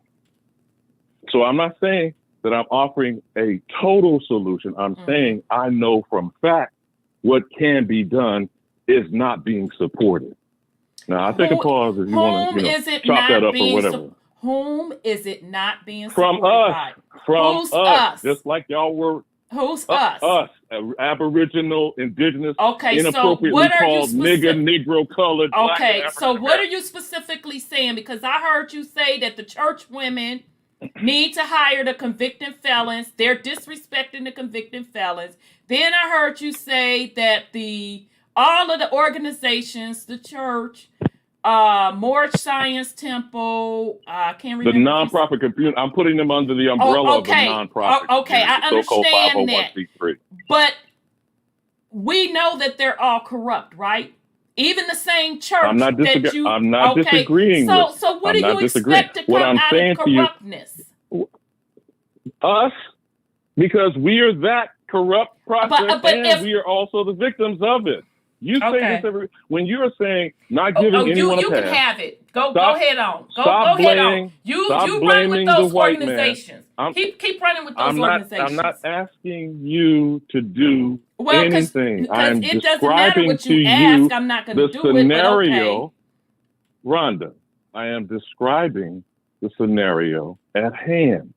All right? But it's not making sense to me, brother. It does not make sense. How is it not making sense? Because go ahead, brother. Go ahead, son, Scotty. Between the dudes coming out of jail, what dudes coming out of jail? You talking about their grandmothers that might be in church? Because you talking about like that mentality of the congregation being women, and that mentality is being passed on somehow, or that mentality is not, being beneficial to the brothers coming out of jail or some shit.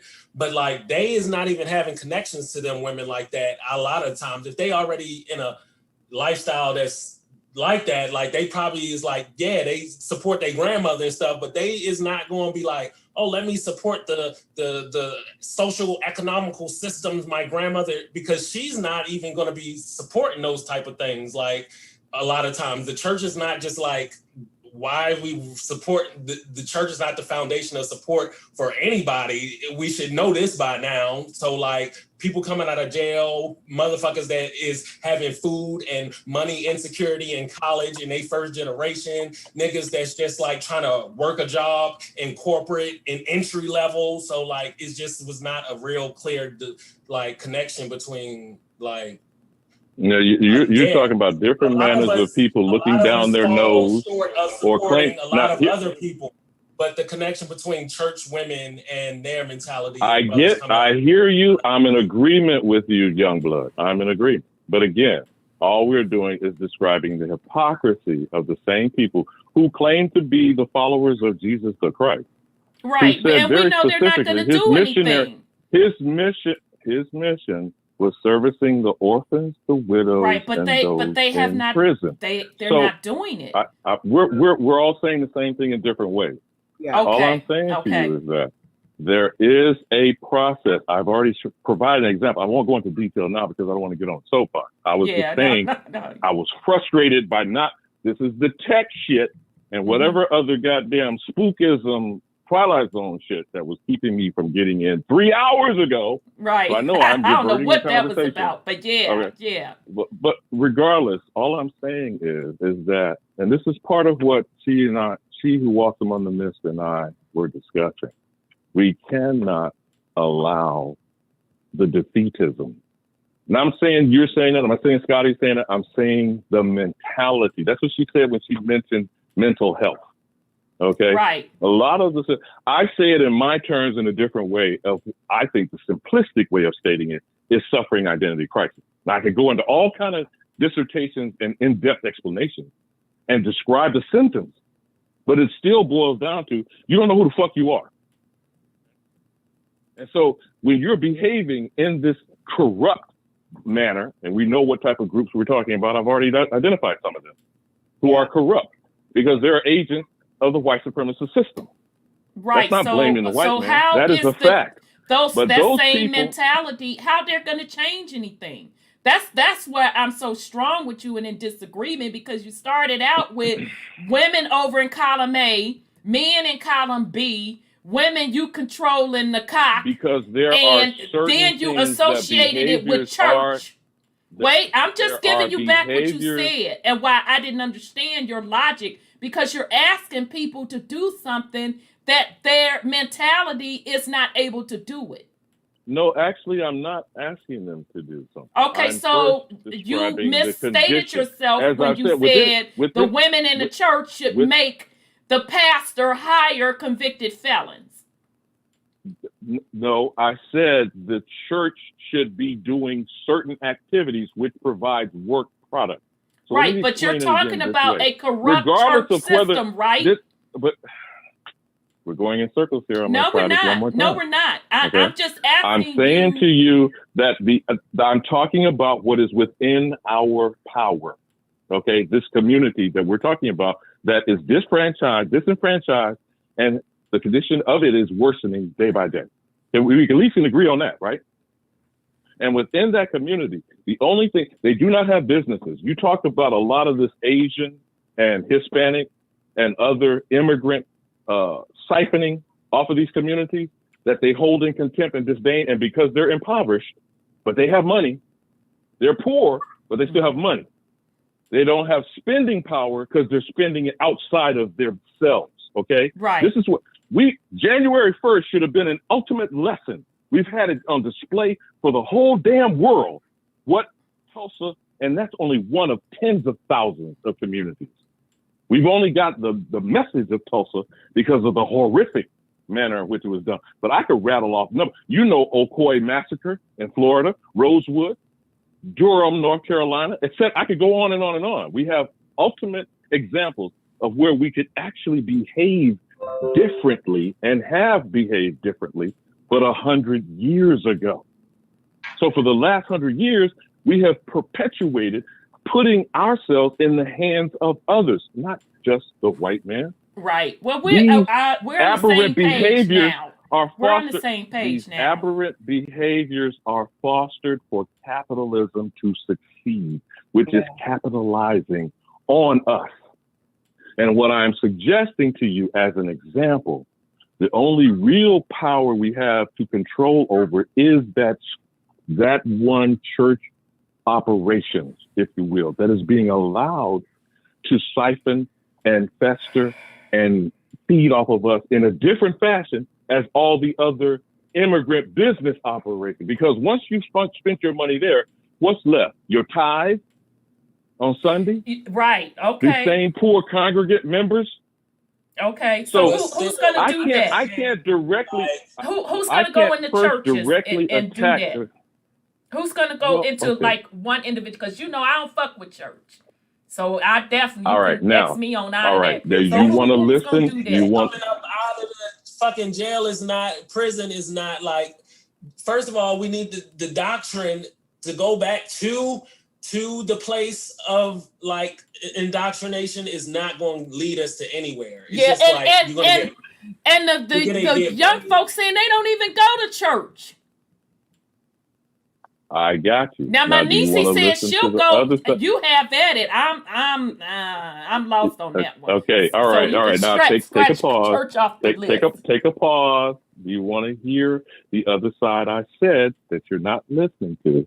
You want to listen again to the other side I said? You can go ahead. I'm just gonna mute myself because I'm not putting on no cake for nobody. But go ahead on. You go on and lay out your plan. You asked the question. You asked the question. No. I didn't ask. Go. You lay it out. I'm telling you.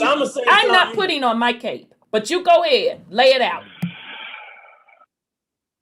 Now I described an area within that community that is disenfranchised and being disabused, taken advantage of as one area, the church. Put a pin in that. I secondly told you I have been supporting more than a decade, an effort that goes into where the people live, as in apartment complexes or other places where the impoverished community, we set up computer labs and make refurbished computers available to poor households.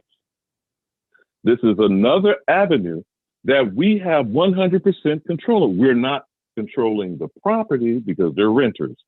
We don't own the apartment complex. That doesn't mean we can't.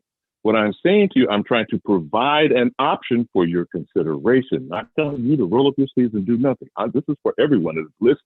I am saying there is the prospect of actually acting proactively.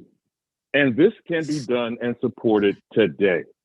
So now I'm not here recruiting or pitching or asking for someone to assist what I am doing. I am describing to you a scenario. And what I am saying, and I'm hoping I'm making clear now and repeating, that these are two avenues that are within 100% control of us because it's mostly us there, particularly in the church house, physically, and in the impoverished projects, apartments, quote unquote ghettos. So if you get that, Scotty, or whoever, did you understand now what I'm saying? Like now I'm just like what's the point? Because now we need to get back to consciousness or the pattern. Because now I'm not just really like it's just like going in circles. Can I say something? Let me say something, if you please. Yes. I kind of understand what you're saying. As a matter of fact, I do understand because when you get to see like people like the Muslims, for instance, in Farrakhan, they use our people. They use them for bodyguards, for chauffeurs, and they give them one dime. And almost exclusively coming out of the prison population, correct? Exactly. That was the whole point of Elijah Muhammad's outreach. They take advantage of our people because they are part of this. Okay, yeah, that's just one division of the doctrine. You're on the Islam, you're on the Christianity. Like we've seen for decades, generations, these motherfuckers is on the side of the ops at this point. Yeah, they on the other side of the. You're right. They work for the source, the problem. They are the problem, And they are a big problem in our communities, and our people need to see that they are being used by them instead of training them to become something better than convicts. They use them. Can I interject? Everything both of you are saying is true. What I am describing to you is a meeting space. That's my point about the computer lab in a centralized location where you bring those people together, and now you have a captured audience to expose them to what you want to educate them about. You get what I'm saying now, Sandra? Do you understand? I got it. Yeah, if they do that. So I'm not saying this. I'm not saying this to recruit anyone on this show or in the audience. I was giving a scenario to let it be known there is proactive action can be taken, and I have supported myself for over a decade, and I know what it can do if enough of us pitch in and get it done. That's the only point that I was making. So now, as far as the fuckery report, I haven't gone and processed Loki because I'm still on the fence about Disney Plus, you know, putting my little 2 cents on what you said, but I'm also in agreement, Rhonda, in your observation, because not only the shenanigans that are played by that particular character, by the way, which his whole COD concept is a trickster mentality. You know, this deception that we're confounded by, we're in battle in, and it's again circling back to my point about identity crisis, which is based on confusion. And as we are the only and I've said this repeatedly, we are the only population with multiple name changes. We are specifically being targeted by literally everybody on the planet. And goddamn, now I'm supposed to believe from the cosmos and the entire universe are coming on my front doorstep, spitting on me, screaming and hollering me in storefronts, just like I talked about earlier, 3 hours ago. Any other conversation I couldn't entertain and be a part of. But this is indicative of why we are unique. I can't explain it. I'm not trying to explain. I'm saying there is a reason that all this stuff is pointing directly at us. And we are running from it, hiding like a scalded dog, in many cases, frustrated and bombarded with nothing but hate, not just behind bars, but like Malcolm himself said, at least I knew I was in prison. Your ass has always been in prison because your mind is in prison. And that's what the identity crisis issue is. So until you asked this too, Sean, I heard part of what you were saying about who are we individually and collectively, truthfully, who are we? So until that's truly fully understood, we're not going to support anything. We're just listening to each of us argue over how messed up our behavior is and how self-destructive we are. And so we keep pointing outside of ourselves because no one is going to help us clearly understand who we are and what is our purpose and who are we the inheritors of. This legacy that we're carrying around on a genetic level has been completely almost obliterated for 500 years and counting. And so until we get together, and we've said this in different ways, and I will continue and wrap up this way, till you look deep within, till you study your own personal family story, you'll never come to some clarity on who you are. But for everybody else, don't give a damn who you are. You know, I say it every week. I don't care where you come from. I don't care how you got here. But last call for alcohol, because time is up. Your welcome has been used up. You ain't got to go home. But for me to take care of my shit, you got to get the hell up out of here. All right, brother 832. Oh, baby, I apologize in advance. You made my nerves bad tonight. If that's okay. You welcome to your vision and journey. Nisi, can I bring it? Go ahead. Go ahead on Nisi. I had stepped out a second, but go ahead, Nisi. Guys, we're trying to bring I want to help. I got the babies in the background. I was cooking dinner. Oh And no, then my yeah, father, that takes priority. and that's why people be like, "How you know what's going on?" Because I have a Bluetooth. I don't watch everything, Girl, but I you be probably listening though. stirring like, oh man, I need to get on. I need to get on. I was cooking me some fried rice. I mean, that thing was good too. Hey, I know that's Fried right. rice. Your fried rice is so much better at home than what they do. But go ahead. You already know. But my father's birthday is today. And so the first time I hopped off, my mother called me. She's like, "You call your father?" And I was like, "Dang, let me call him real quick." So anyhow, the reason why I'm bringing this up, my father has almost 10 children. I want to say 9. I don't know how many of us it is, child. It's a lot of us. One day it's, so-and-so might be his, it's just a lot. I feel you. I feel you. And so I was talking to my dad because he's brilliant. He's done a lot of things in his community, but not a lot with his children because of, just drama with the women in his life. And I told him today, I said, Dad, I'm really proud of you. And I don't think he actually hears that. Like he was just kind of silent. And I was telling him about the things that he's done through his life that he should be proud of. And I could just feel his energy just change, and I say that to say there is a positive and a negative. It's a battery. And what brother 832 is saying is the positive side. It's like, if we could do something great, this would be a good thing. But then you also got the negative side of the battery where it's like, we still got all this fuck shit to sift through. You got the indoctrination of these people. You got the lack of motivation, the lack of the issue. Like I had to tell my mom today. I said, "Mama, make your Jesus drop from the sky because I'm sick and tired of you always telling me you're going to pray on some stuff when I need your help. I'm asking you to help me." Now, her grandson is still locked up. Should have been out a year ago. We done paid $10,000 for the fake lawyer who ain't doing nothing. But the fake lawyer is in the same fraternity as the sheriff, who's also in the same fraternity as my stepfather. Boom. Stepfather might not care that much because it's not his blood. But let his blood grandchild be locked up and see how fast he moves. Right. So that's the issue. It's the breakup of the family. It's the breakup of the family that's causing most of our problems.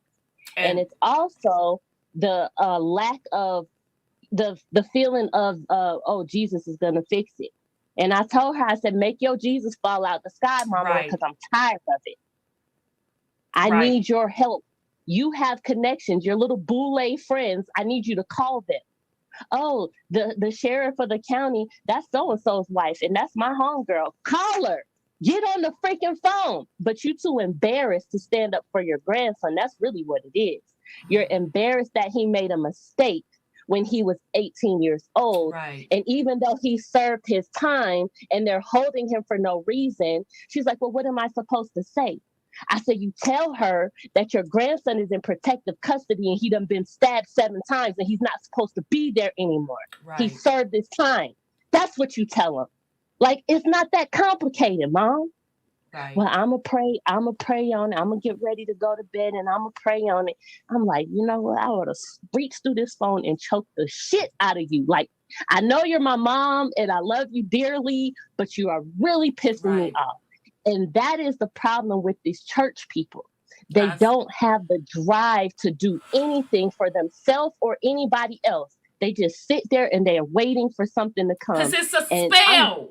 It's a spell. That's why nothing gets done. And when I talk about family, when I talk about the family unit, and when I talk about, okay, man, you have to get up off your ass and do X, Y, Z, and 832 came on and triggered me talking about a motherfucking A box, a B box, a woman in A, man in B. Then it's woman in... Wait a minute, motherfucker. Why this all put back on the woman? Well, now the church is not impactful. well, this organization and that organization. Okay, they're controlled organizations. Yeah. Why can't we get back to the basics and start with the family? That's why I get frustrated. Because it's both sides. It's like like I said, a battery. Yeah, you got to get to the family, but hey, I walk up in the church that I grew up in and tell them what's on my mind. I ain't got no problem with it. But don't think I'm finna leave you no tithes, no offerings. I'm not gonna sit here and come up through the pews for no goddamn prayer. Right. I'm not doing none of that dumb shit. And you can do all of that. And are they still gonna help you with your situation? Nope. No. That's my point. They're not. That's my point. But your auntie that might have been working her job at FedEx for about 15, 20 years, might be about to get her pension. She might come through because she got good credit and she going to go, get that loan to get your little nephew, cousin, whoever out. He ain't even got no bill because his time was up. They got in the system that he was released at 9:07 p.m. on 12-31-0000. Can you please tell me what the fuck date that is? Because I'm still trying to figure it out.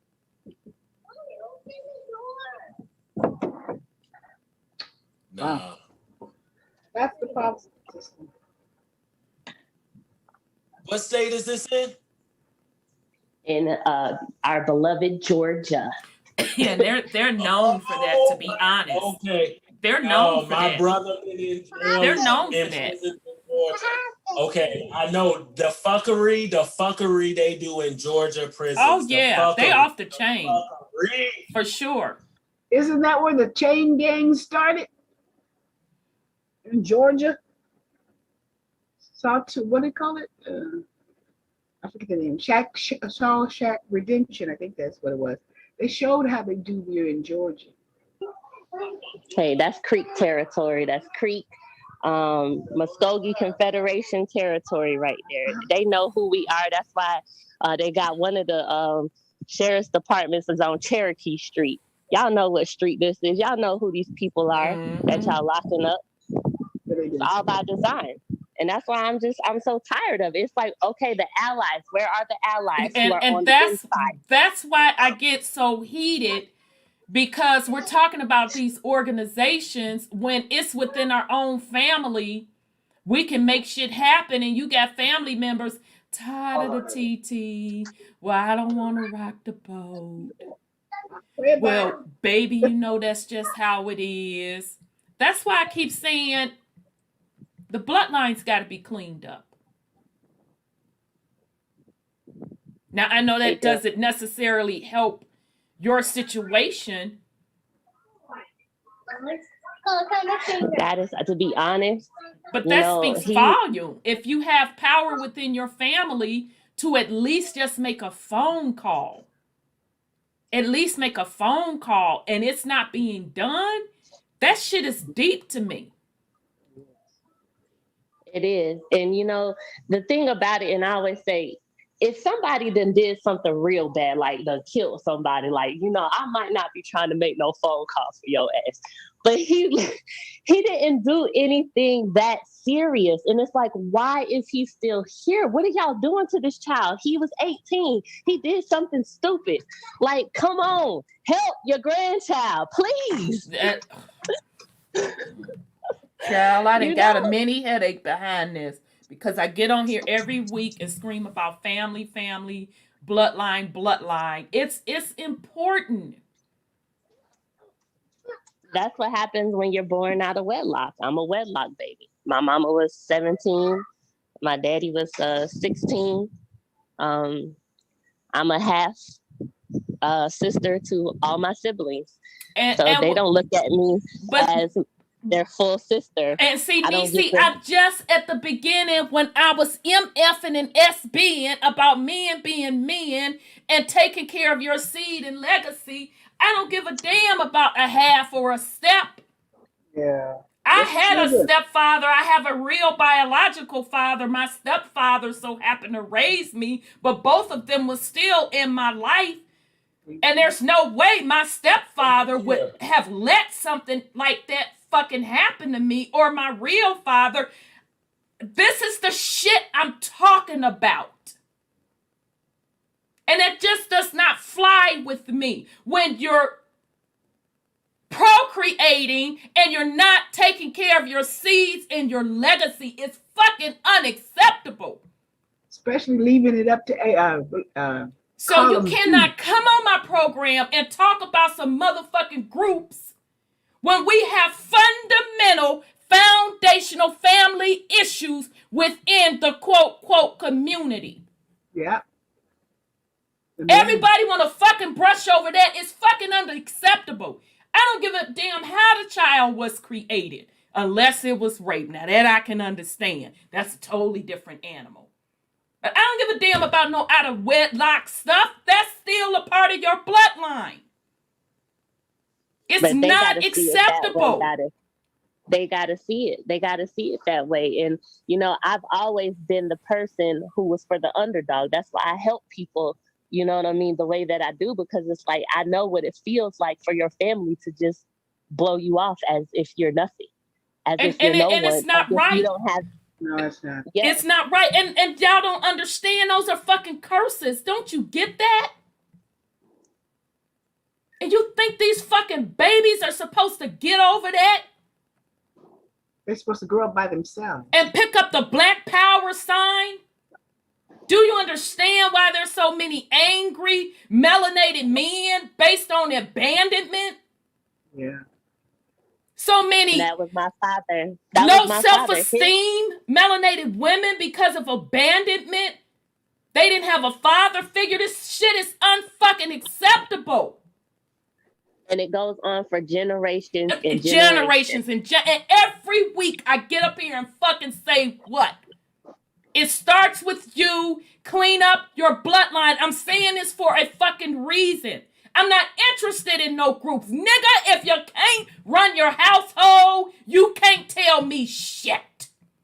I don't want to hear it. That's where I was confused. As much as you say you got to be a creator, it starts with you. You got to sweep in front of your own house, like all that type of stuff. Like, I'm like, wait, that's all she been talking about. Is like, it starts with you. It like, who the fuck going to depend on a program, institution, a doctrine?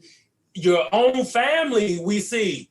Like, no. Like, you know how fucking hurtful that is? I want to break down and fucking cry. That's fucking hurtful. Yeah, it is.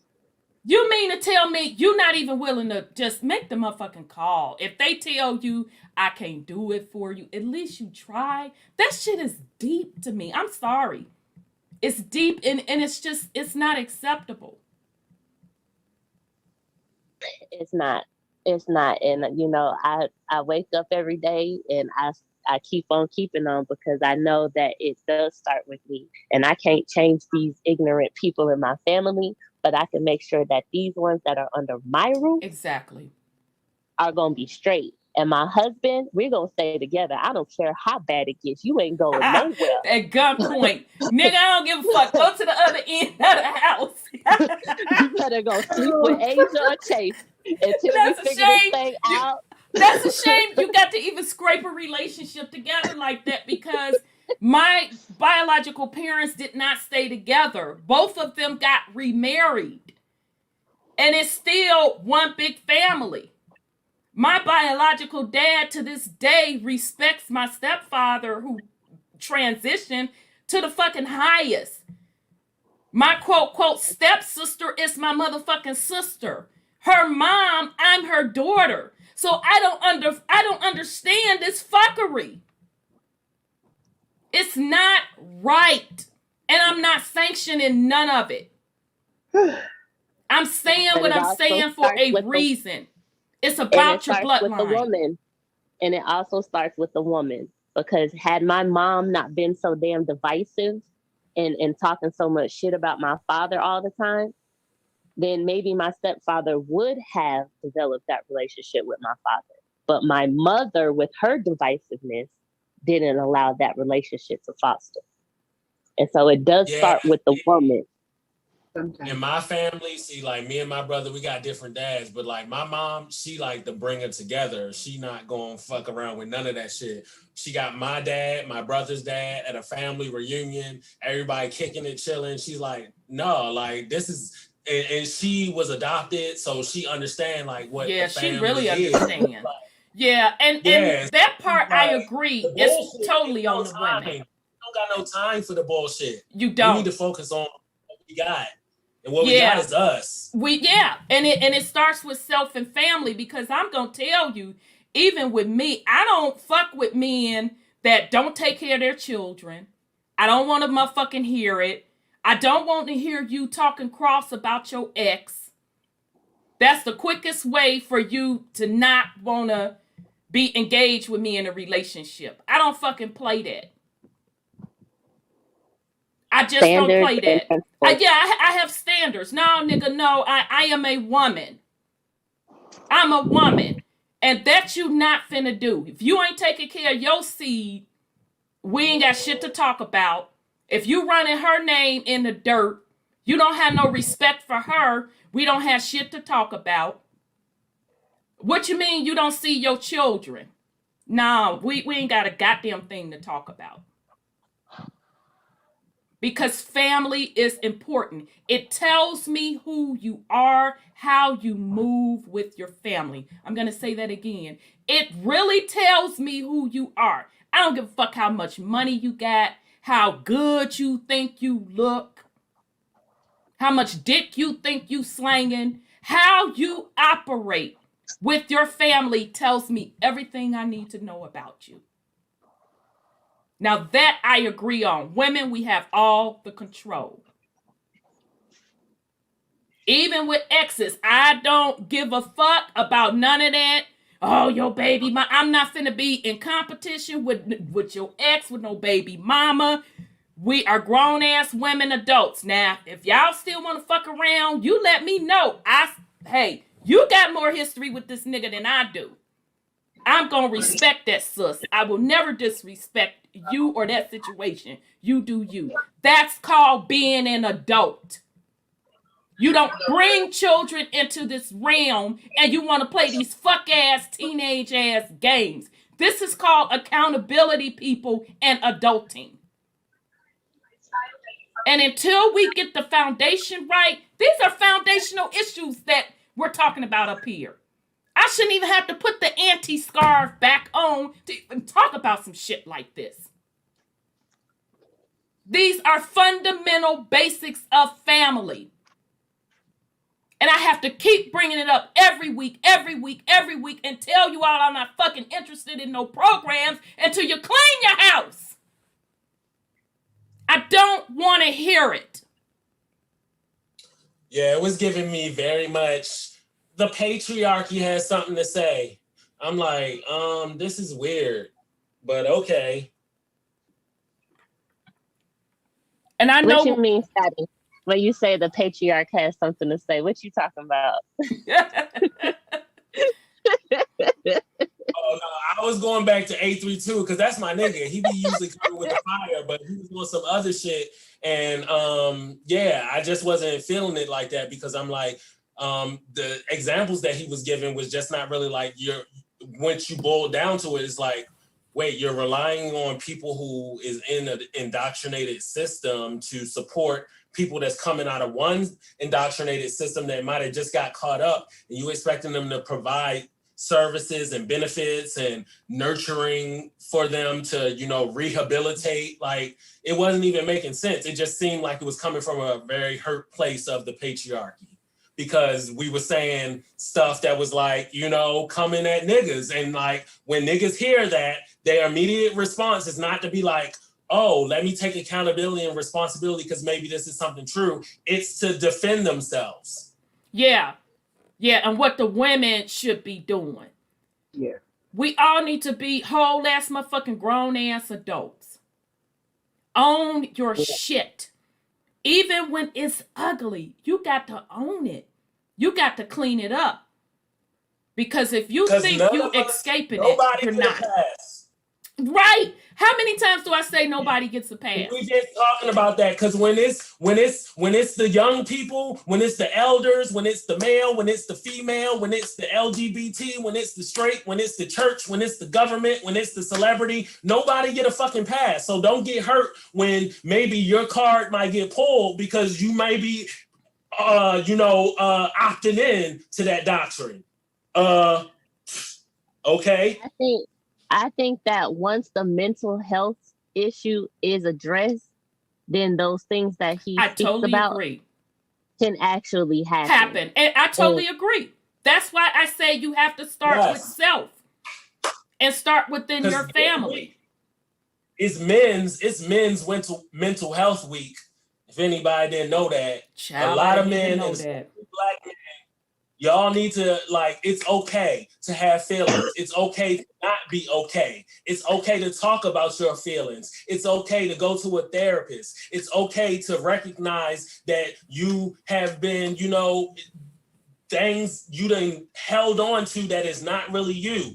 Your emotions and your emotional body is part of you. You need to own that and understand that it does not make you weak.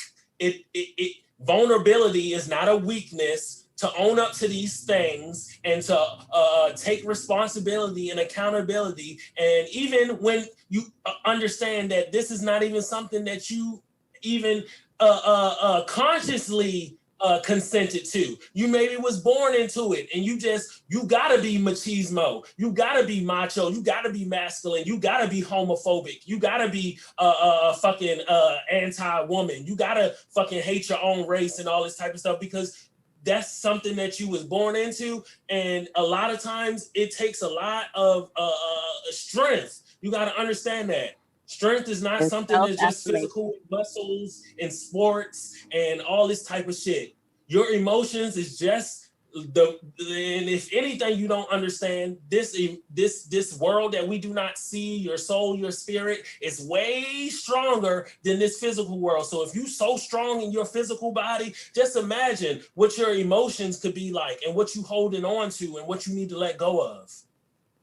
Because the emotions, the chakras, that controls everything. Yeah. Yeah, and the one of my affirmations that I've been working on is past, present, and actually going into action and then completing it. So it's I am going to create such and such, and then the next day is I am creating such and such as I'm doing it, and then the next day is I created such and such, and it's done, and then we move on to the next part of creation. And I use that with my work. I am going to clean out my emails, and then I am cleaning out my emails, right. And then the next day is I cleaned out my emails. Exactly. Those little accomplishments, man, and just having those self-affirmations. But it starts with I am going to do this, and committing yourself to doing it, and putting the time aside and dedicating, scheduling time with yourself, emailing yourself. I actually email myself. I have 2 email accounts, and I email the other account that doesn't have all the extra crap in it. And I use that one for my schedule. Right. So, just organizing your time and holding yourself accountable for the things that you want to create.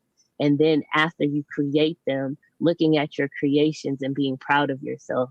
And those little steps there are going to, sweep your doorstep. It's going to change your life. Exactly. So, Brother Jay Rich says, it's okay to tell a MF they ain't about shit. It's not about softening up.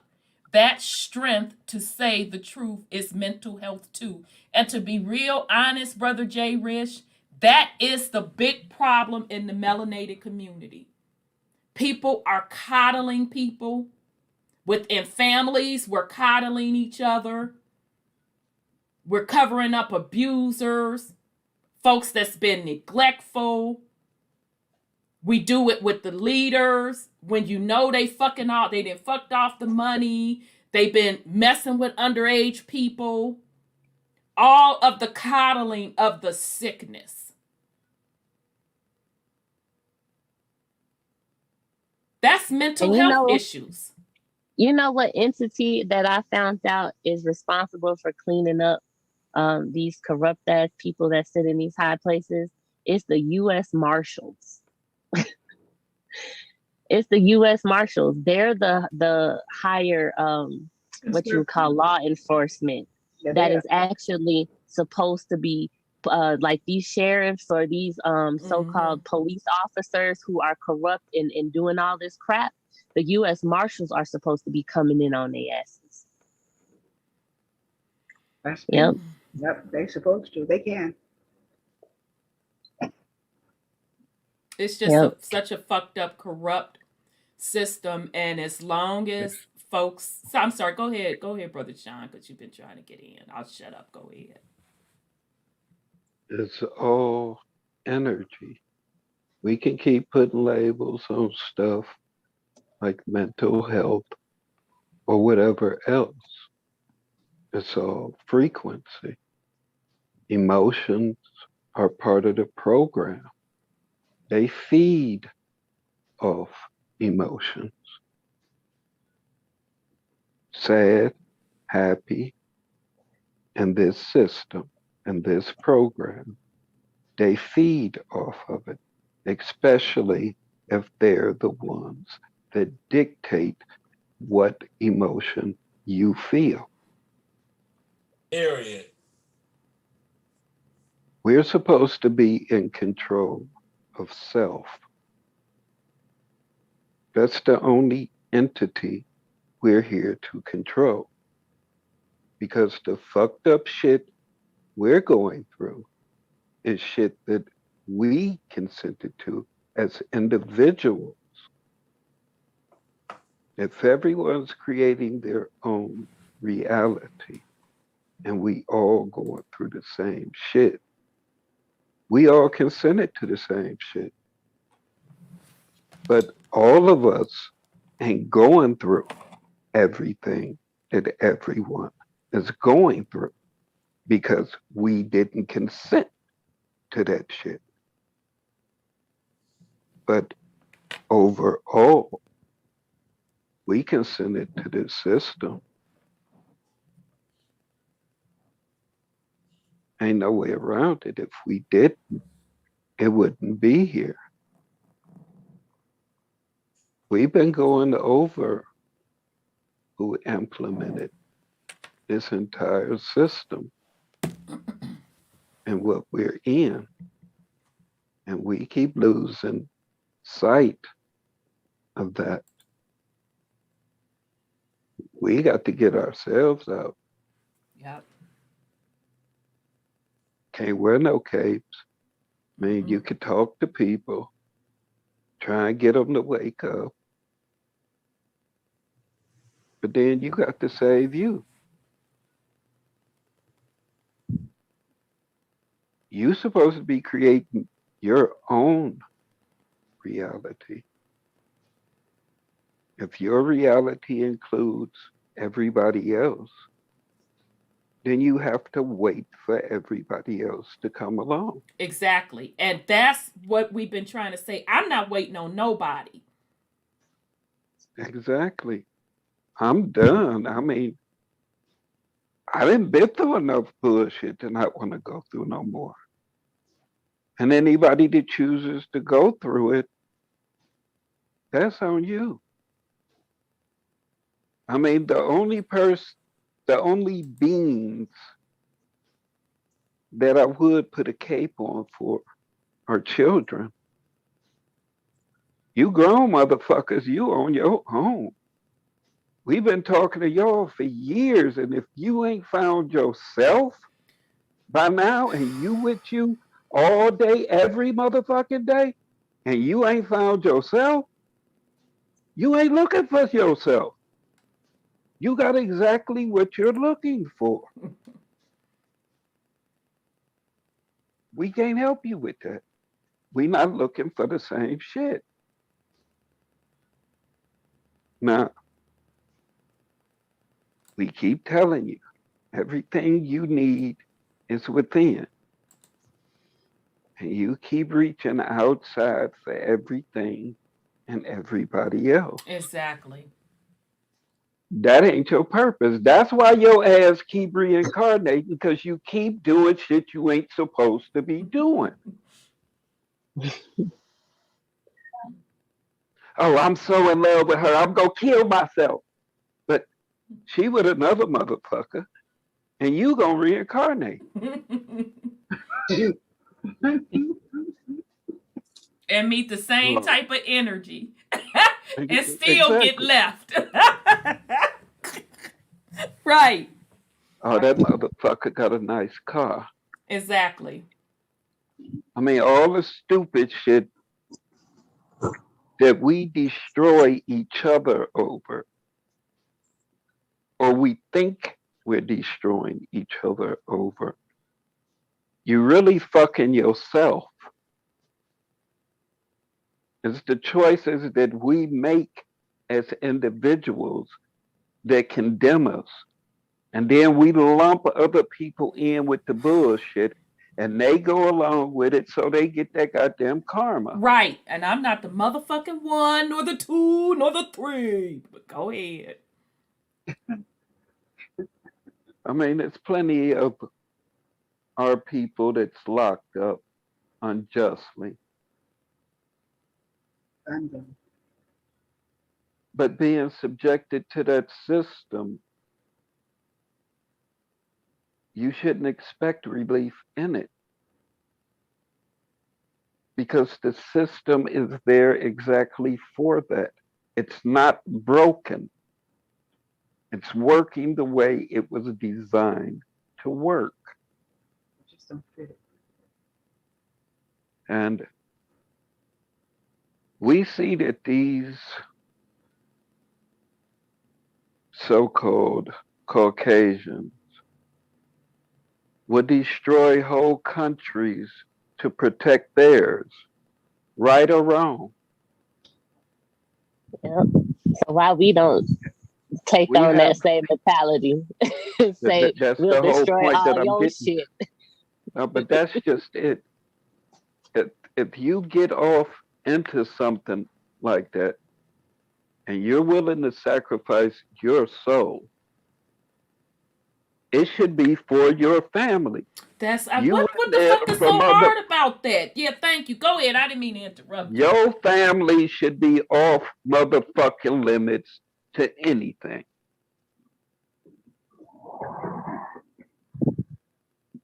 Y'all got me. I'm doing what the fuck y'all need to be done. Just like y'all say yours is off limits, goddamn it, mine is off limits.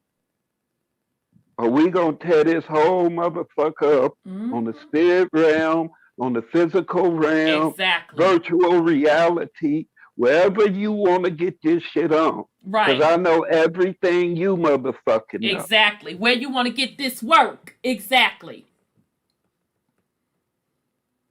So what you're But saying is I need to obviously- cast a spell.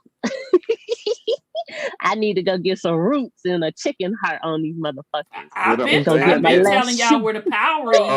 all that power has really been do within that. you. You refuse to Yeah, use I've been telling y'all your where to do natural exactly. abilities.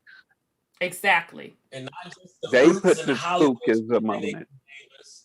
Like, go within in your mind. Make yourself a own little tetrahedron. Make yourself a own little computer program. Right. Write You know, your tap own into the ritual. matrix yourself. Make your own You know, just go sigil. inside to yourself. Then we read the documents. Your consciousness can do these things. So say you wanna be a hacker in your consciousness, in your astral mind. Hack into this motherfucking matrix, this motherfucking dome, this motherfucking illusion they got us in, and fuck some shit up. And I bet you'll get a response. You'll be like, oh, wow, whoa, okay, for sure. Yeah, you They definitely make you can do that. scared of your own stuff. Exactly. Magic is energy. It's alchemy. It's just transforming Exactly. energy. Period. We do it all the time. Exactly. Magic is being used throughout this entire program. Exactly.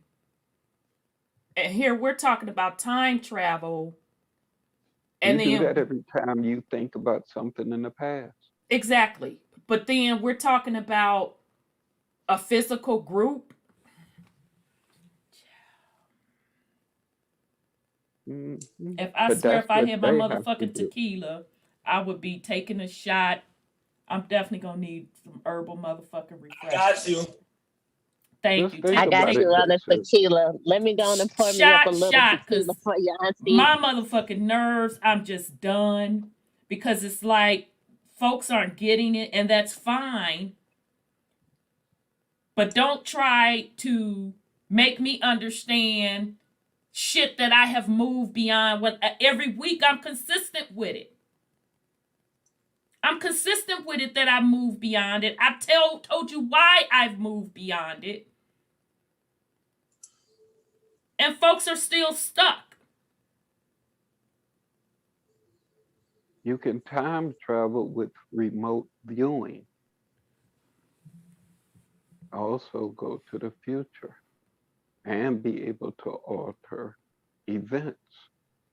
And people that are tuned in or tapped in can actually see people that are remote viewing, because they also had those type of things in place in the Vatican and CIA, all that. Yeah, and then going back to them TV shows, WandaVision, the two main characters, what you got? You got a one woman, you know, she's supposed to be white Russian or whatever, Wanda, her name Wanda, she sounds like the black woman, but she got chaos magic. And then her husband, Vision, he got the vision stone in his pineal gland. So what are we? That's literally giving you the image, even though they made it two motherfucking white motherfuckers. You're chaos magic and you got the vision. So, and what was they doing throughout time? They was creating whole other dimensions. Oh yeah, whole other absolutely, whole other sectioned off, like the graphs that we was just looking at. You know, they had the real world, the virtual world, the simulation world, the copy within the copy within the copy. Like, and what was why did she even create that whole entire thing? Because Vision had died. The Vision did. Right. She want the vision back. She want her black man vision back. Right. She wanted her family, right? Yeah. Her family. That's what that whole particular building of that whole simulation was about. Her family. So I just do not understand what people are not getting. An organization is not going to make your family stronger. It's principles. But I see what they're saying, because in a sense, it will make it stronger as long as you buy in and you give in, you consent to the system. That's what they meaning. That's what the part they leaving out. Yeah, if you buy into the system, then that system that's giving you benefits, yeah, you'll probably think that you happy now, you know. You'll probably think that you made it and that, you know, you like living the life and like you know, your soul is saved and you figured it all out. Organizations do not build families. But that's how they then build our so-called Black African American society here and in America. Look at the state of Black / African American families. Organizations do not build families. You can't throw cash at a problem and solve it. I'm gonna say, because it's still like, what's the Twilight Zone music, y'all? You can't throw a religion at it. No, you can't throw. None of that builds family. Who brought those souls into this realm? Right. We act like we don't even know the fucking basics. And I am so sick of conscious niggas talking around the motherfucking basics. And you know why you simps are? Because, bitch, that means you got to get up off your ass. How many seeds have you dropped and left out there to rot and fend for themselves? Walked away from him. And of course, y'all, I'm not saying this about brother 832. I know he ain't that type of brother. I'm saying the mindset of these niggas bringing to the people what an organization is supposed to be doing and what a woman is supposed to be doing. And I'm telling you, bitch, it starts with family. They too busy with the brotherhoods and the sisterhoods. And those things are good and fine, but what about your familyhood? What about your seed? So don't come to me with the bullshit and you're not doing the foundational stuff. Because you're just really bullshitting yourself. You're trapping your soul. Every seed that you neglect and you don't take care of, nigga, you got to repeat multiple cycles until you get that shit together. So don't come to me about no organization, none of that. When we have broken families all over the fucking place. These babies are scrapping and surviving. I don't want to fucking hear it. And until everybody can take accountability for their family, don't bring it to my motherfucking platform. I don't want to hear it. Don't bring no paperwork. Don't talk to me about no tribe. Don't talk to me about no fucking group.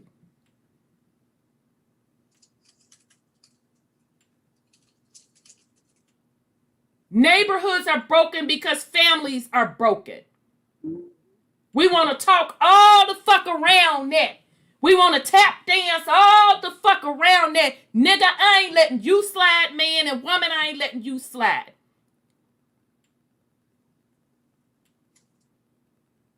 And that's the harsh reality that a lot of people, they can't look in the mirror and yeah, say girl, fuck them, and I mean that.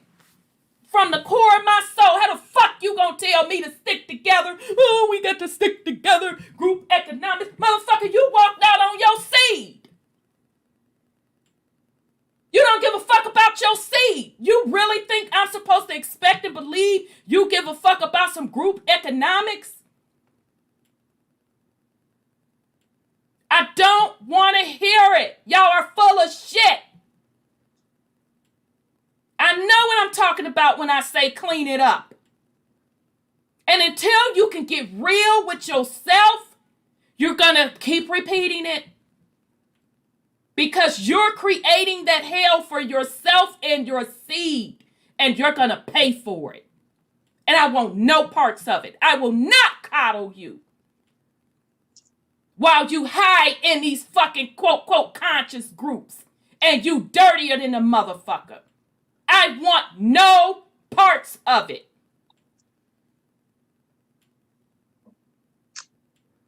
Hey, sis. Yes, sir. What part does group economics play outside of the system? I would say being responsible for the community and rebuilding it instead of waiting on foreigners to come in. And you see the Mexicans on top of the roof fixing the houses, and you got their wife who's the real estate agent who gonna go list the house. And they doing their thing. They doing their family thing, you know. I always tell people, if you look at even doctors' offices and private practices, the doctor is the lead guy, and then his wife is either the office manager of the practice or she's the nurse. You know, working together, group economics starts with the husband and the wife doing something together, and then empowering the children to be a part of the family business. That is group economics. Okay, in my opinion. So group economics is basically a bloodline thing. A man's supposed to take care of his family. That's Child, I'm on my second thing of water. Economically, correct? That's his first responsibility. not the entire village. Every man supposed to be taking care of his own family. Exactly. Outside of the system and within a relationship with mama, Indeed. you got everything you need. You do. People keep acting like without this system, there's not going to be any food, there's not going to be anywhere to live. This just ain't gonna be no motherfuckers around to tell you what the fuck you can do, what the fuck you can grow, where the fuck you can go. That's freedom, not needing another motherfucker to tell you shit. Shit. Not having another motherfucker in a position where he feel as though he can tell you something. Exactly. Freedom is not needing another motherfucker for shit, whether you like that person or not. Exactly. We can get together and match on some shit. Them the type of sessions I like to have. I don't like to be the one bringing the herb all the goddamn time, and all you got is lungs. Especially with this COVID shit, I'm gonna need for you to roll Right, your you own gotta shit have up, your okay? own shit. We can't even fuck. It ain't no more pass, nigga. I got some papers for you now. Right. And plus, now that y'all done schooled me on these new sexual positions folks got, no, you gonna have to have your own. I'm bringing my own set of papers. I'm with Niecy Pooh. I'm good. But I'm sorry. Go ahead, Brother Sean. You know we silly. You got to bring something in. Go ahead. But I mean, I guess it just is what it is, and people just make everything more difficult than it have to be. We keep on looking for these esoteric meanings to everything when it's simple. All those deep metaphysical explanations and shit, that's all shit in the rabbit hole. Shit is simple. Once you think about it, once you let go of all that bullshit that they taught you, who and what you are naturally comes to you. That's Right. what they're blocking. That's why they're giving you so much unnatural shit and piling on the bullshit and trying to block you at certain points when they know energies are rising. Because that shit that comes to you naturally, anything that they have to teach you, that's something within their system. And they're teaching you to think and respond a certain way. But naturally, once you start seeing the bullshit, you get to act in all kind of ways. A motherfucker don't know what pocket you about to come out of. Yep. Oh, she crazy. Oh, she the exorcist. They scared of you there because they don't know what the fuck you about to do. They don't know if you didn't tap back into that dark side and you about to unleash a curse on their ass. But as long as they control what you think and feel, they don't have to worry about that. They don't worry about it. But when they can't figure out what you gonna do, Right. then that's when you crazy. That's when they want to give you meds. And actually, they're not even supposed to see you coming if you want to keep it real. Mm-hmm. But it's all within you. It is.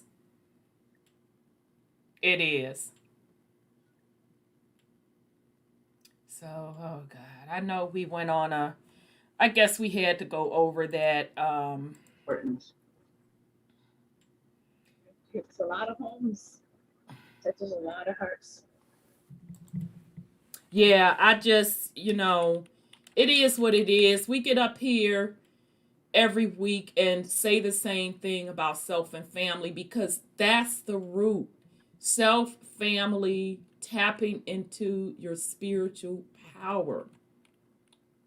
That's the way out. Get off the board. If you want to create a reality, start it with yourself and your family.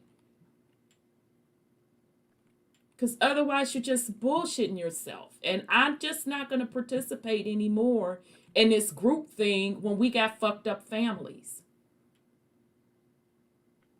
Yeah. There's somebody in the chat who said something about getting the land back and, being recognized as this is our land. And, one of the things that, sticks out is, yes, the land does belong to us, but there's contracts that people made for the houses that are built on the land. And so that is the issue. It's the houses that were put on the bare land. There's so much bare land out here. I just traveled from Florida up into Georgia, which is really Seminole Creek, Muskogee territory, all the way to the West Coast. And there is so much open land. And it's like, if we want land, we can have it. But they don't want Are you willing to build your own home on it though? Some people don't have the skill set or the power to build their own home. So that's why they go out and they get mortgages so that they can get a contractor to build their home for them. And that's what puts them in debt. It's because they don't know how to build their own home. So going back to the very beginning of the show, when I broke the motherfucking fundamentals down, we're still back to the fundamentals. Exactly. And I hear stories, and people say, "Oh, my granddaddy built this house with his bare hands," and it's like, okay, can we get back to doing that?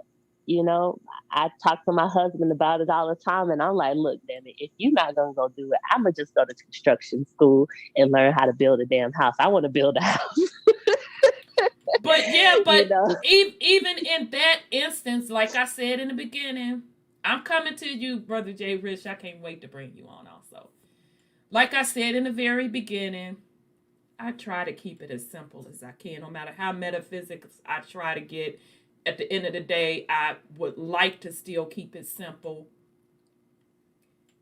Either with me, you got to know how to swing that hammer and build something, or you have to have the money to make it happen. Right. We don't even have these fundamentals in families. We don't have producers and builders and warriors. We don't. So what groups are we talking about building when the family fundamentals are fucked up? And the mindset, not trying to call you out, Amaruka, land of plum serpent, but he said no taxes for nationals. And it's like, what does that have to do with a house? No mortgages for nationals. Okay, well, if you don't have a mortgage, then go build your own house. That's the only way that you're not going to have a mortgage is if you get your ass out there and go cut down the trees and go build your own house. That's the only way. Or unless you find your ancestors' old house, that's probably a 2-bedroom, half bathroom, 800 square feet piece of shit. So you're not really saying anything that's tangible.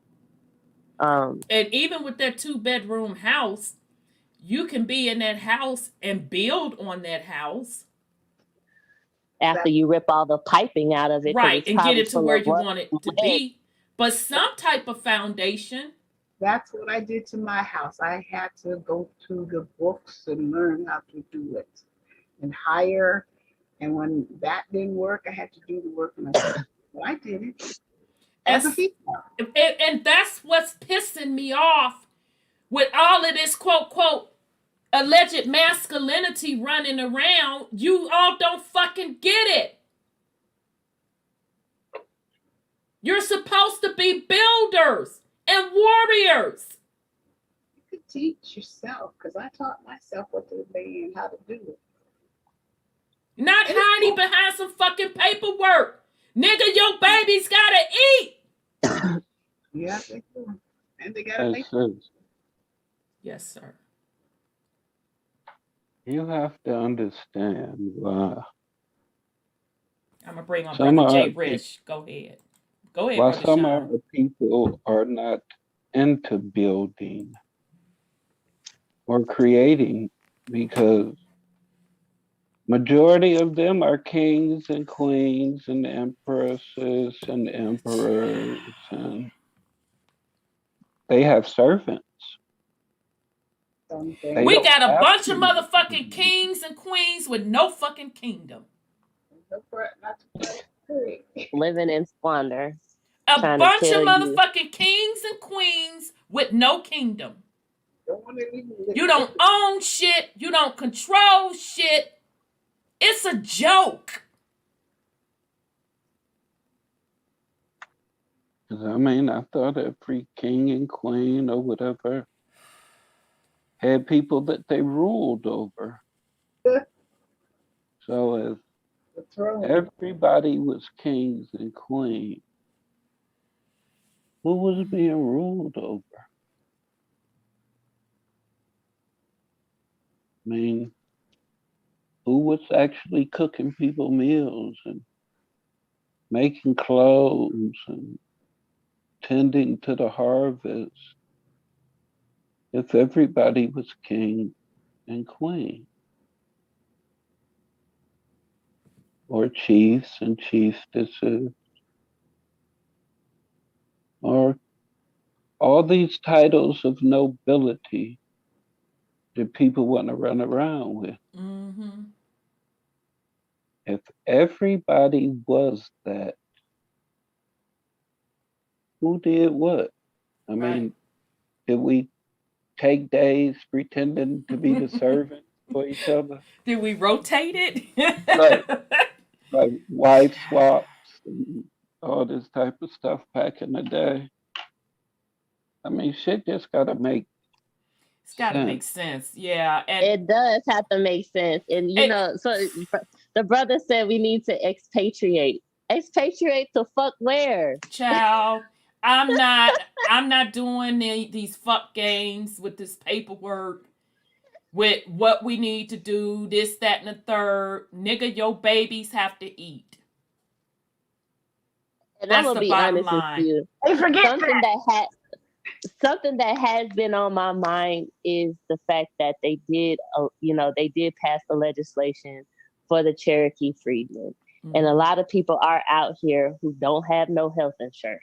If you did join the Cherokee, you would be able to have free health insurance. There's so many different benefits. You know, you could have Cherokee license plate. Y'all talking about we don't need to be having those state license plates. Well, go get your ass some Cherokee license plates then. Like, you know, there's solutions to these issues. Your grandma said y'all was Cherokee. Now go on and take your ass over there and sit at the table now. Or shut the fuck up. Because you can't expatriate to something else. What else is there to expatriate to? I don't see another nation that is acknowledged or recognized, which those are the same things in the law dictionary. The definition of recognized, it says in there to be acknowledged. So go get your ass acknowledged by the First Nations then, you know, and then go join their council and then make some changes for the people. Now, I thought about doing that myself. I'm not going to lie. I'm not going to say anything that I haven't thought about doing. And I thought about it, and I'm still thinking about it. And that's all good, Nisi Poo. But last time I checked, you said you had to go on mute because you was cooking for your babies. Am I correct? Yes, Auntie. Okay. Food that between you and your husband, somebody got up or both of you all went to work, and damn sure your husband makes sure that you able to fix food in that house. Yes. So we're talking to niggas that don't even have that. Let's keep the shit real. We're talking to people that don't even take care of their fucking children. Whew. Like Sis Sandra said, they forget that part. Yeah, nigga, you forget that part. While you running off playing savior, you being a king, your motherfucking seeds are starving. I don't respect it. I don't want no parts of it. I don't want to fucking hear it. Take care of your family. If that don't apply to you, no need to get butt hurt. Well, if they butt hurt, that mean it applies to them. Lace that motherfucker up and wear it. Because real men that take care of their shit, I ain't had not a one yet say, you being harsh on me. They not going to say that. Because that don't apply to them. Apply. They being like they sky daddy, I knew. You know, he had problems with all his different seeds. Yeah, but at least he was taking care of them. He wouldn't maybe not treated them fairly. He didn't treat them fairly. But the ones we knew about or what they wrote about, now I don't know if he dropped other seeds and the nigga wasn't taking care of them. From gas. I'm sorry, that's not acceptable to me. And we don't want to call the shit out the way it is. You want to talk about why the quote community is broken. Let's start with the family foundational issues which we can control. And until you're ready to get real about that, I don't want to fucking hear it. I promise you I don't. We let too many others tell us what the condition of our family structure should be and what actually makes up a family. Because it's not always going to be blood. And that could very well be the case. Because people get that's together. Why I say this binary that we exist in, the binary is not something that, has to be done away with. No, the binary does exist within the spectrum of existence, but the spectrum does not exist within the binary. So, say for instance, every family ain't going to be a mother and father that got married and had kids. Sometimes it's your auntie that raised you, or your grandmother, or your parents got, something happened and your older brother or sister raised you. Sometimes you're adopted or in a system and it works out for you in a good way. So, like we say, on both ends of the spectrum, sometimes your family is the ops and sometimes your family ain't even your blood. We gotta understand this. Like, it's not just so clear and cut like that. Well, I think one of the problems is a lot of people must understand their role in the family. We all have something to bring to a family. We have something to give to each other. And by joining together in love and harmony, as much as we can, we will build a better family and build what is considered our family, not what they consider a family. But the children come first. If they're supposed to come first. And I'm sorry, it's the negligence of the adults. Yes. And I don't have any respect for that. I don't either. I'm with you. I'm sorry. I'm an auntie. I have raised other people's children.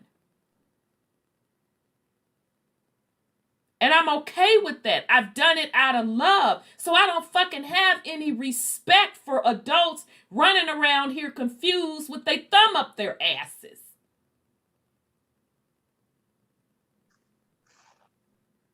Well, I'm going to have to say goodnight. Okay, sis. Child, we had to be aunties tonight. I didn't want to leave, but I have an appointment. No, thank you, sis, because you get it. You get it. Well, I get it too. I'm going to give baths. I learned how to raise mine, but a woman can't raise a man. Right. And I don't know how many times sisters have to get up here and say it, beg, crying, pleading. And men still making fucking excuses, walking out on their seed, and you got all this fuckery of excuses. Why? I'm over it. I'm done with it. Just suffer the consequences, but don't come to me about no motherfucking group. I can read a book on how to put a foundation in and how to do this and drywall and do this and that. But the raising of another human male, and I'm a female, is out. You can't do it. You shouldn't have to do it. You can't do it. Because they lack something. And matter of fact, it's for the girls too. They need their daddies to tell them. They need some type of role model to show them what a man should be. To do and talk to them and how they're supposed to approach them. That's respectable. And we wouldn't have all these hoochie mamas running around. Well, a woman has to see a functioning man taking care of a household to know what it fucking looks like. That's true. That is absolutely healthy. Exactly. Relationship. All around, holistically. All around. Exactly. So until you're ready to get real about that, don't come up in here telling me about no motherfucking program. But see, they think they're not needed, but men are. No, stop coddling them. They know they're needed. I'm not coddling They're them. walking away because they don't fucking want to do it. Yep, they walking away because they don't want drop their seeds, they keep it moving, and put the responsibility on the women. That's right. Exactly, they do. But they just doesn't seem to understand how important they are. They know how important they are. They don't give a fuck. Yeah, they don't care. Don't forget about incubus and succubus, male and female sexual entity. And a lot of people may not actually be people just because they melanated or whatever, and because they're not quote unquote celebrities or this stuff, don't necessarily mean they're what they appear to be. Right. And a lot of them is in the church. It's just so much you praise Jesus and all that, but they is motherfucking sex demons. Mm-hmm. People open themselves up to too much bullshit. That I totally agree on. So, I mean, everybody needs to be accountable for everything that they do, because every decision that you make has a consequence.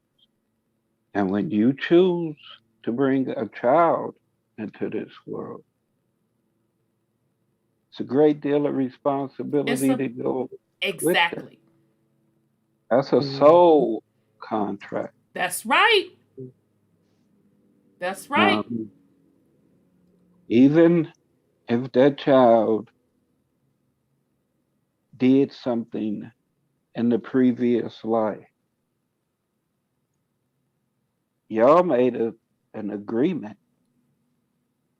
that you would be the one that properly guide that being to not repeat the same mistakes.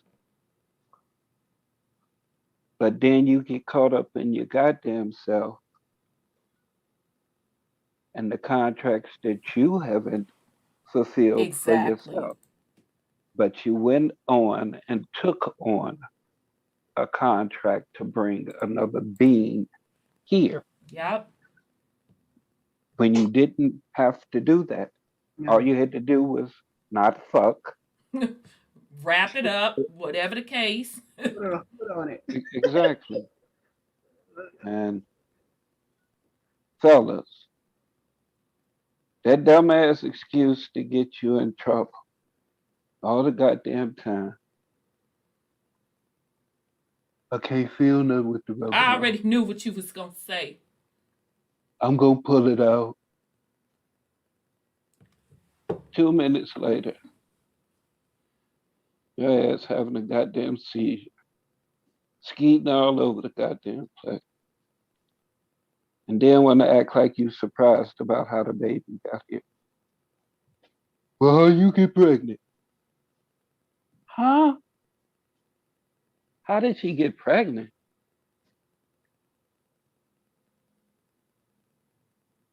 And sisters, for you to wonder how you got pregnant. Right. Y'all two are the dumbest motherfuckers ever if you don't know how you got pregnant. You fucked. Y'all didn't sit around a bonfire and chant. You fucked. Right. And then you spend the next 18 years arguing over taking care of this soul. Right. Oh, that you was just fucking because you want to fuck. Oh Lord, I don't have the energy for it. And the fact that this soul coming into the realm, you're haphazardly taking the responsibility.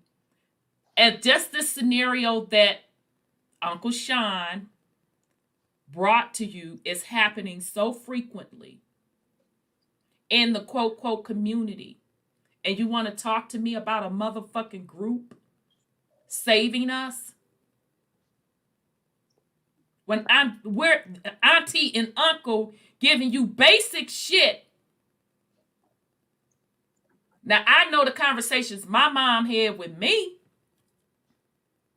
all throughout my life, especially when you get in middle school, you start having those type of talks with your children. And then she got more stronger and graphic. By the time I got in high school, it was, let me tell you one motherfucking thing. You call yourself bringing a baby up in here if you want to. You're going to take care of that baby. My stepfather having conversations with me, which was very uncomfortable for him. But nonetheless, he had those conversations. These are basic fucking things. And I am hearing 30-year-old, 40-year-old, and when I hear fucking 50-year-old talking about his baby mama and some child support, when I tell you I could not be so much fucking thoroughly disgusted, beyond disgustability. This is shit you should have been learning in middle school, in high school. These are the fucking basics. A man telling you if you have a family, you have to take care of that family. You are responsible. You are financially responsible for taking care of your family. This is basic shit, fundamental shit. So I don't have the patience to be fucking around with y'all playing on this conscious fake bullshit. Well, I'm over it.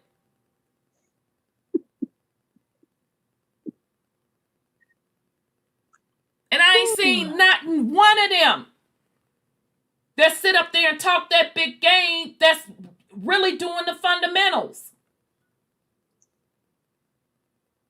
So get the fuck out of here. You're just fooling yourself. All right, Brother J. Rich, come on, beloved. This your first time calling in.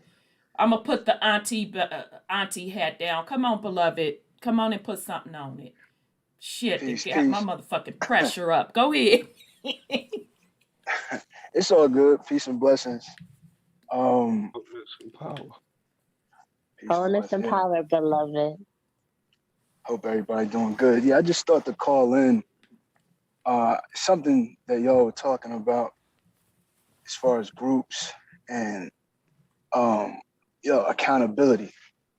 And I was speaking to the person in the chat, Amaru Khan, and he was talking about expatriating, and it hit me because I was working in corporate America before I left the country.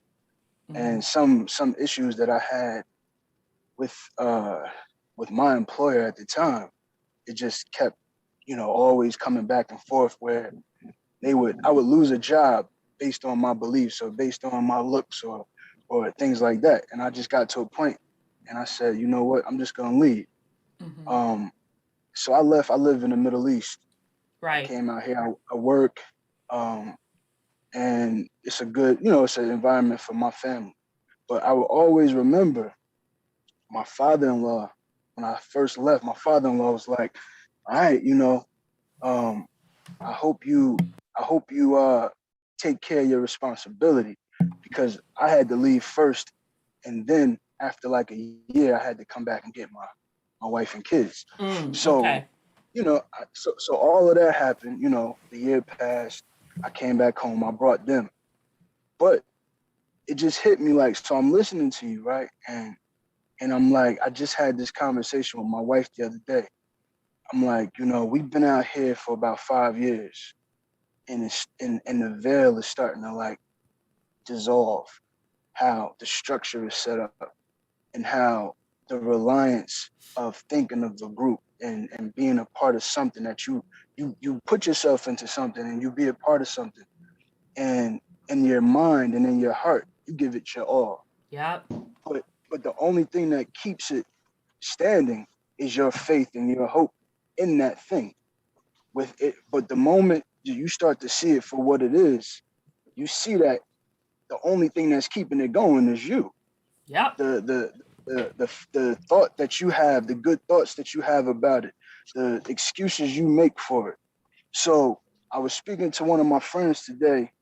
He lives in Palestine, and he's been out there for 5 years. So we made a conscious, my little crew, we made a conscious decision, like back in the day, that we were going to leave America because, quote unquote, America is bad. America is this and this and that. So we weren't even thinking about what y'all are talking about now.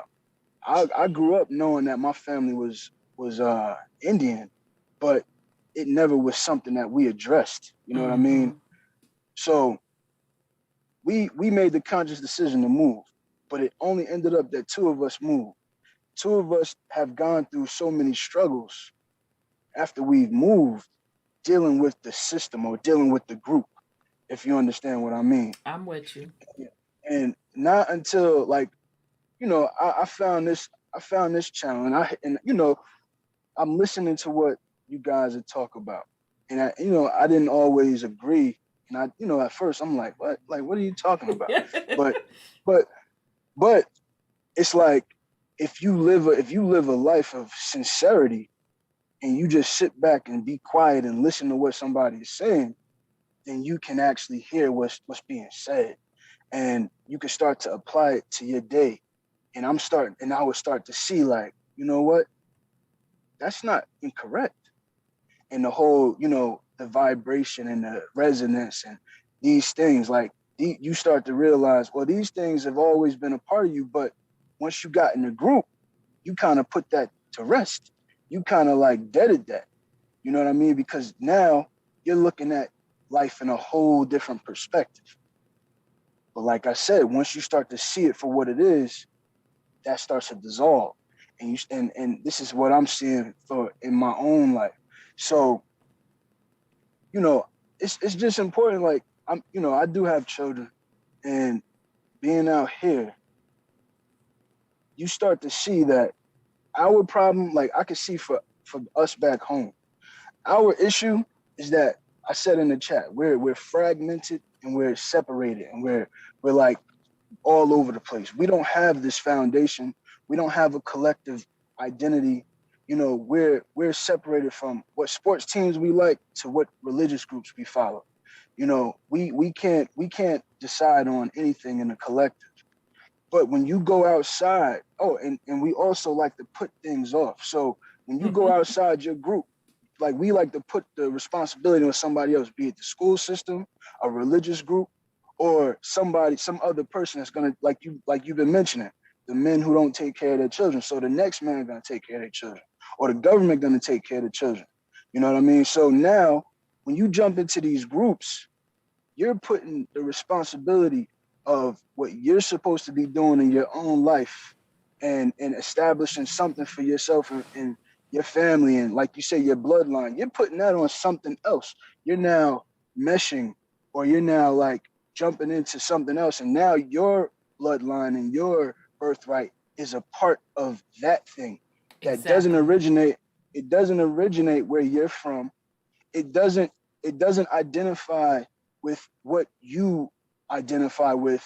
You have to think that it identifies with you, and you have to make it identify with you. Mm-hmm. But the more you peel back, and the more you dig, and the more you research, and the more you like just look at things for what it is, you start to feel and understand that you're the only person holding this up. You know what I mean? Right. And, you know, being out here, I see like the system in place. I don't have it 100% yet as far as the new and all of this, but you know, they say this is like I'm in Saudi Arabia, so they say like, you know, it's like the Canaanites or what have you. But the point is, this system is like a monarchy system it's like we went back in time, and now you're seeing that old guard in present time. And my friend that's in Palestine, he's been, you know, he's under the Israeli thing. And I analyzed that, and it's like, if you understand what happened to us in the Americas, right, what's going on to the Palestinians is Israel is the America of today, but he went back in time, and now he's going through that in present day, because this is and so if you understand what I mean, how they just came in, they took the identities, and it's just wild. It's a complete different reset, and it's a different reset on a level where even those Palestinians aren't the real Palestinians. Those Palestinians are actually, they're Mamluks who come from like France. They're the slaves, the slave class, who just happened to be left there, and now they're claiming to be Palestinian. That's perfect reset example and identity. Right. Switching of identities. Exactly. So it's not a day that goes by where I'm here that somebody asks me if I'm Nigerian or if I'm from Ghana, and I have to tell them, I'm like, no, I'm Usli Amriki, which means original American. Like Usli Amriki. And they say, no. And I have to tell them, but my point is, once they settle down, they give you that face like they already know. So then it's like, well, what don't we know? And what are they keeping from us? And why are we so blind? What kind of spell are we under that we're the only ones that don't get the joke? You know, and so when it comes to these mistakes that we keep making, these perpetual mistakes we keep making, whether it be, you know, irresponsible behavior, whether it be like, you know, just lewdness or whatever it could be. Why are we the ones that continually do these things? And the only thing I could think of is it's something supernatural. I hate to say it like that, but it's something spiritual that we're under that keeps us going back and forth. And I leave like, I finish here. Like, if you look at Miami right now, and remember from Lovecraft, there was a murder trial that ended after 3 years with Richie, I forgot his name, but he had killed his wife, he killed his daughter, and he was cross-examining his son. The picture of that dude from 3 years ago, he had a regular haircut. Today in court, he had the haircut of Kodak Black. If you look at Kodak, I'm sorry, go ahead, brother. No problem. So if you look at Kodak Black and you remember from Lovecraft, the Topsy Bopsy, what's going on? That this is like the spirit that's taking over these people. And you can, like Sean just said, don't forget about the incubus and the succubus. And I believe that this is from the lower desires. I don't know what chakra that is, but from the lower self, we get blinded by these things, and we don't understand. Like we don't have that vision of that spiritual realm, whether it be because, like you mentioned, our families, we grow up in religions or we grow up in things. We don't think about the spiritual realm because it's a blasphemy. You know what I mean? But these things are taking over us and they control us. Right. So, I just wanted to leave it at that. That's what, I listen, I try to catch it, but like right now it's almost 8 o'clock in the morning. So I try to catch when I, no, it's all good. I'm up. I'm actually at the grocery store for my wife, but good. But it's just what I don't hear many people talking like y'all talk. There's another dude, Red Squid. He have a couple people in his chat, but these conversations are important, because the average religious person, I follow a religion. I hate to say religion. I don't follow a religion. Mm-hmm. I don't call it a religion, but technically it's a religion. But the conversations that you have are important because, like you mentioned, if it don't address you or if it don't agree with you, you shouldn't get butthurt. But the fact of the matter is, there's so many things people can't answer, so they're defensive, and they find themselves to be safe within the principles of their religion, and just listening to you guys and I agree. Like, it's not that I agree. I do agree, but I'm independent. You understand? But I just understand or overstand and understand exactly what you're saying because I go through it every day. And that experience is something that our people don't have also, of these culture shocks or these diversity things, these melting pot. We don't have these things, So that's it, Just wanted to call in and say that. Well, thank you so much. Let me give you the your explosion. Because you was dropping some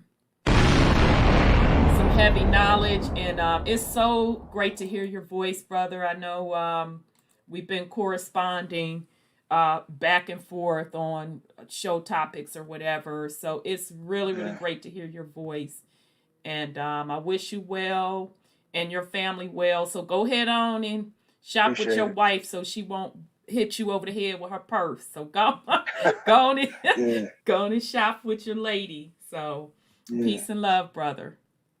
All right.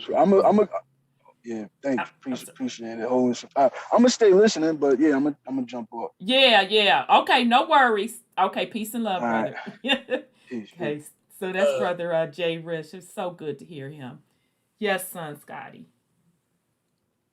Oh no, I was just saying peace and love. Oh, and then okay. Also, when he was talking about the like lower realms and the energies and stuff, and then it made me think of back when Sis Sandra was talking about the buildings and they have the stuff on top, and then I was talking about the gargoyles, and like they just program you to think that like they drawing energy from up.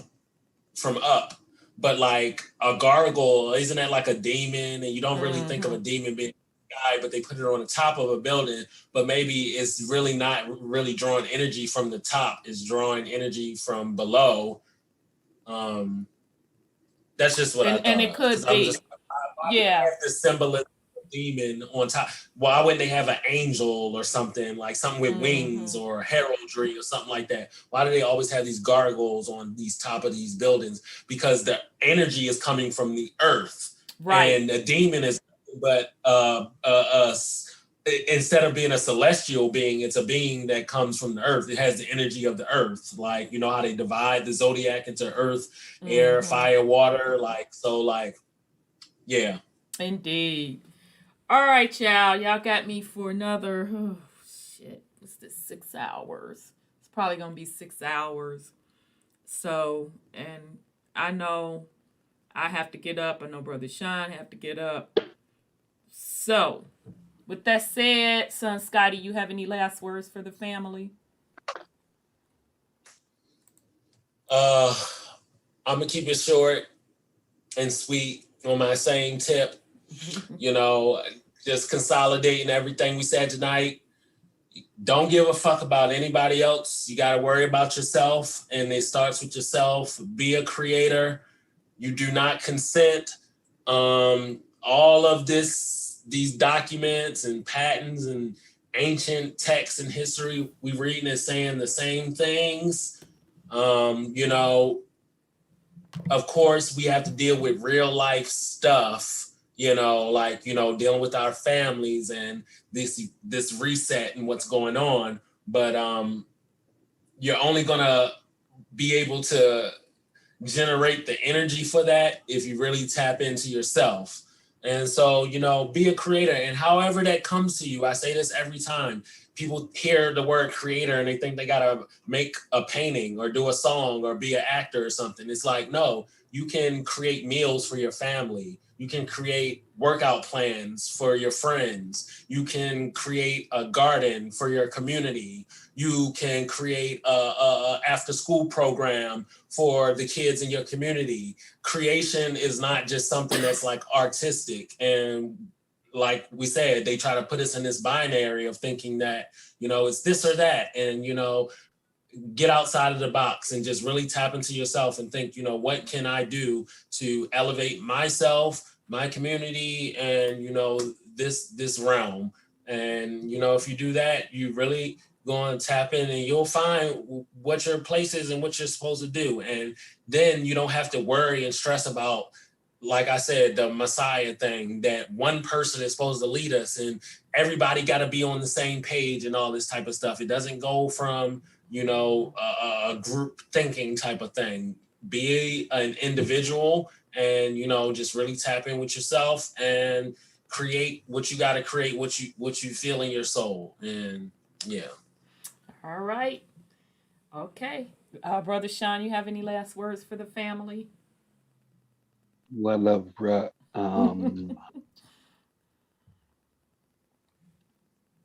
your energy should be on you, elevating, reconnecting to mama, letting go of everything else. You want to click out, you want to return to nothingness. You have to let it all go. When you let it all go, all that will remain is you. It's really that simple. You let them put you in all different types of categories within the system. It all requires your consent to be lowered to lower vibrational frequencies in which these programs can hack into. You, your best defense. You are your only defense. We can tell you to duck, but if you don't duck, that ain't our fault you got hit in the head or your head got chopped off. Right. All you had to do was duck. It was that simple. But no, you want to argue. Why you want me to? And be like, oh, well, they'll be repeating. Right. Just do it. I love y'all. Indeed. Well, okay, family. Well, thank you all so much. Thank you for being patient with us. I know we kind of went around the corner, up the block, but if those conversations, apparently they needed to be had. So thank you all for being patient with us and supporting us. Thank you to the family chat. As usual, y'all always chopping it up. Thank you to the YouTube listeners. We appreciate you all as well. And of course, thank you to my co-hostess, Sis Sandra, Brother Sean, my son Scotty. Thank you to my niecey Pooh, she who walked among the mist. Thank you to brother 832. Child, you got my nerves fried, but you know I love you and it's all good. And I guess that had to happen. You had to work on my last exposed nerve to spark this other conversation. So it's all good. I still love you. It's all good, boo. And then shout out to brother Jay Rish. It was great hearing your voice. You doing your thing over in Saudi. So we're going to be back next week. Oh, she who walks among the Miss says, love y'all all so much. She okay. Yeah, gonna take care of the babies, kiss the babies for us. So thank you, Niecy Poo. So we'll be back next week, y'all. We're gonna pick back up on this time travel stuff, and I'm telling you up in advance. We're at graduate school level. This stuff we're going over is graduate school level. Okay? So start cleaning up your personal stuff. Because if you want to navigate to the graduate school level, you cannot have flunked kindergarten. And it ain't, what is the proper way? I think it's kindergarten. I'm country. You could not have flunked kindergarten. You could not have flunked that and then think you finna go to graduate school. Get your house in order. Things are moving extremely, extremely fast.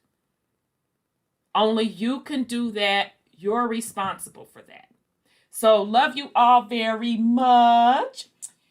We'll be back next week, family. Child, let my old ass go somewhere and lay it all the way down. So, peace and love, family. Love you all very much.